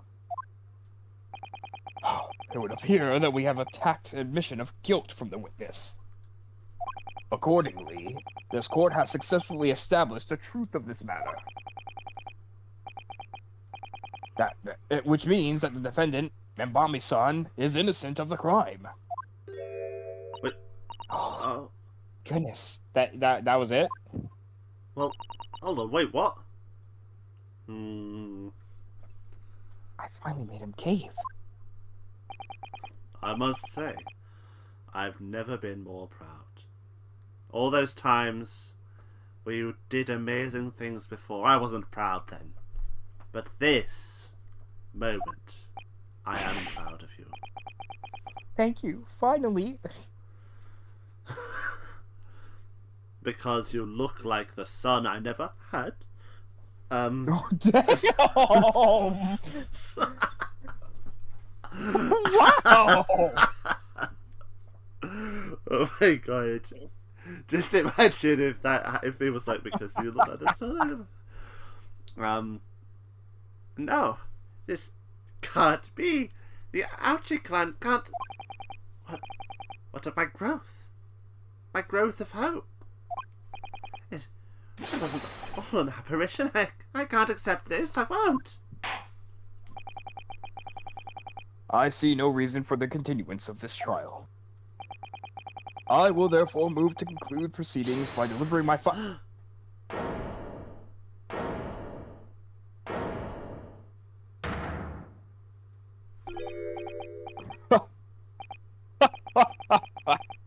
Well, this is all very convenient.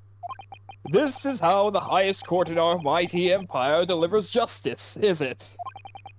Suppressing well-meaning citizens' freedom of speak and branding them as criminals. But we've established that the victim was stabbed from outside the hut, through the read screen walls. And no one but you was in place at the time to have his hand on the hilt of the blade. It's That's a perfectly logical deduction. So your argument hinges on the location of whoever stabbed the Englishwoman, does it? Well, it seems a little irrelevant now. Oh my god, Medimember, what have you got now? Oh god. Irrelevant? Where she was stabbed, how she was stabbed. It doesn't matter. I mean, whether she was stabbed at all makes no difference if you think about it. After all, this trial has already shown the whole thing hinges on something else. Oh. Does it mean on the poison? What are you talking about? Brace yourself, little man. I'm talking about the fact that everything's changed.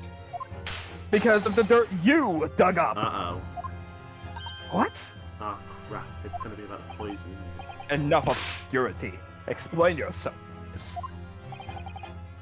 What's to explain? I'm talking about the poison, of course. Of course you are. Oh crap. The poison? Let's ask the professor for a comment on the situation, shall we? I understand that a deadly poison you were developing was stolen from your laboratory, correct? And it's been shown that this poison was administered to the victim, Miss Brett. Is that right? That is correct, yes. The usual constriction of the victim's pupils are a sure sign that this particular poison was used. I see.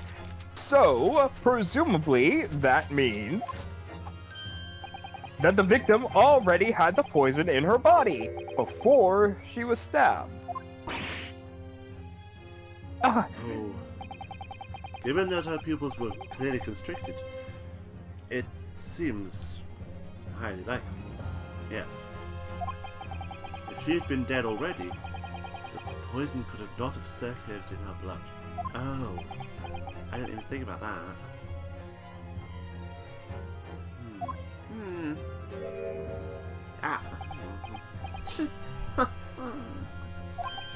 Ah! How refreshing to hear the argument of a metropolitan mind. Precisely. It matters not a jot who stabbed whom, in whose back, and with whose blade. Because, quite simply, the Englishwoman's life was taken not by the knife, but by the poison. Objection! But that can be explained by the poison being on the blade, as I already... Objection! Forgotten already, have we, Yoko? During these very proceedings, the laboratory of the professor at your side assisted in proving that the blade of the weapon used to attack the victim had no trace of poison on it whatsoever.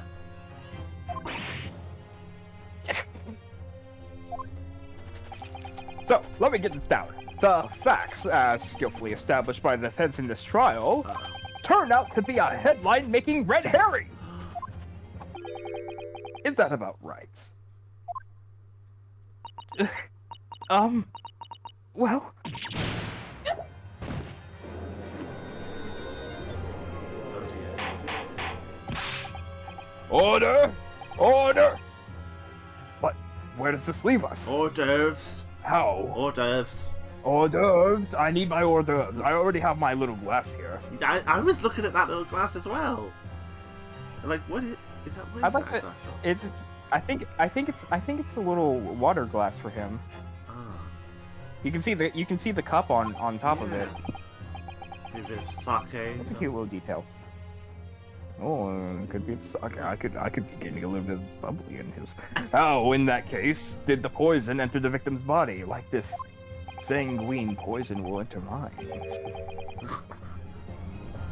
There is an undeniably obvious answer to that.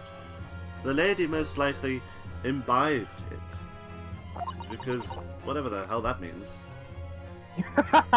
Whatever the hell.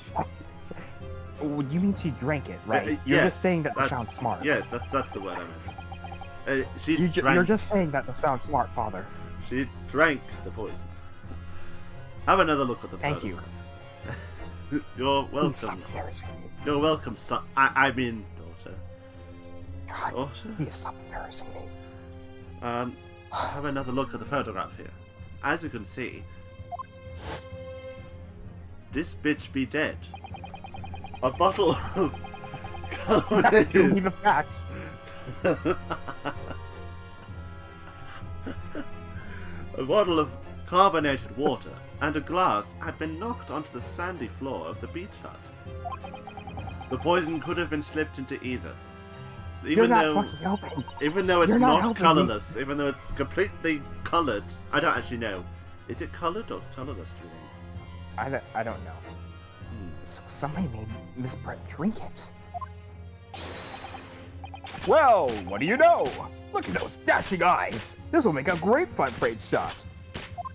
Hey, why the bewitching stare? After all, I'm the last person you want to be looking at.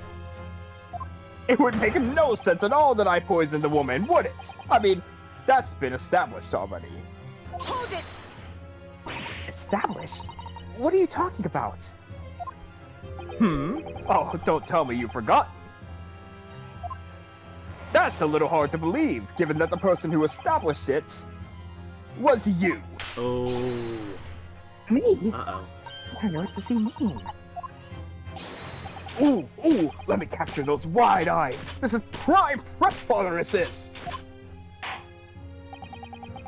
It would seem that this trial is not destined to end yet. After all, I hereby call upon the witness to further testimony. Oh, more testimony. Ooh. That's great, that is. You'll let me get a shot of that magnificent beard, Your Excellency. Ooh, yes, work it, huh! Give me sexy. Give me sultry. Give me flash, darling. Give me it all. I'm not going to comment. You claim it to be impossible that you were the one who responsible for administering the poison to the victim. You will explain to the court your testimony, the basis upon which you make such a claim. I'm a journo and I'm a man. I've never tried to run nor hide from anything in my life. And I'm not about to start now, because that's many memoism. That's many mesoism. For a brief moment, I thought I'd illuminated the truth. It slipped right back into obscurity again. Wherever this trial is going to take us. Where is this trial going to take us? Just where is this trial going to take us? Witness testimony. Complete innocence. Oh, yes. I stabbed the English woman, and that's a very clear fact, and that very fact proves I'm innocent. What? You just... Because why would I have bothered to stab the woman if I'd already poisoned her? Why would you bother to stab her anyway? Yeah, what? Huh? When I heard the student girl and that pompous English murderer arguing, it got my goat. If the courts weren't going to punish Brett for what she did, someone else would have to see justice done. Oh. That doesn't explain anything. Okay, but that doesn't explain to that. I mean, you didn't explain anything about how you couldn't have poisoned her. Yeah, I'm completely innocent. I mean, I stabbed her, and she was dead, but I'm completely innocent. So, you admit to it then? That everything happened as I described? That you were the one who stabbed Miss Brett in the back through the read screen? You can blame this miserable country of ours. A country that bows to the pressure of foreign powers and lets murderers walk free? A country that blows. What kind of future can a country like that have? That's why I did it. I did what I... Uh-oh.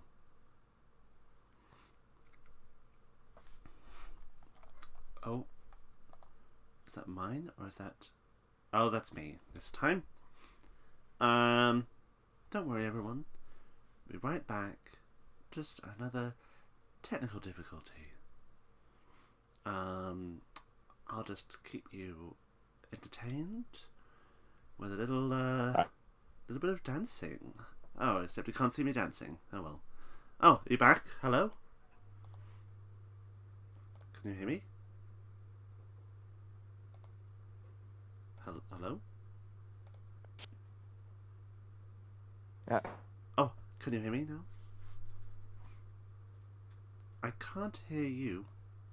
It was my internet. Oh dear. Oh no. Hello? Oh, hello. I can hear you now again. Okay, that was odd. I don't know why that happened. I think it happened because of me. Where that are time. we? We are on. That's why I did it. I did what our pathetic leaders didn't have the guts to do. I didn't have the guts to do. Okay. Right.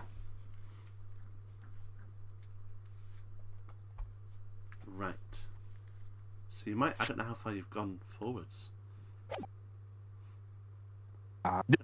Okay. Slap bang. I mean, I have the log, so.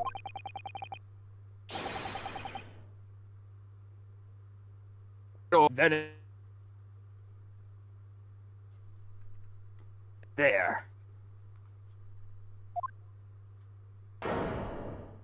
Boom. Boom. Boom. Boom.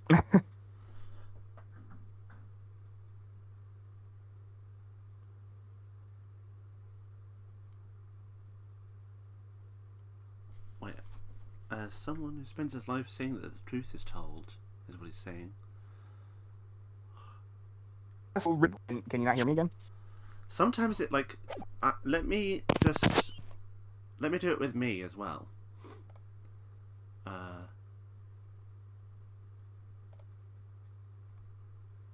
Right. Okay, Let's we try are that. facing technical difficulties. That's all. It's the viewers know there are some technical difficulties, so we'll be fine.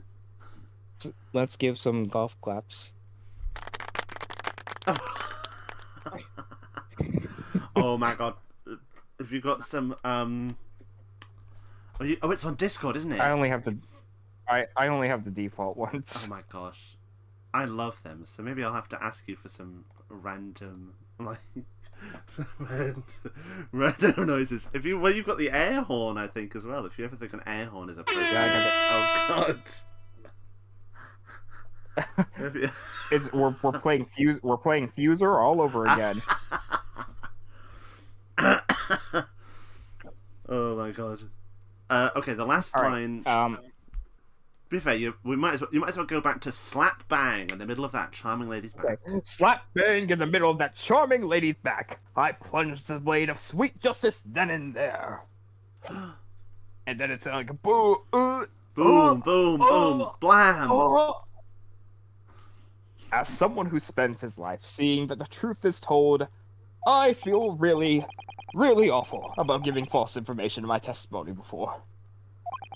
But, as it turns out,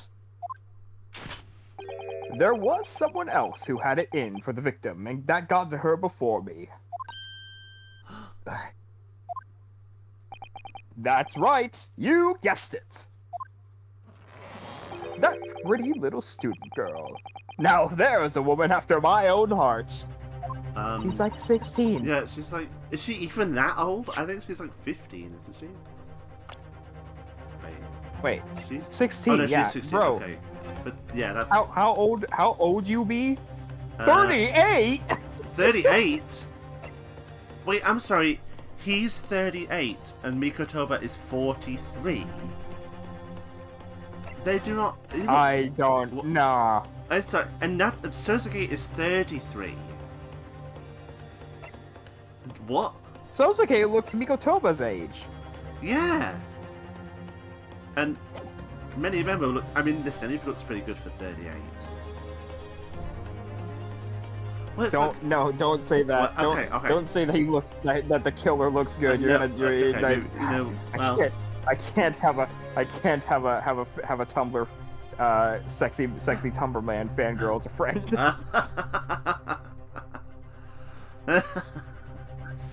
Oh my god. But I'm just saying objectively. I'm Nah, I'm joking, surprised. No. I'm just saying objectively, I'm surprised he's 38. But and then again, I'm surprised that Mikotoba's 43. I thought it'd be like 50. What Yeah, is- and the funny thing, Ouchie is 50. Ouchie is 50? 52. Really? That is wild. Okay, that. Wow. What? Okay, Never mind. ages aside, you're implicating Ray again. She's the one who gave the poison to the Englishwoman and ended her pitiful existence. And suddenly, snap! This journal here is off the hook.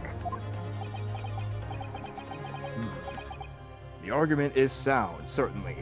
But you're guilty for pedophilia. But you're guilty for wanting a 16-year-old girl. Guilty. God. Boom, boom, boom, boom. The letters pop up on the screen. The argument is sound, certainly. If the witness had administered the poison himself, he needed only to wait for it to take effect. Subsequently, stabbing the victim in the back would have been entirely nonsensical. Exactly. And therefore, this reporter had nothing to do with the poisoning. Yes, it's all quite logical. That's right, it is. Logical and true. I'm glad you all see the light. Logical and Justice at last. It's unbelievable. After I made him so much progress in proving his guilt, is he going to get away with it?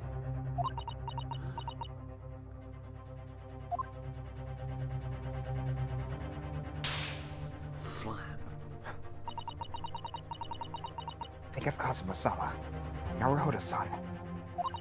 They never stopped looking for a way forward until the judge's final gavel.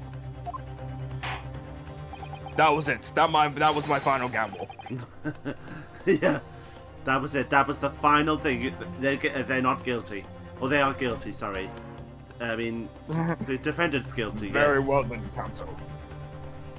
Proceed with what I assume to be your final cross-examination for this trial. Oh. Oh, is that true? Okay. Yes, Your Excellency.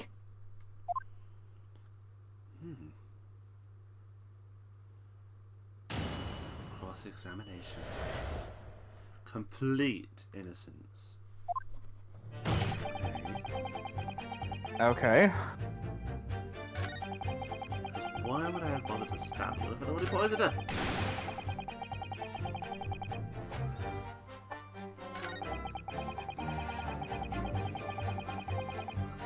Okay. Well, your move here.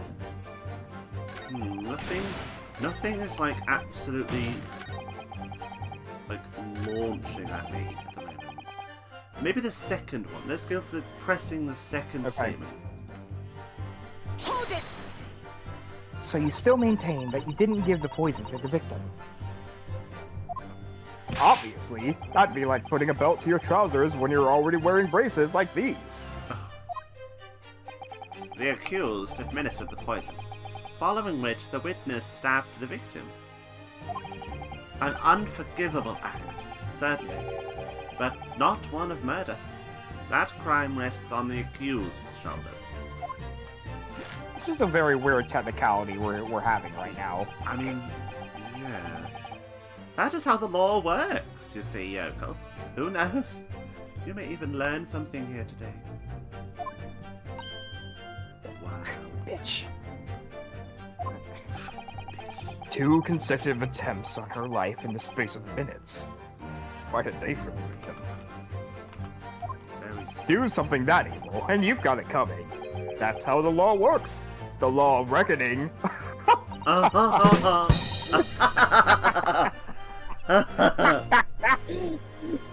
my god. That was so fucking stupid. Wait, I wonder. Oh god. The law of reckoning. That's Wait, not the kind of law this court upholds. Which ones have I got? Oh, I've got this. Wait, Quack. Whack. don't know. I wonder if it will I have, record I that have as Quack, well. Airhorn, I have Quack, Airhorn, Cricket, Sadhorn, Golf Clap, and Badumps. Ah, yes. Oh, you can put So your own in. I think those are just the defaults. They are. Yeah, you can put your own in, but I think you can only have 6. I've got 6 in another server, but not in this one. We definitely need to like get some more. Have some custom ones. Oh god. Okay. I really hope that shows up on the recording. I mean, it shows. I mean, whenever you do a sound effect, your icon glows. Like watch. I'll stop talking. It glowed right then and there. So like, hopefully. I think I'll have yours. I just want to see, actually, if it does the same thing when I make a noise. Oh, perfect. It looks like it does. So it looks like it records it when I play it as well.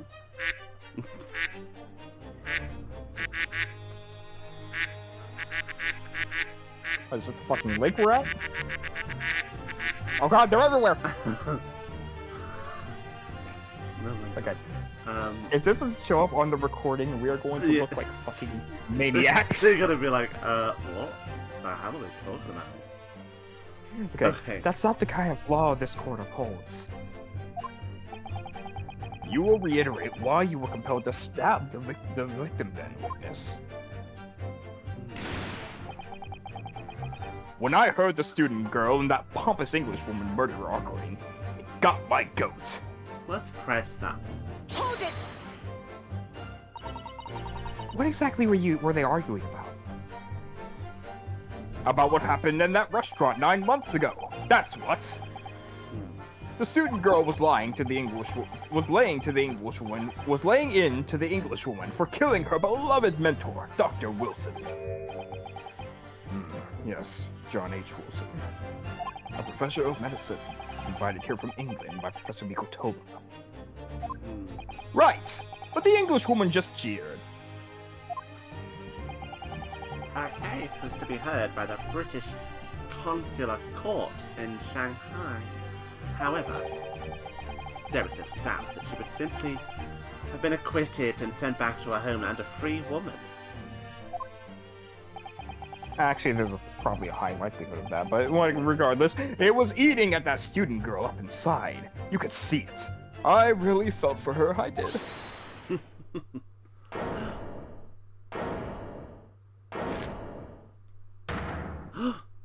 Oh. I can't. I can't stand here and listen to this tripe.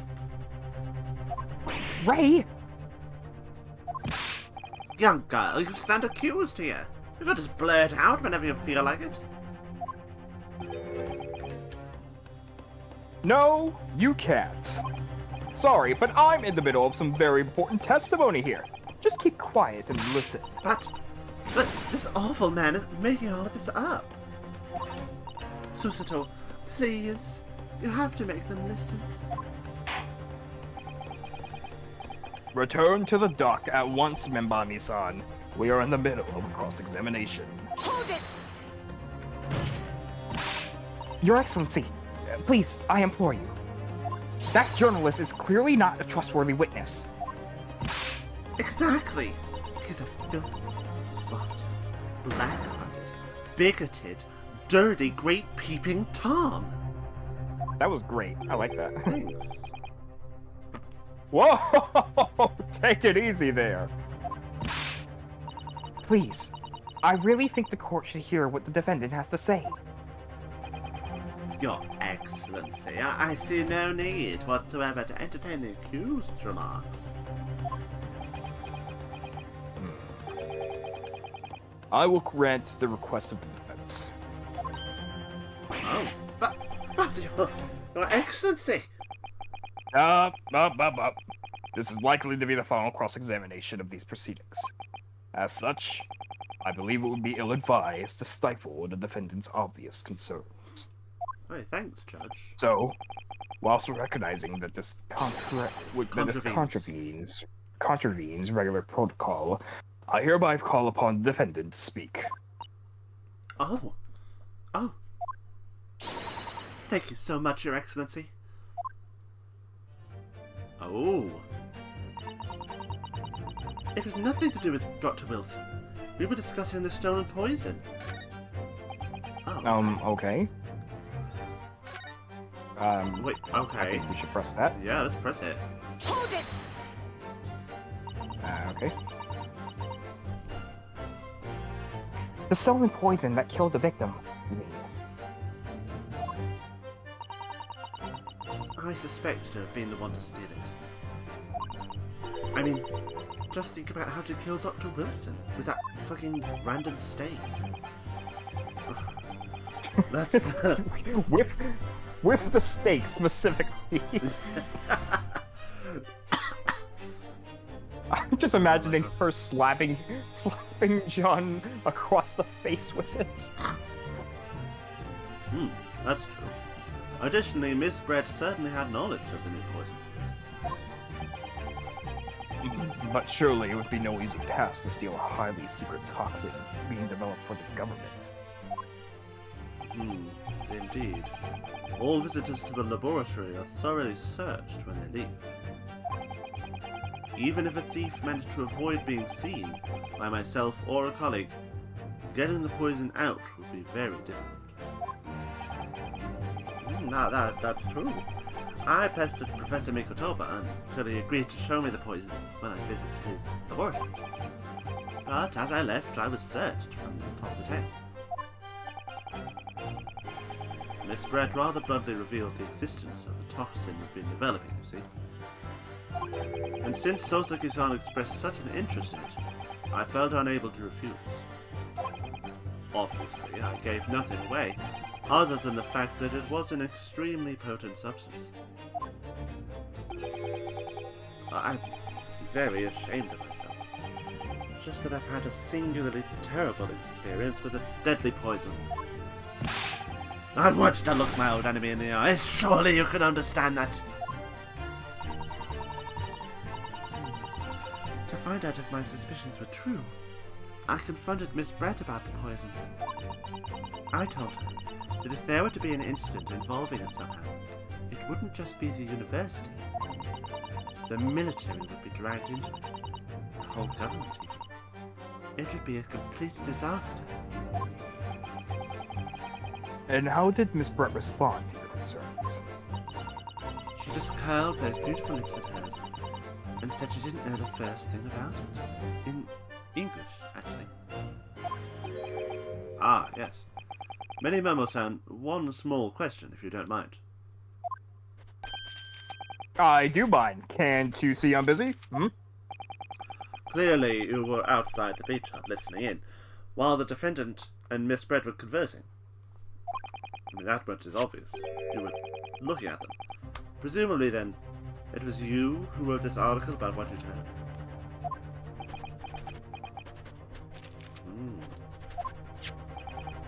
Exclusive.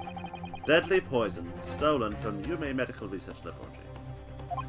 The story was published in this morning's edition of Show You News. The details are too accurate for it to have been written by anyone else. Sorry. Oh. Don't know what you're talking about. Yes. Look at this. The entire article is almost what I said to Miss Brett, word for word.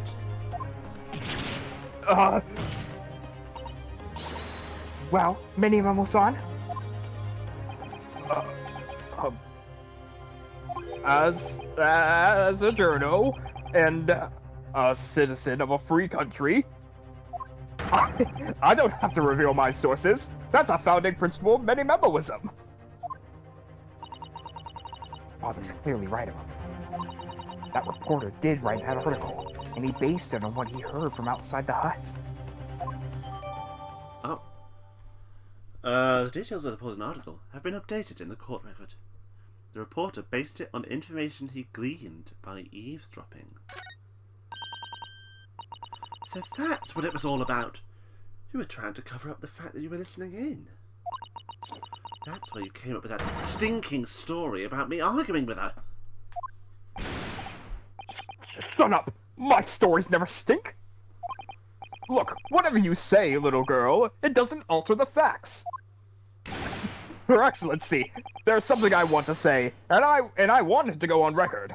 Little girl that, for some reason, I find attractive in this game. I don't know why. Like, he's 38, and she's 16. If they had to maybe even any more weirder and creepier, very well. You may amend your formal testimony. Oh. Oh dear, oh. The point is, if you poison someone, there'd be no reason to go and stab the person as well. Is that the only thing they changed? Wait. I think? Yeah, I think so. Well, Okay, let's press that. Yeah, let's press it. Hold it! Perhaps you doubted the efficacy of the poison and sought to make sure your victim would die. That's horse dung. What? That would be like pouring pepper on your Chinese ramen before you even tasted it. Completely reckless. Although, it might surprise you to learn that I am a bit of an impetuous pepper porter as it happens. Oh dear, oh my.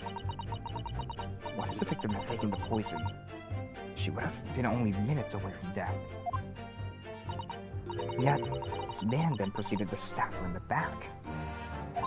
There has to be a good reason for that. If it was the reporter who gave the poison to Miss Brett, then clearly he must have done it prior to Ray entering the hut. Yes, that's undeniable. But between him leaving the hut and the victim being stabbed, there was one very crucial change in the situation. Sorry? What change? The reporter overheard the conversation between Ray and the Englishwoman. Oh, that's it. By the way, are you hearing any Discord dings from me? I am, but only slightly at the moment. I'm gonna go turn that off. All of my servers that I'm in are going crazy for some reason. Oh! Because I couldn't hear anything Yeah. for like a long time, but it was just the past 30 seconds that I was like, Yeah, damn. I don't know why so many people are talking in the servers for some reason. Alright, there we go. Yes, that's it. That's when Many-Level-san first found out the exact nature of the poison. Oh. Could be the key here. Aha! If the victim had unwittingly taken the poison already, the reporter would have had no reason to stab her. On the face of it, that logic sounds entirely reasonable. But there's no question that this man was responsible for Miss Brett's murder. If we could think of a plausible explanation as to why he might have stabbed her even after the poisoning, then I feel sure that everything would drop into place. That's what we should be looking for. Yes, I agree. And in order to do that, I must try to glean more information. Well, I think we do have it, maybe. Well, yeah. Wait. Oops, I just pressed the last statement. That was my bad. That's all right. Yeah, just think for a second. Just think for a second. I'm gonna I'm get gonna back to our save, place. so I'll save it. That's what I was actually trying to do, but I Oh. pressed the wrong button.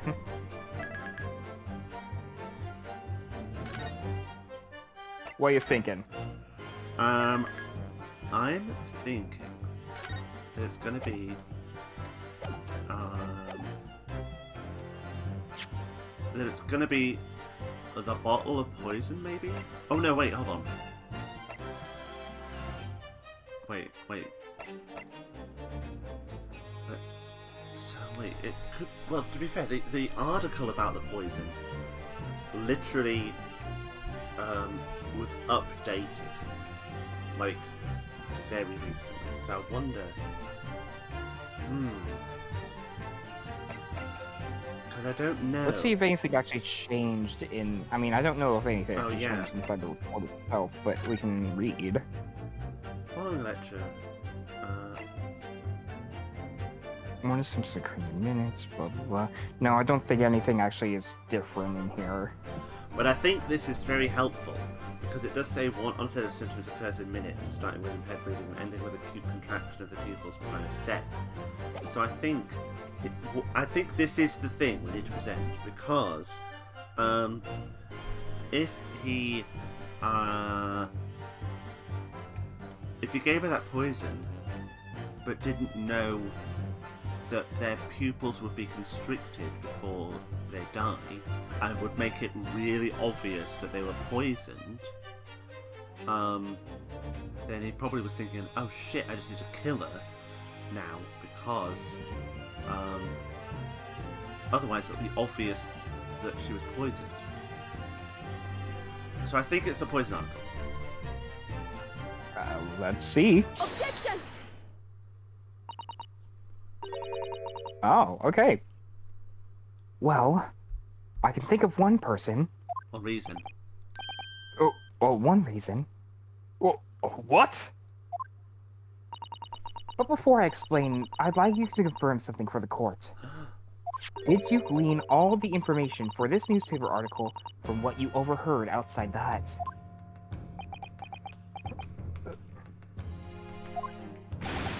Of course he did. There could be no question of that. After all, when we were all in the laboratory together, all we were told is that it was a terrible toxin. And there's one more important fact to consider. According to the witness, Membami-san's verbal attack against the victim began as soon as she entered the hut.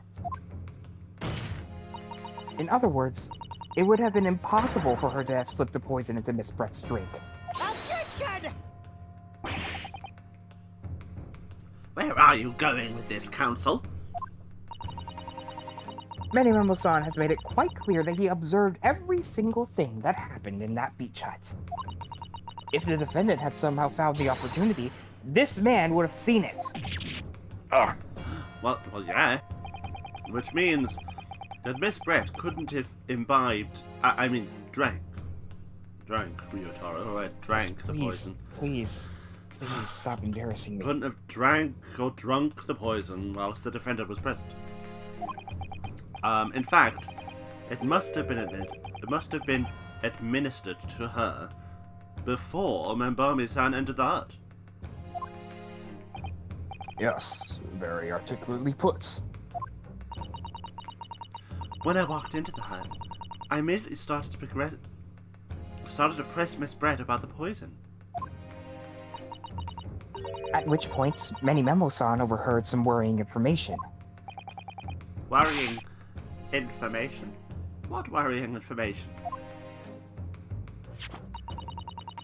The information which he subsequently included in his newspaper article, namely, that the poison was being developed in strict secrecy, and that it couldn't be readily obtained. Absolutely. In fact, that's quite an understatement. The only possible place it could come from is my lab. And furthermore, anyone afflicted with the poison would exhibit telltale signs in death.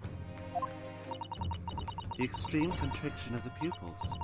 Yes, it's quite stark when you see it. There are other poisons that show similar symptoms, but not among new substances that are undetectable. In other words, it would be clear that the victim's life had been ended by use of this particular poison, which would reduce the number of suspects to only a handful of people. Ugh. Everyone in my laboratory is aware of the unique properties of the toxin we've been developing.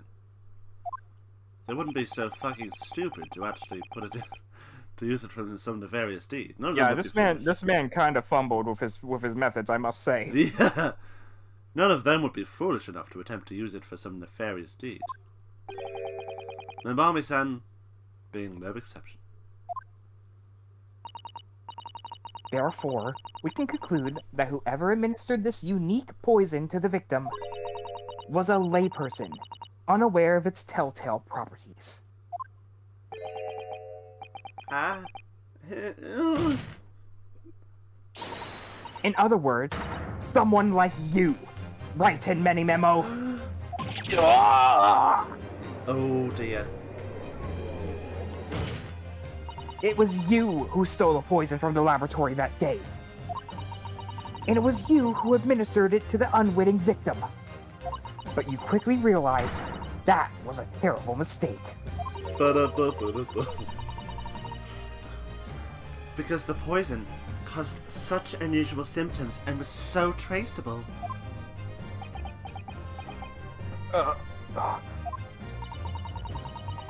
As you listened from the far side of the beach hut's thin walls, you learned these facts. But you'd already given the victim the poison at that point. It was too late. So you hatched a plan to disguise your mistake. A plan that involved stabbing the victim in the back through the read screen. Objection! What?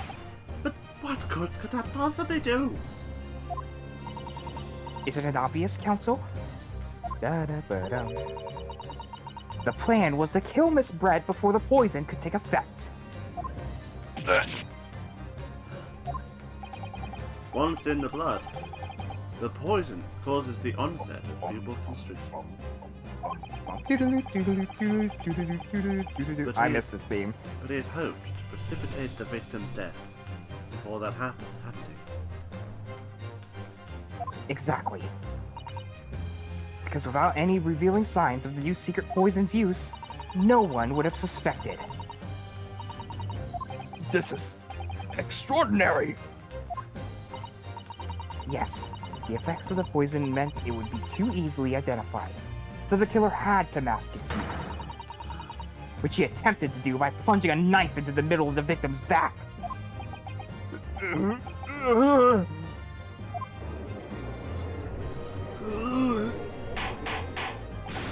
Order! Order!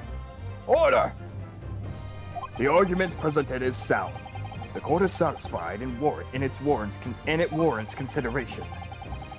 Does the prosecution have a counter-argument it wishes to push forward? Well, there are a number. I mean, yes, I could counter completely. Objection! Then use your fucking words. The prosecution's evasive response clearly shows that in much the same way as he nurtures the remnants of his top knot, he's clinging to the lost hope. Damn. Lost hope.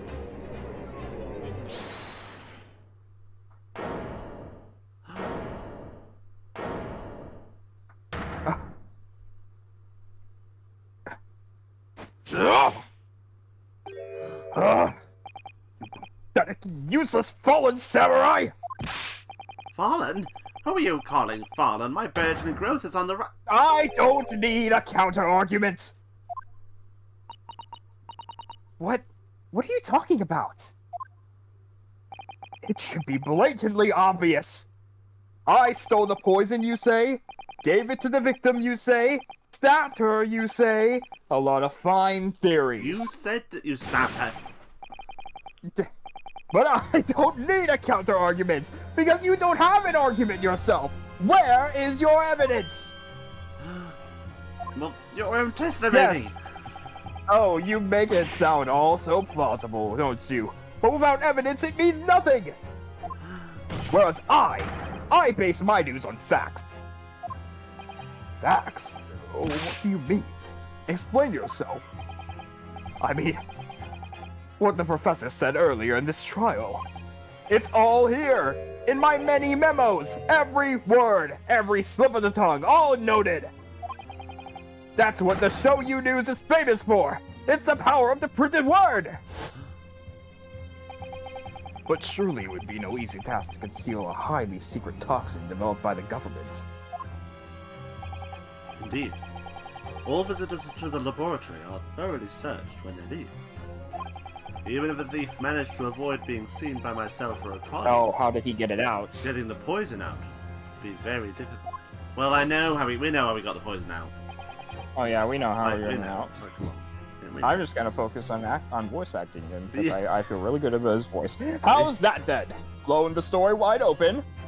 See, I, Brighton Many Memo, a mere reporter from the Show You News, couldn't possibly have stolen that poison from the professor's laboratory. Oh dear. Well, well, he could, but wait, how would he? Did he go with it? You can figure this out. You'll figure it Right. out. I know what it. But you I know what it is, but I'm wondering, like, I wonder if he went with it or not to the laboratory. Oh yeah, he did because he reported on that place. Oh right. Remember then. the article? Yeah, the article with Oh right. uh With Soseki in it. mhm. Oh, but then then I know exactly what the answer is. There can't be any question of it. He must have stolen the poison that day. He stole it and used it to kill. And if that's the case, as you've identified, the poison itself is the definitive evidence we need. Because whoever stole it from the laboratory that day is the true culprit here. What's your point? You annoying handsome country bumpkin. Gross. Thank you, but my point is, there's only one way that you, Many Memo-san, could have stolen the poison that day. Ugh. I have heard enough verbal conjecture now, thank you. What the court has shown is evidence. What must be shown is evidence. What proof do you have that this witness stole the poison on the day in question? The pen. Yeah. Take that! Take that. It's good. It's good to have you back in this game. You're getting it. Ooh, ooh, ooh. Wait, I got the perfect thing. Oh.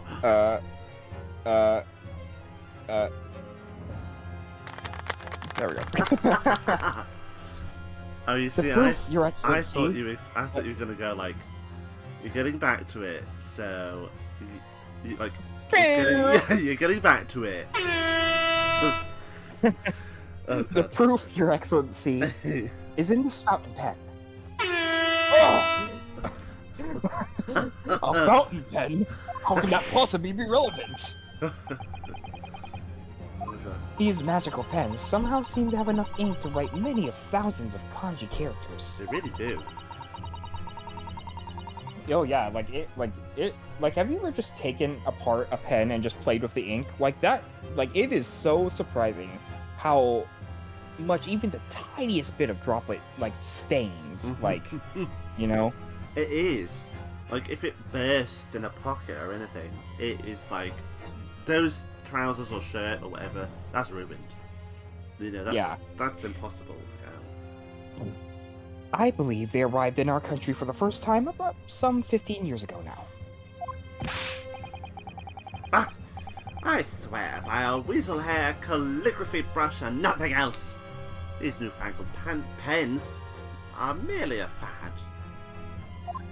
Anyone want to tell him? Well, as a forward-thinking man of words, obviously I love my fountain pen. Suck up a soupçon of sumptuous ink. One's work is awash with words in a place when I... That's right. Also, Fountain pens have a small reservoir in the barrel. What was that? I love the word soupçon. It's just so stupid. Soupçon. It's very cool. You know what? I actually have been wanting to relearn French recently. Ooh. Fun fact about me. I know this. We're in the climax of the trial. Fun fact about me. I actually took French in high school for 1 year, and I know some French, like very very little. Like you know, je ne suis, something like that. I don't know. It's Je ne been sais so pas. long, but Like, je ne sais pas. je ne sais pas, like je ne sais pas, au revoir, au revoir, merci, Mhm. and it's like that's the actual way you're supposed to say it. Like a bunch of Americans will say, "Oh, mercy." No, No, it's not. It's yeah, not it's that. like- It's merci. Yeah, merci. Oui, merci beaucoup. But yeah, I've been thinking of maybe learning French again. Ooh, that'd be cool because I did French up to A level, so I did it pretty much. Let me think. I was doing French for a long time, so I'm not like saying I'm not a master of French. I didn't do a degree in French or anything, but I say French. really, yeah, I say really because I would like to go to Disney Paris someday. Oh yeah, it's lovely. And I would really like to be like, you know, the one guy who's actually respectful to the culture, you know. Yeah, you could read the La Belle au Bois dormant. I have no idea what that is. It's Sleeping Beauty, but in French.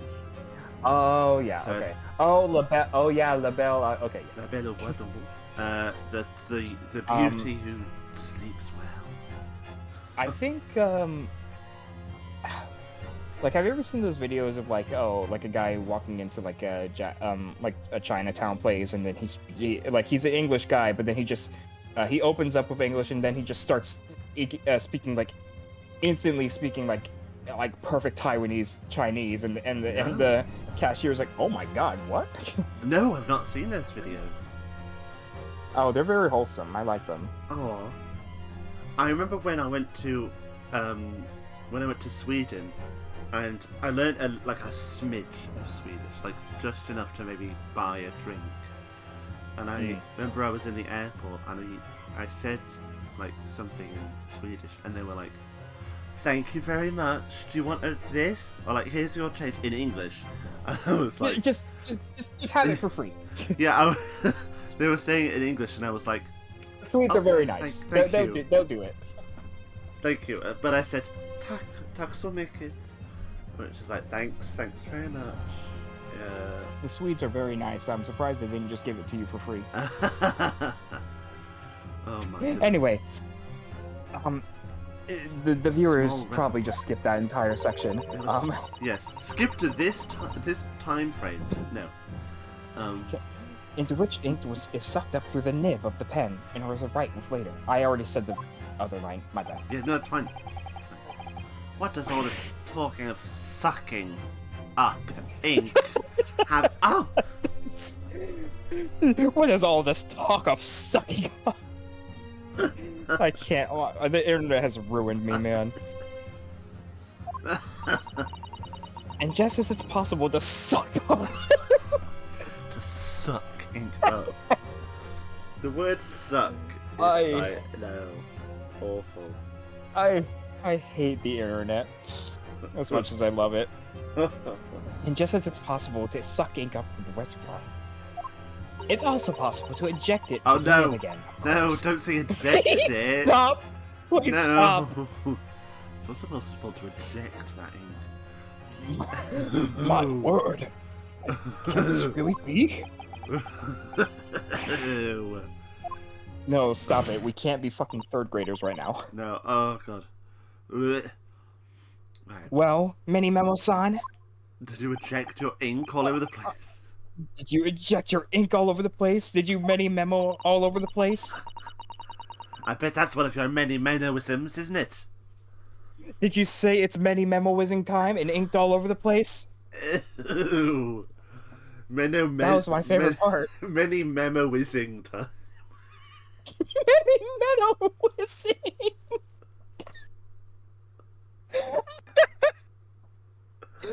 Oh my god. Okay, just imagine being like, I'm gonna many memo-whiz.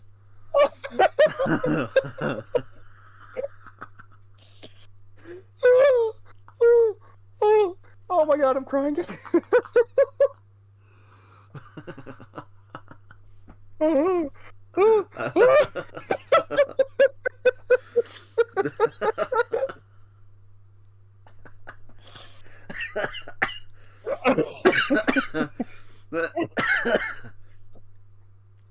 my god. Oh my god. My head hurts. Who knew? An ink pen Oh, could be God. so hilarious. Oh my That's the internet today, baby. god. That's our humor today. Oh my god, I'm crying. Oh my. Okay. When you saw. Oh, when you saw the. Okay, deep breath. Yeah, deep breath. Okay. Okay. When you saw the deadly poison before your eyes in the laboratory that day, you used your fountain pen, your very lifeblood, to steal some of it, didn't you? By siphoning the poison up through the nib and into the Prince Reservoir. I bet he did. He stuck his pen right in there. He stuck his pen right in there. More absurdity. That never happened. True. We've heard that there were procedures in place to prevent thefts from that from the laboratory. But would anyone have thought to look inside a fountain pen of all places? Oh, I'm a little ashamed to say that for fear of offending our guests, such a detailed search would not have been conducted. No rectal searches, guys, alright? No Damn. rectal ones. Well, this is quite startling, I must say. I remind the court that this pen was found in the clutches of the victim when she died. In other words, it was dropped at the scene of Many Memo-san.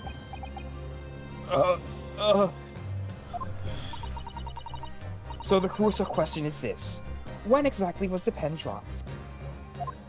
Are you Dropped at the suggesting scene of the many memoizing?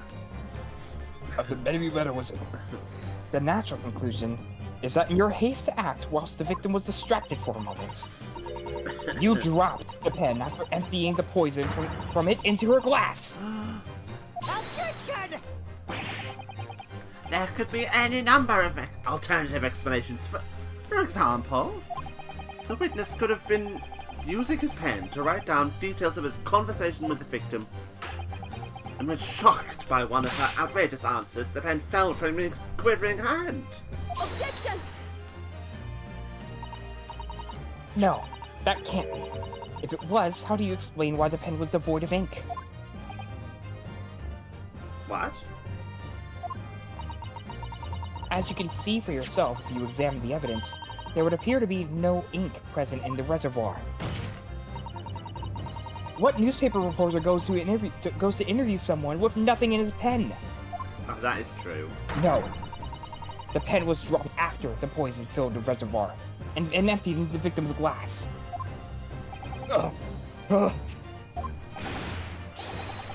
Witness, what do you say in your defense?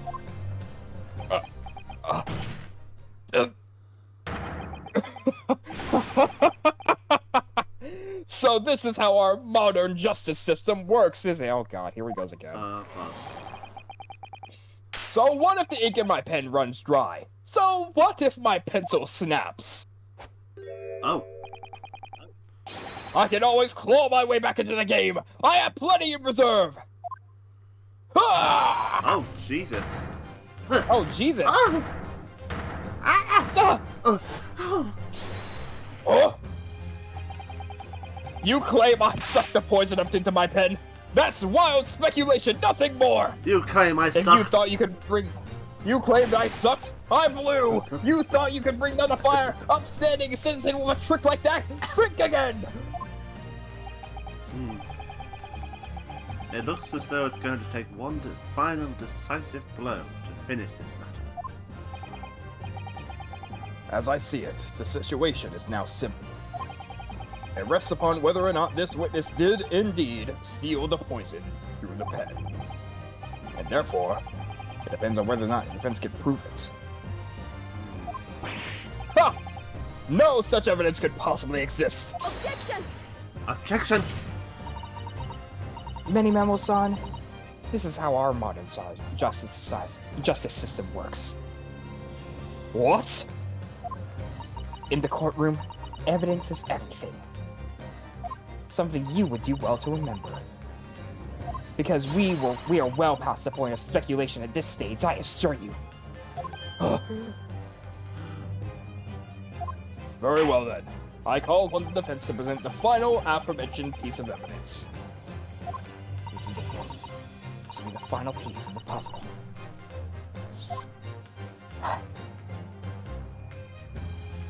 The defense can prove, by means of this item, that was used in the witness's pen was steal the poison. I said that wrong, but whatever. Okay.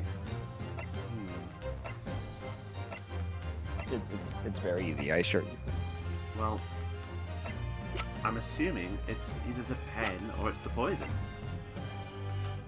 Because, like, we look at That's not the poison. that's not the poison. Oh, that's the chemical. Oh, oh, we use the chemical reagent. Oh, I thought that was the poison. Oh, bloody hell. Read, James. Oh, so- Read.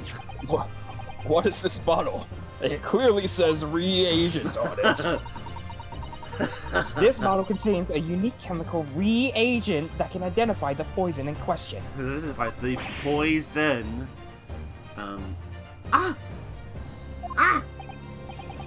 Yes, that poison is an entirely new synthesis of alkaloids developed by my colleagues, and well, it would be impossible to detect traces of it by any other method. Or from any other perspective. Or from another perspective, my bad, sorry. Simply with this chemical reagent, anybody at all could check for traces of the poison. A reagent? What? 1 drop of the contents of this bottle of the tip on your fountain pen, Minimemo-san, is all it will take to solve this case beyond all reasonable doubt.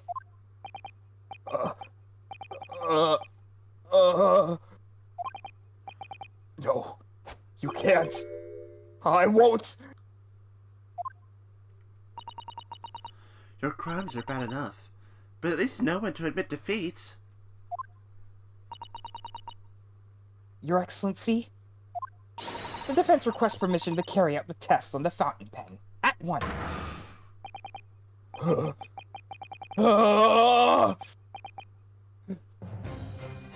Oh, God. This isn't my fault! The Empire drove me to this! Driving to hit myself and then insisting bowing down to every prayer was win! I took up swords and right pin! I took the part of the power of news and the darkness and righteousness and many battles on and many more! Susato, with me. I'm there! Hiya!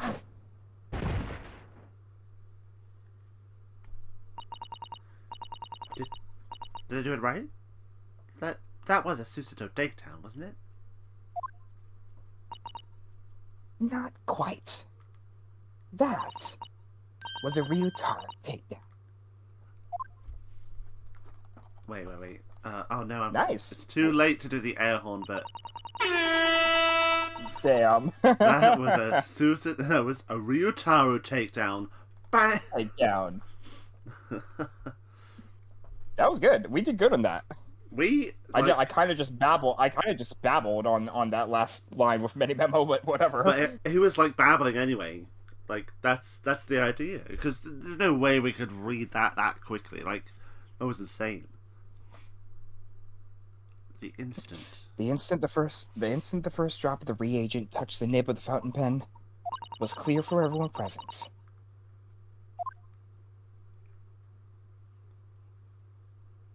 Oh, my man is fucking depressed. When I saw it there in the lab, the poison, the devil got hold of me, and I decided to do it on a whim. I excused myself and emptied all the ink down the sink in the bathroom, washing the reservoir out carefully. And then you waited for an opportunity to suck up some of the poison, didn't you? Into your fountain pen. Yeah, that's right. Answer me one thing, Many Memo-san. Why did you steal it? For what purpose? It's obvious. To find out what it was made of and expose it in an article. I mean, it was a secret project after all. Too juicy for a journal like me to pass up. And why did the English woman end up dead? Well, that was my question as well. I went into that hut readily intending to quiz her on her situation. That's all. As a reporter. A known killer enjoying a full freedom. Evading justice from leaving the country. I told her what I thought about it. And she just laughed in my face. Oh, what's this? A Far Eastern caveman purporting to practice journalism. Wow. Wow. Jeez. Oh, really? She really was a bitch. Yeah, But she was just horrible. Really, you must learn the difference between reporting and listening at doorways, you ignorant plebeian, Wow. whatever. I don't even care, you're fucking What? stupid. What did you just call me? This country, with its pretensions to a justice system, to a free press, it's really very depressing. You see our superior ways in the West, yet you lack the mental capacity to emulate them. Get out of here, you oaf. Get out. And crawl back into the cave you came from. No. That's what I remembered. About the deadly poison I happened to have in my pen at the time. What a terrible tale. In my head, I knew I should just get out of there as quickly as possible. But I couldn't. Couldn't let her get away with what she'd done. She clearly had no remorse at all. I suppose it was my journal spirit getting all fired up.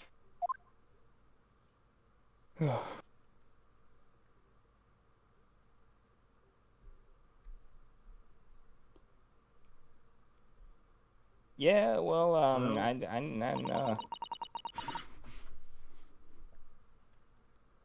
I'd like to ask you something. Yes? You often talk about justice. But surely as a journalist, you could have used other methods to deliver justice you sought.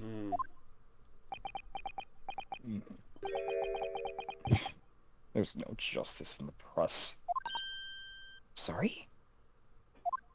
After that trial 9 months ago, I kept digging, to find out what had happened in that courtroom. And finally, I discovered the truth. It was a cover-up. That's what it was. A cover-up? What do you mean? I would remind you of your situation, witness. Be careful of what you say. Oh, come on! Doesn't it strike you as strange? We're suddenly not allowed to convict a foreign national? Consular jurisdiction would never have come to it. And yet, that puffed up Englishwoman was set to sail away from Sunset a free woman! The only possible explanation is that, behind the scenes, some deal had gone down between Britain and Japan. What sort of deal?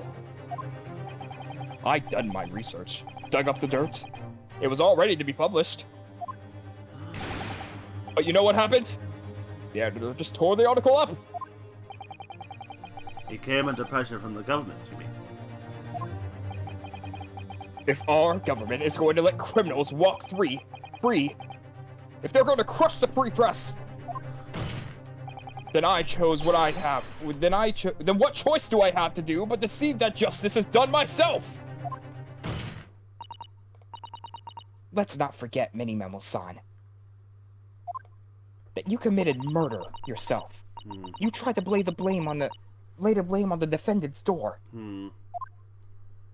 I'm sorry, but you're no better than Jail Brett. The truth is, you have no right to talk about justice at all. I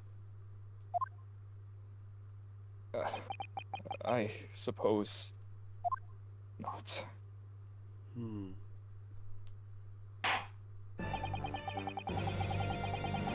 Well, it would appear that we have reached a conclusion in this trial at last. This was so much fucking better than the first game's case. God.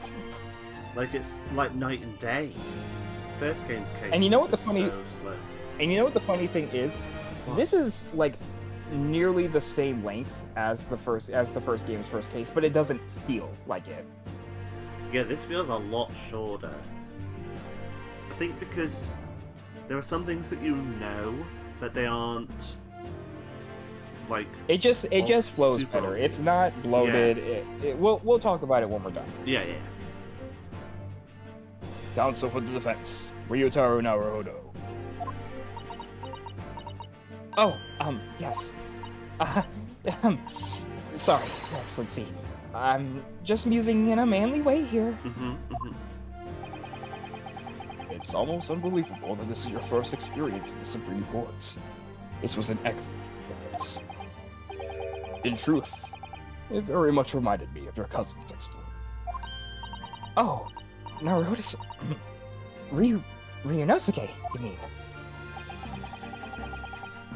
The way he handled the trial 9 months ago, and the way you handled this one, it gives me hope that we are genuinely entering a new era of justice in this land. That's very flattering, Your Excellency.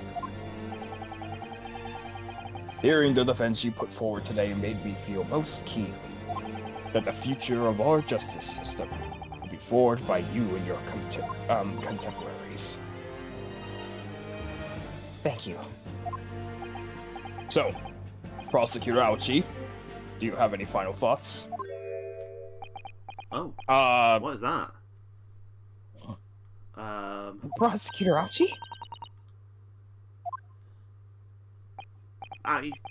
Takatsuchi of the Aochi clan have been bested by a callow youth not once now, but twice.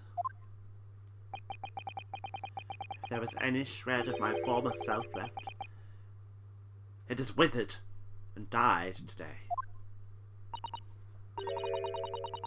Gosh, your journey to cultural enlightenment sure took a while, didn't it? Silence! Rather than living on in shame. Oh, he's gonna cut his hair off, isn't he? I will end it all now with this blade. For that is the true path to Aochiism. Aochi-ism? One hopes that's the only way in which he'll be modelling himself after the witness.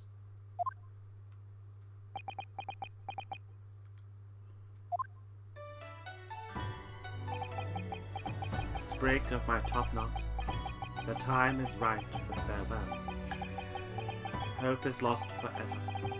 Takatsuchi.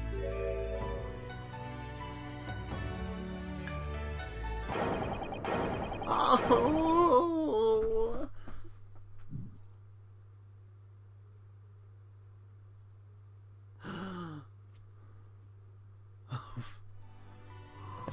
All we are is dust in the wind. All we are is dust in the wind. Wow. That was truly That was emotional. beautiful.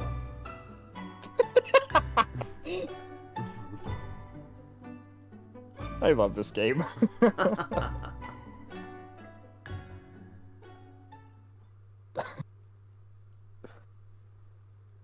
Can we get on with my verdict now? Oh, yes. Now, in regards to the defendant, Rei Membami-san. Yes, Your Excellency? I have reached my final verdict. I hereby find you not guilty. Woo! Woo! Yeah, baby! Wahoo! Wahoo! That's what I've been waiting for. That's what it's all about.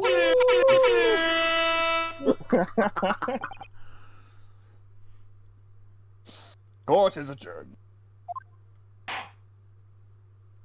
Gorgeous. Stunning. Amazing. Fantastic. Amazing, baby. Amazing. 30th of August, 2:38 p.m. Supreme Court of Judicature. defendant's antechamber 3. It's over. Heart is still pounding in my chest, though. All I can do is just to stay standing. Warriors have such great responsibility. Such a great burden to bear. Don't they, Naruhodo-san? Susato! Susato!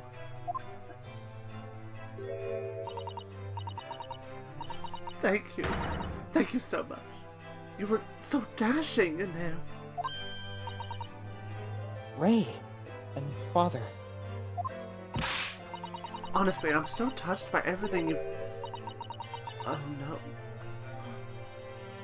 I think I'm gonna cry. It wasn't easy, but together we made it. I was on the verge of tears in the end, too. The only reason I'm still here is because of you. Oh, no, I can't take all the credit. It took courage to tell the truth in there. You did wonderfully, Ray. So, I would have to say that the congratulations belongs to you. Oh? Susato! Don't be so standoffish. Sorry? We're friends. Equals. And the trial's over. Lovers. Lovers. Lovers. And the trial's over. So no more of this formal super humility nonsense.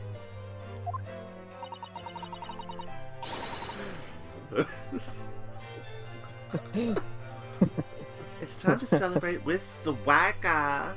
To throw caution to the wind. Caution to the... What? I'm the great defense lawyer, Ryotaro Naruhodo, and I'm taking you out to a milk bar tomorrow. Or something. I gotta say, I really love having you play Bren. Thank you. Ray. Thank you. I'm very happy with how I played Ray actually. 'Cause I'm guessing she'll only be in this case. Who knows? Don't know. Who knows? I'm not gonna say anything, and I can't really say anything because I haven't beaten the game, but still. Right, I see. I'll think about it, Ray. At any rate, we really knocked the wind out of that horrid man. And it felt so good. Reunited and it feels so good. Yes, it was very satisfying. It really was. Isn't there anybody else we could throw together? No, I hope you're not looking at me, Ray. Oh my goodness! No, of course not. Of course not. Ah, there it is at last. Ray's lovely smile. You fought for your friends to the very last. As your father, I'm extremely proud of you. Defense Attorney Ryotaro Naruhodo. Thank you, but I couldn't have done it without your help. Anyway, it's time to bid farewell to Ryotaro, I think. I shall miss him in a way, but it's back to Susato Mikotoba for now. So, I'll never see him again then. What a terrible shame. What? Oh, Oh. I thought I thought that was Susan to say that. I thought it was the guards. Oh, I thought it was Susato being like, what? What is happening? Oh, Soseki-san and Inspector Hosanaga. I hope you've been keeping well. Is that really you? Yes, I had to change my appearance for obvious reasons, I hope. But it's me, Susato Mikotoba.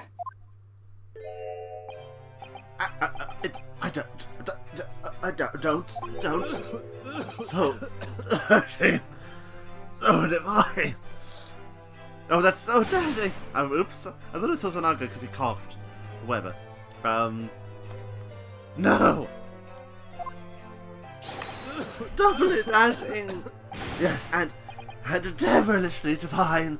Just look at you. I had no idea, Miss Susato-san Esquires, that you were locum student Naruhodo-san Esquire's cousin. Astonishingly astounding ace attorney. Oh, he said it! He said it! He said it. He said it! He said it. He said the thing. Wait, he said it!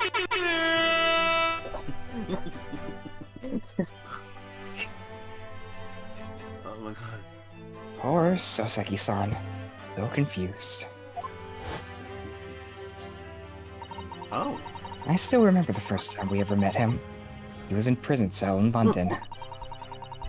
What an extraordinary conundrum, and pretty stupid case that he found himself in, but still. Yeah. Oh. After Naruhodo-san's skillful defense in the Old Bailey, Soseki-san was free to return to Japan. And now he seems to have earned himself a great fame as an author.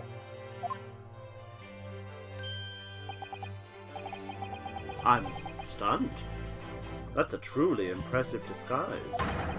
Even I had no idea. But I'm a chief inspector at the police bureau. Who came up with Mr. Turtle, no less.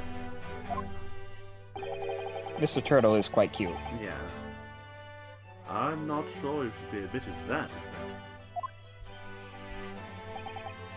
Amazing. You're a woman of many faces, I see. God, you're amazing. Just two, really, and this is a once-in-a-lifetime event. I hope. I've had enough of fully grown men doting. Oh, I'm not a patch on you, though, Inspector. Well, I am a professional, of course.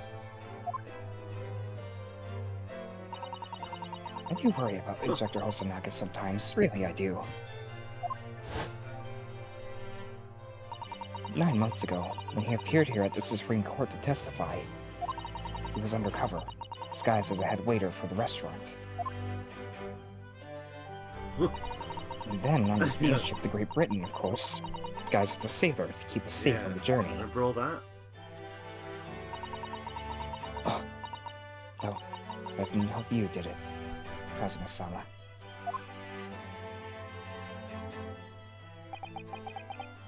From my perspective, I have to admit that I have mixed feelings about all this.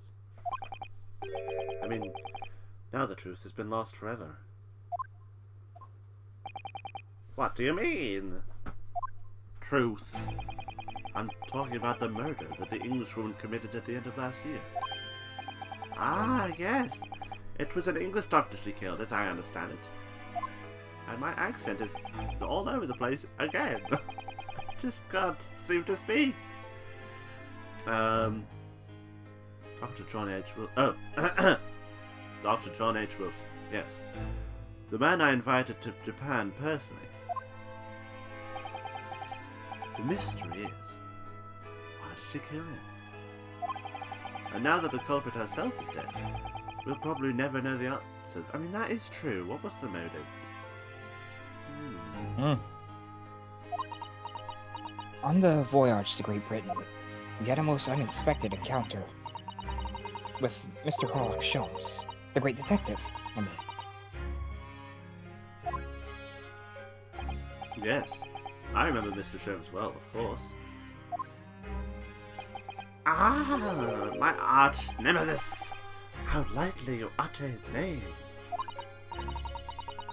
Well, according to the stories published about him in the Adventures of Sherlock Sholmes, the detective once had a partner who helped him solve crimes, a best friend. And that man was an exceptional doctor of medicine by the name of John H. Wilson. What? Dr. Wilson? I just can't believe that this is a coincidence.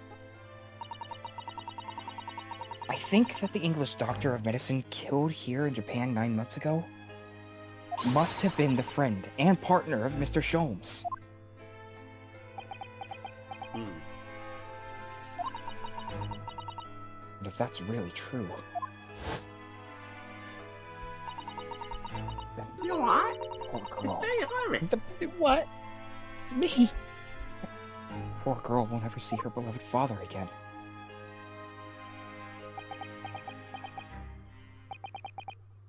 As you know, I travelled to Great Britain once myself to study. It was around the time you were born. Yes, grandmother told me about it. On returning to On Japan. returning to Japan, On returning to Japan, I took up my professorship at the Imperial Yumei University. But I also serve another role, as an advisor to the government on diplomatic affairs. Oh, yes, I was aware of that as well. in that case... Oh, I thought it meant in that case, like the case number 1, but it didn't. Oh, yeah. In that case, I'm sure you understand that there are some confidential matters I cannot divulge to you.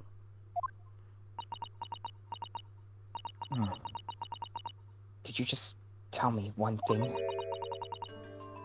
Why did you summon me back to Japan? Huh? It's been 2 months now since I returned. When I left England, it was because of an urgent telegram that had arrived from Japan. It said that you collapsed with a high fever, and you were growing weaker by the day. What? What? Where did that news come from? That's what I'd like to know. Because after a long sea voyage, I found you in fine health, Father. Was there something in Great Britain that you perceived might inconvenience me in some way? Or harm me? That's really the only explanation I can think.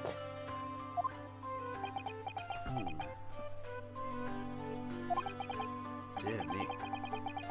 Do you reserve your most cutting glares for your father, Susato? I'm sorry, my dear. I simply can't... Oh! Ah! Let me go!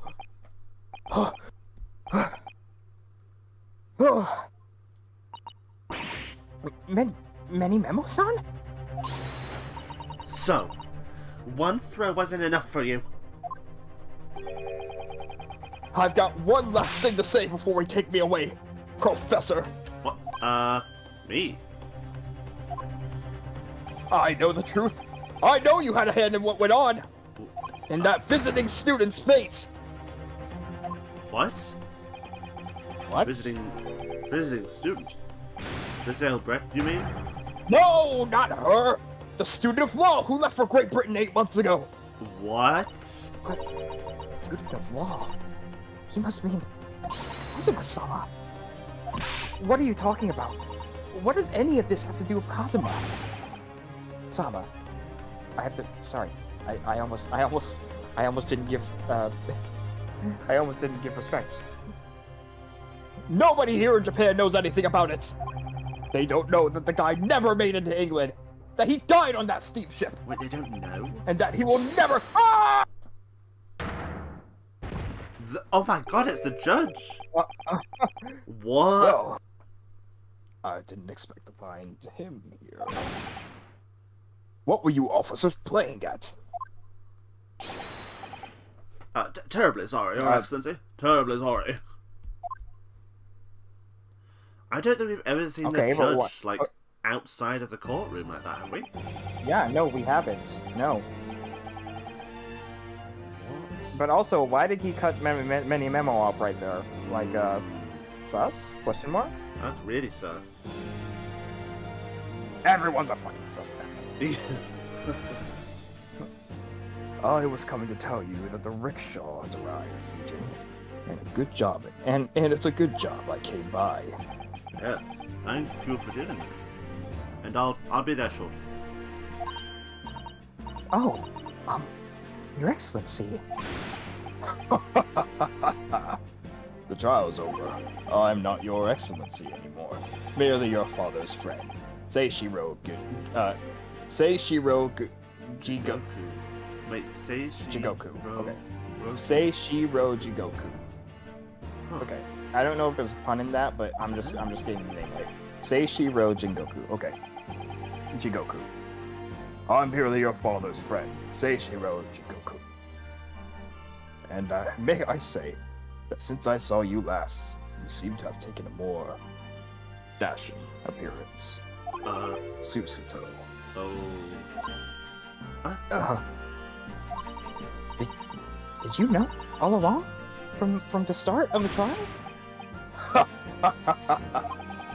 A judge sees everything, Susato. I couldn't let you take the risk. If Seishiro here hadn't known, then he'd recognized you. So I had a word in his ear beforehand, as your friend. So, Seishiro, shall we? Yes. Having ruled the case, we now have various diplomatic issues to address. Before you go, father. Sorry, my dear, we shall have to return to our earlier conversation at a later date. But well done, again, both of you. You did admirably. Oh, thank you very much. What did you think of my Seishiro sling, Gay? It's been a while since I've sent a man flying like that. Okay, but come back here. We're not done talking. Hello. Hello. Oh. Whatever could father be hiding from me? About Giselle Bratz, Dr. Wilson? And now it seems, according to the reporter, Cosmo-sama. That's even more sus. Yeah, that's incredibly sus. Like, why? I'm going to have to bring this up with father sometime. When nobody else is around. Judicial Assistant Mikotoba-san Esquires, could I have a word? Oh, yes, of course, Sasaki-san. What is it? Oh, I think perhaps it could be fate that we're meeting again like this now. You see, there's something I need to tell you. What? Oh? Oh, okay. I believe in a thing called love. No. That it may be related to the reason why your father summoned you back from England. I have to hear. Please, Soseki-san, tell me at once. I will! I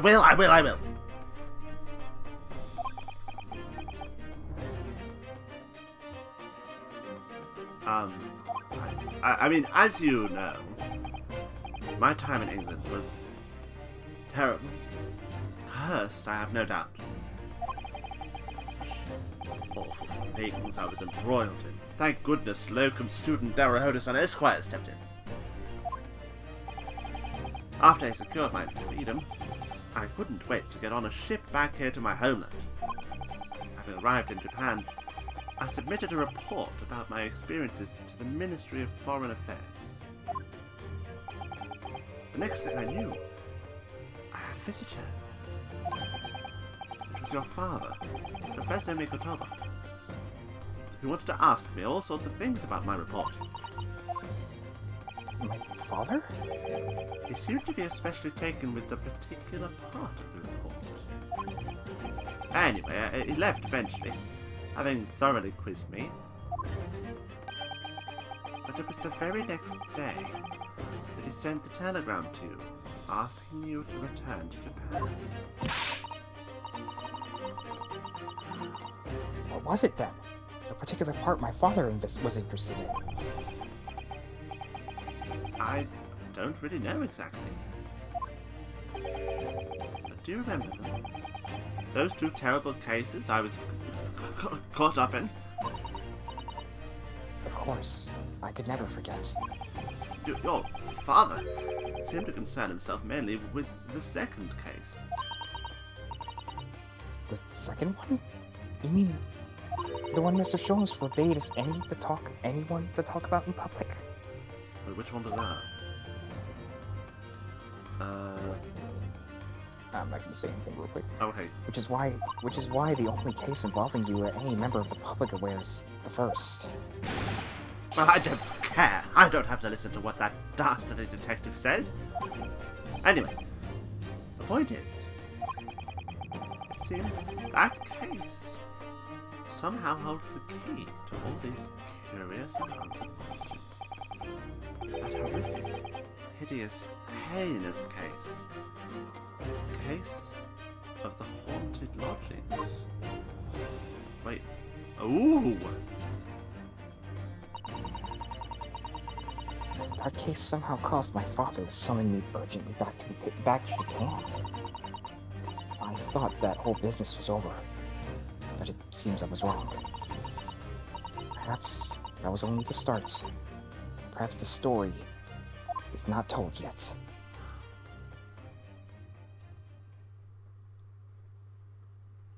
Oh, there's a bit more. Oh, Oh, cutscene. So, the mystery of that English woman's death is solved, thank goodness. And having stood in the Supreme Court now, I think I can comprehend a little better. How you must be feeling as you fight for people's freedom in a foreign land, Naruhodo-san.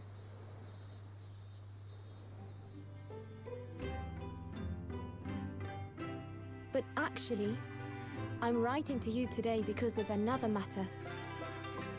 I met Soseki-san and we talked about that second case he was involved in. Father has said nothing to me, but I feel certain of it. That case holds the key to some great unsolved mystery. My notes on the case should still be in the office, tucked away at the back of the shelves on the left. Perhaps you might like to look over them again. Today, for the first time this year, it feels as though summer has arrived. The sky is a brilliant blue. It makes me long to see you again. Yours, Susato.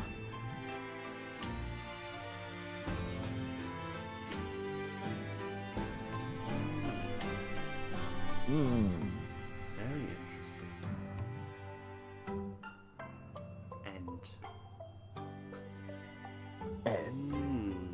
Oh, that was so much fucking better than the other one. Jesus Christ.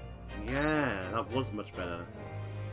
And it wasn't just the fact that it was the one that it had like characters from the previous game.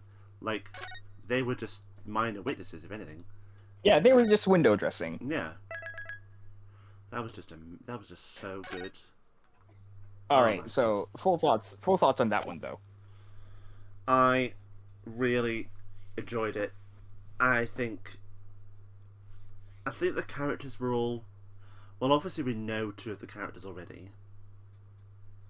I thought that Many Memo-san was a really good villain as well.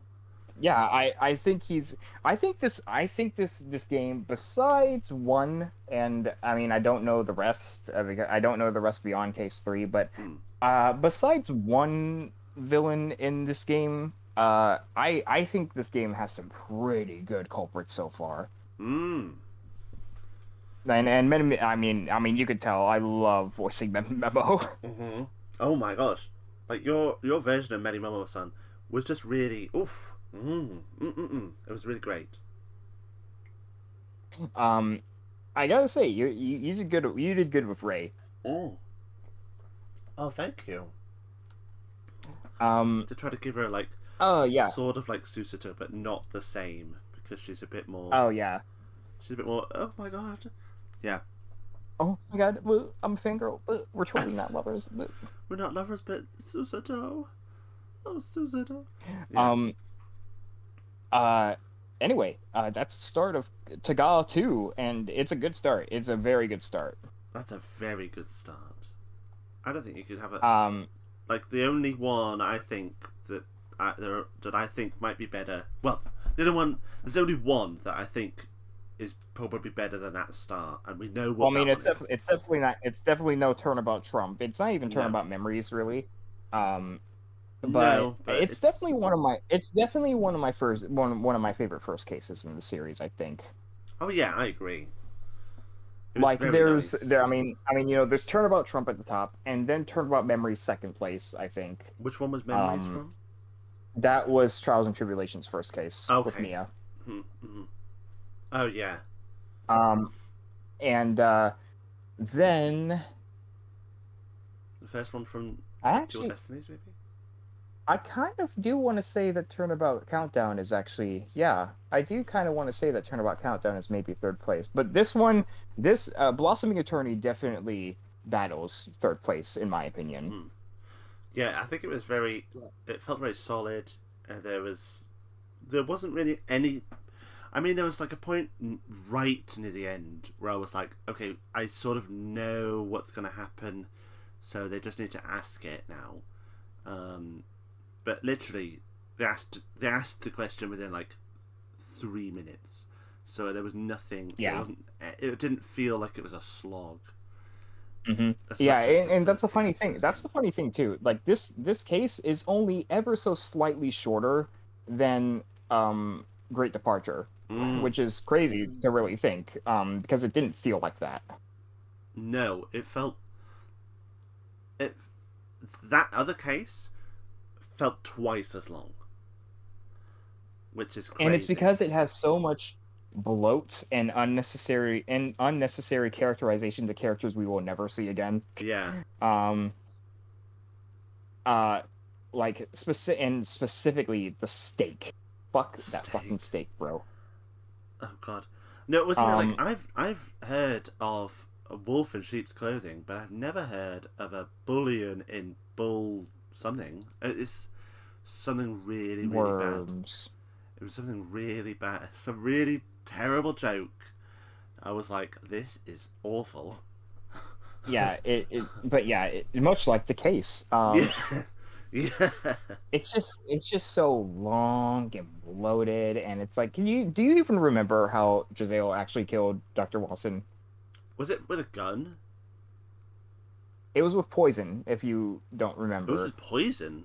No, I forgot. Yeah, she poisoned his drink, and it slipped in through a dental incision Oh. that he had earlier that day, and she shot him to make it look like it had like that was actually what killed him, and also to Oh. incriminate Naruhodo. But actually, they couldn't prove that because the steak didn't have blood on it, because that proves that he was Right. shot. So they put out the wrong steak, and then we have to go through all this unnecessary, tiring nonsense of a poor, like, oh, what was you? You switched the steak because it had a bullion on it because your family's poor or whatever. Because your family's poor or whatever. But like that was that was the whole reason for the steak business. It was switched because the military guy was looking for a coin. That was it. That Oh. was that. Like it's just so stupid. It's so stupid. It I was hate so that stupid. case. I hate that case so much. But also, I just noticed just then when you were talking about what happened in the first case of the first game, is that this first case is very much a parallel to it, because it's again about someone using poison, and then them using another method to cover up the fact that they've poisoned someone. That is very true. Like I didn't want to say it, but that is incredibly true. Like I really like that. And obviously, it's got the same woman in it as there was in the first case, so they're like parallels on multiple levels. It's very cool. I really like that. I'm glad that you caught on that and pointed it out. Yeah, it's very good. Very good first case. I really like it. That's really cool. That's It's just got a lot of good to it. I do think I don't know why I remember there being a point of like, oh, how could Ray have stabbed her in the back when she came in from the front and the body is clearly pointing towards the entrance, not the back of it. I could have sworn that was a point that was touched on when I first played this game, but apparently not. Yeah, they did. I was like, they just sort of like glossed over that, actually. Like, I thought there would have been a much bigger thing, but they were just like, oh no, they actually pointed at that area. And it was like, oh, okay, I guess she must have been able to point somewhere. I don't know. You know. But it's a very minor thing. Oh, absolutely. So, episode 2. Members of the Clouded Kokoro. We're obviously not going to do this at first, but if you will recall to the first game of the fourth case, there's Case of the Clouded Kokoro, which is, Case of the Clouded Heart. Yes. This one is Memoirs of the Clouded Kokoro. Oh. So it's going to be related to that case, but maybe not exactly the same. Well, it's not going to be the same, but it's going to be. Yes, and I'm also going to tell you. Well, maybe I'm kind of technically spoiling it. Sorry. But no, it is related to the fourth case of the first game, and is this? I guess that was. I guess that the case that they were obvious. like that Soseki-san was sort of mentioning. Mm-hmm. Oh. Okay. And I gotta tell you, technically, I guess you can call this a continuation of the fourth case in the first game, and I'm just gonna say it's so much better than we're just going to compare it to the fourth case of the first game since it's directly related, and that much is obvious from the title and photo it's using. It's so much better. It's also another one of my favorite second cases in the series, actually. So, just to clarify, what happened in the fourth case of the first game? Like, what sort of... I don't blame you for not remembering. Okay, so in the fourth case of the first game, that was the first case that Naruhodo and Susato were on after they arrived in Japan. Well, no, the runaway railway was the runaway bus cart was the first case that they did. The one with McGilded. I remember that one a lot. This was the first one. Yeah, this was the first one unrelated to anything. Okay. It was a case where a nice young woman was, going down the streets, and she just so happened to be assaulted with a knife and stabbed in the back. She wasn't killed. This case was purely one of assault, which is, I have to commend it. It was different in that regard. There was no murder. Oh, was this the one with, like, the fire in the house? Mm-hmm. Oh, and was this the one with like the man and the woman, and yes, the woman pretended to be his maid, but actually it was his wife. Yes, I am starting to remember it more now. Yeah, and the best part of the whole first game, Pat and Rolly. I did think Pat and Rolly were in that case, but I couldn't remember. Oh god, Pat and Rolly. Rolly. But yeah, Pat moved the body to the other side of the street because he was doing something. I can't remember exactly what, but yeah. But apparently, Joan, the wife of Mr. Garajev, who are the man and woman you mentioned, she threw a knife at him. It hit the window that was open because of a fire in the house, and then it fell onto the woman's back. I do remember that. Just about. It was convoluted. Just the idea. It was very convoluted. It was incredibly convoluted. It was the most convoluted part of that of that whole game, in my opinion. I think so. But yeah, that's your little refresher for what happened in the case of the Clouded Kokoro, and this is a very important follow-up to it. Like, the other case might as well not have happened, really, but also it kind of needed to happen for this to happen, so I guess it was necessary. Oh, okay. And I'm gonna tell you right now, I am going to enjoy the hell of voicing a certain character in this one, and I'm very excited to see who the characters are. Oh, that's always so exciting, seeing the characters. Yeah, there's some great characters in these next two cases. Ooh. I have an envision of who I want us to voice. we'll have to see. We will have to see. Yeah, we'll have to see how we feel when we get. But I'm going to tell you right now, there is a certain character in the second case that I am 100% voicing, and I will not have a hung jury over it. There will be no discussion. It will be me. It will be no one else. It will be. Yeah. I think the second case is good. I'm rambling now. We should wrap it up in a minute, but I think the second case ranks maybe. I think also top 5 in the series for me when it comes to like ranking the second cases. Oh, I thought you meant just in. That's still pretty high. That's still high. Well, Like I think it goes like, and do note I still haven't played Spirit of Justice. But I hear that game's second case is like uber good. But I think when it comes to second cases so far, Reunion and Turnabout from Justice for All is up there. Then maybe Turnabout Corner, though I could interchange those two maybe. Then would I say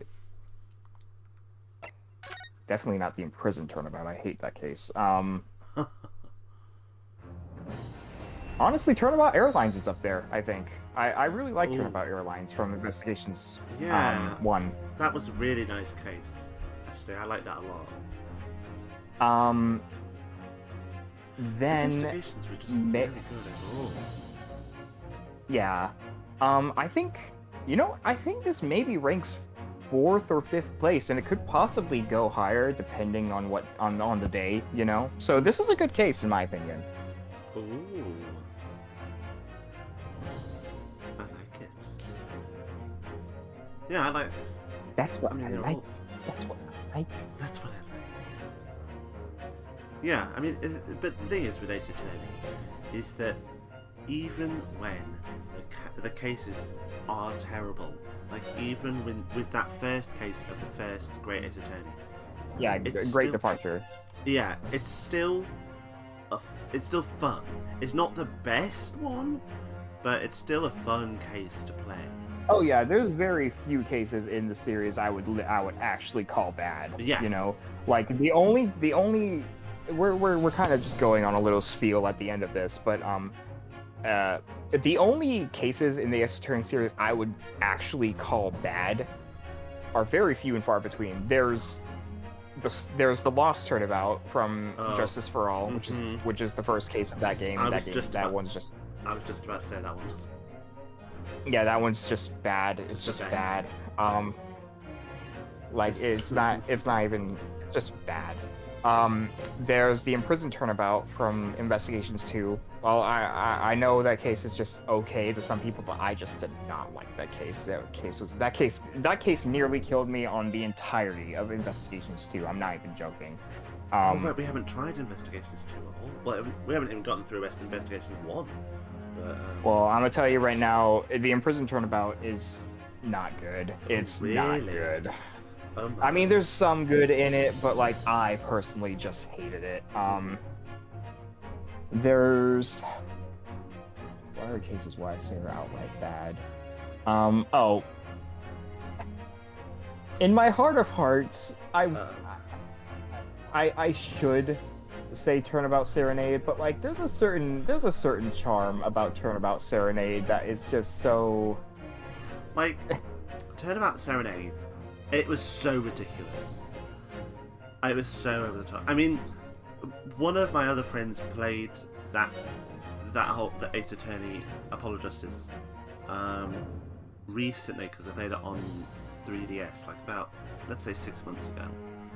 And they said they enjoyed it. I don't think they were a huge fan of Ace Attorney overall, but they enjoyed it.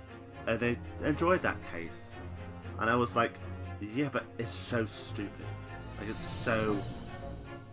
that case is so funny, because they're just like, but what if... he was see? blind. What if he could what if- see? What if he could see? And I'm like, but why? Why would that... Why? How the hell would you even come up with that? But because it's still a massive gun. It's still so It's like- huge. It's like, I just love how they clarify that, oh, if you shoot this, your arm is most likely going to dislocate just because it is that powerful. But, you know, the child can do it. He's a killer. The child has just superhuman strength, really, compared. Like, a regular person, arm clean off. But this child, they can do anything. They can But it's like, do it all. it's such a stupid case. But I can't help but love it in a way, you know? Like, it's entertaining bad, you know? Yeah. It's very entertaining. That is very true. So I don't think I can really say that it's a bad case, because if a case makes me smile or laugh at it in some kind of way, then it's good in some way. You know, that can't be said for like the Lost Turnabout. It's not so bad it's good. It's just bad. Yeah, the Lost Turnabout is. I think that might be the worst case. I do think the Lost Turnabout might actually be one of the worst cases in the series, if not the worst. And that's really saying something, considering how much we rag on Great Departure and how much I rag on the Imprisoned Turnabout. I mean, it's close, though, isn't it? The Great Departure, we can sort of see where they were going. So we can see. And there is what they were some doing. good in it, but it's like they fumbled. Yeah, they fumbled. Whereas the Lost Turnabout, that's just dumb as hell. Like, why would they just lose their memory? Why? They were like, oh, I don't remember how to be a defense lawyer at all. So Like they really had to shoehorn a tutorial for that game, huh? Yeah. Maybe they thought When literally in every other game, and I guess I can't really blame them, but literally every other game in the series has a plausible explanation to give you a tutorial again. Yeah. Like, yeah. Yeah, either like it being their first case, or, well, to be fair, a lot of the games have it as someone's first case. So, that makes sense. But losing your memory, not convinced. Like, come on. yeah, I'm not convinced. It's stupid. Because if you think of the first Ace Attorney, it's Phoenix's first case. Yeah, in Trials and Tribulation, it's Mia's first case, and Apollo Justice, it's Apollo's first case, and Dual Destinies, I think. Is it Athena? I mean, Phoenix does take over in the first case, but it is Athena's first case as well. No, it's her second case. But she's having like a little bit of a panic attack in that one, yeah. so she has to reacquaint herself. And then I don't know what Spirit. And is, but... I don't know what Spirit of Justice is either. I don't even know if it has a tutorial, even really, because I know you play as Phoenix in the first case, so like. Yeah, I don't remember. I've played it, but I don't remember the cases. Well then maybe we can play it when we play the Apollo trilogy. How about that? Ooh, the Apollo trilogy. Yes, please. I'd love to play. And anyway, I think that's all for now. Yeah, I think. Right, I'm gonna stop recording. I have actually just left it as recording. So I'll stop That's that. fine. I like little closing thoughts like this. Yeah.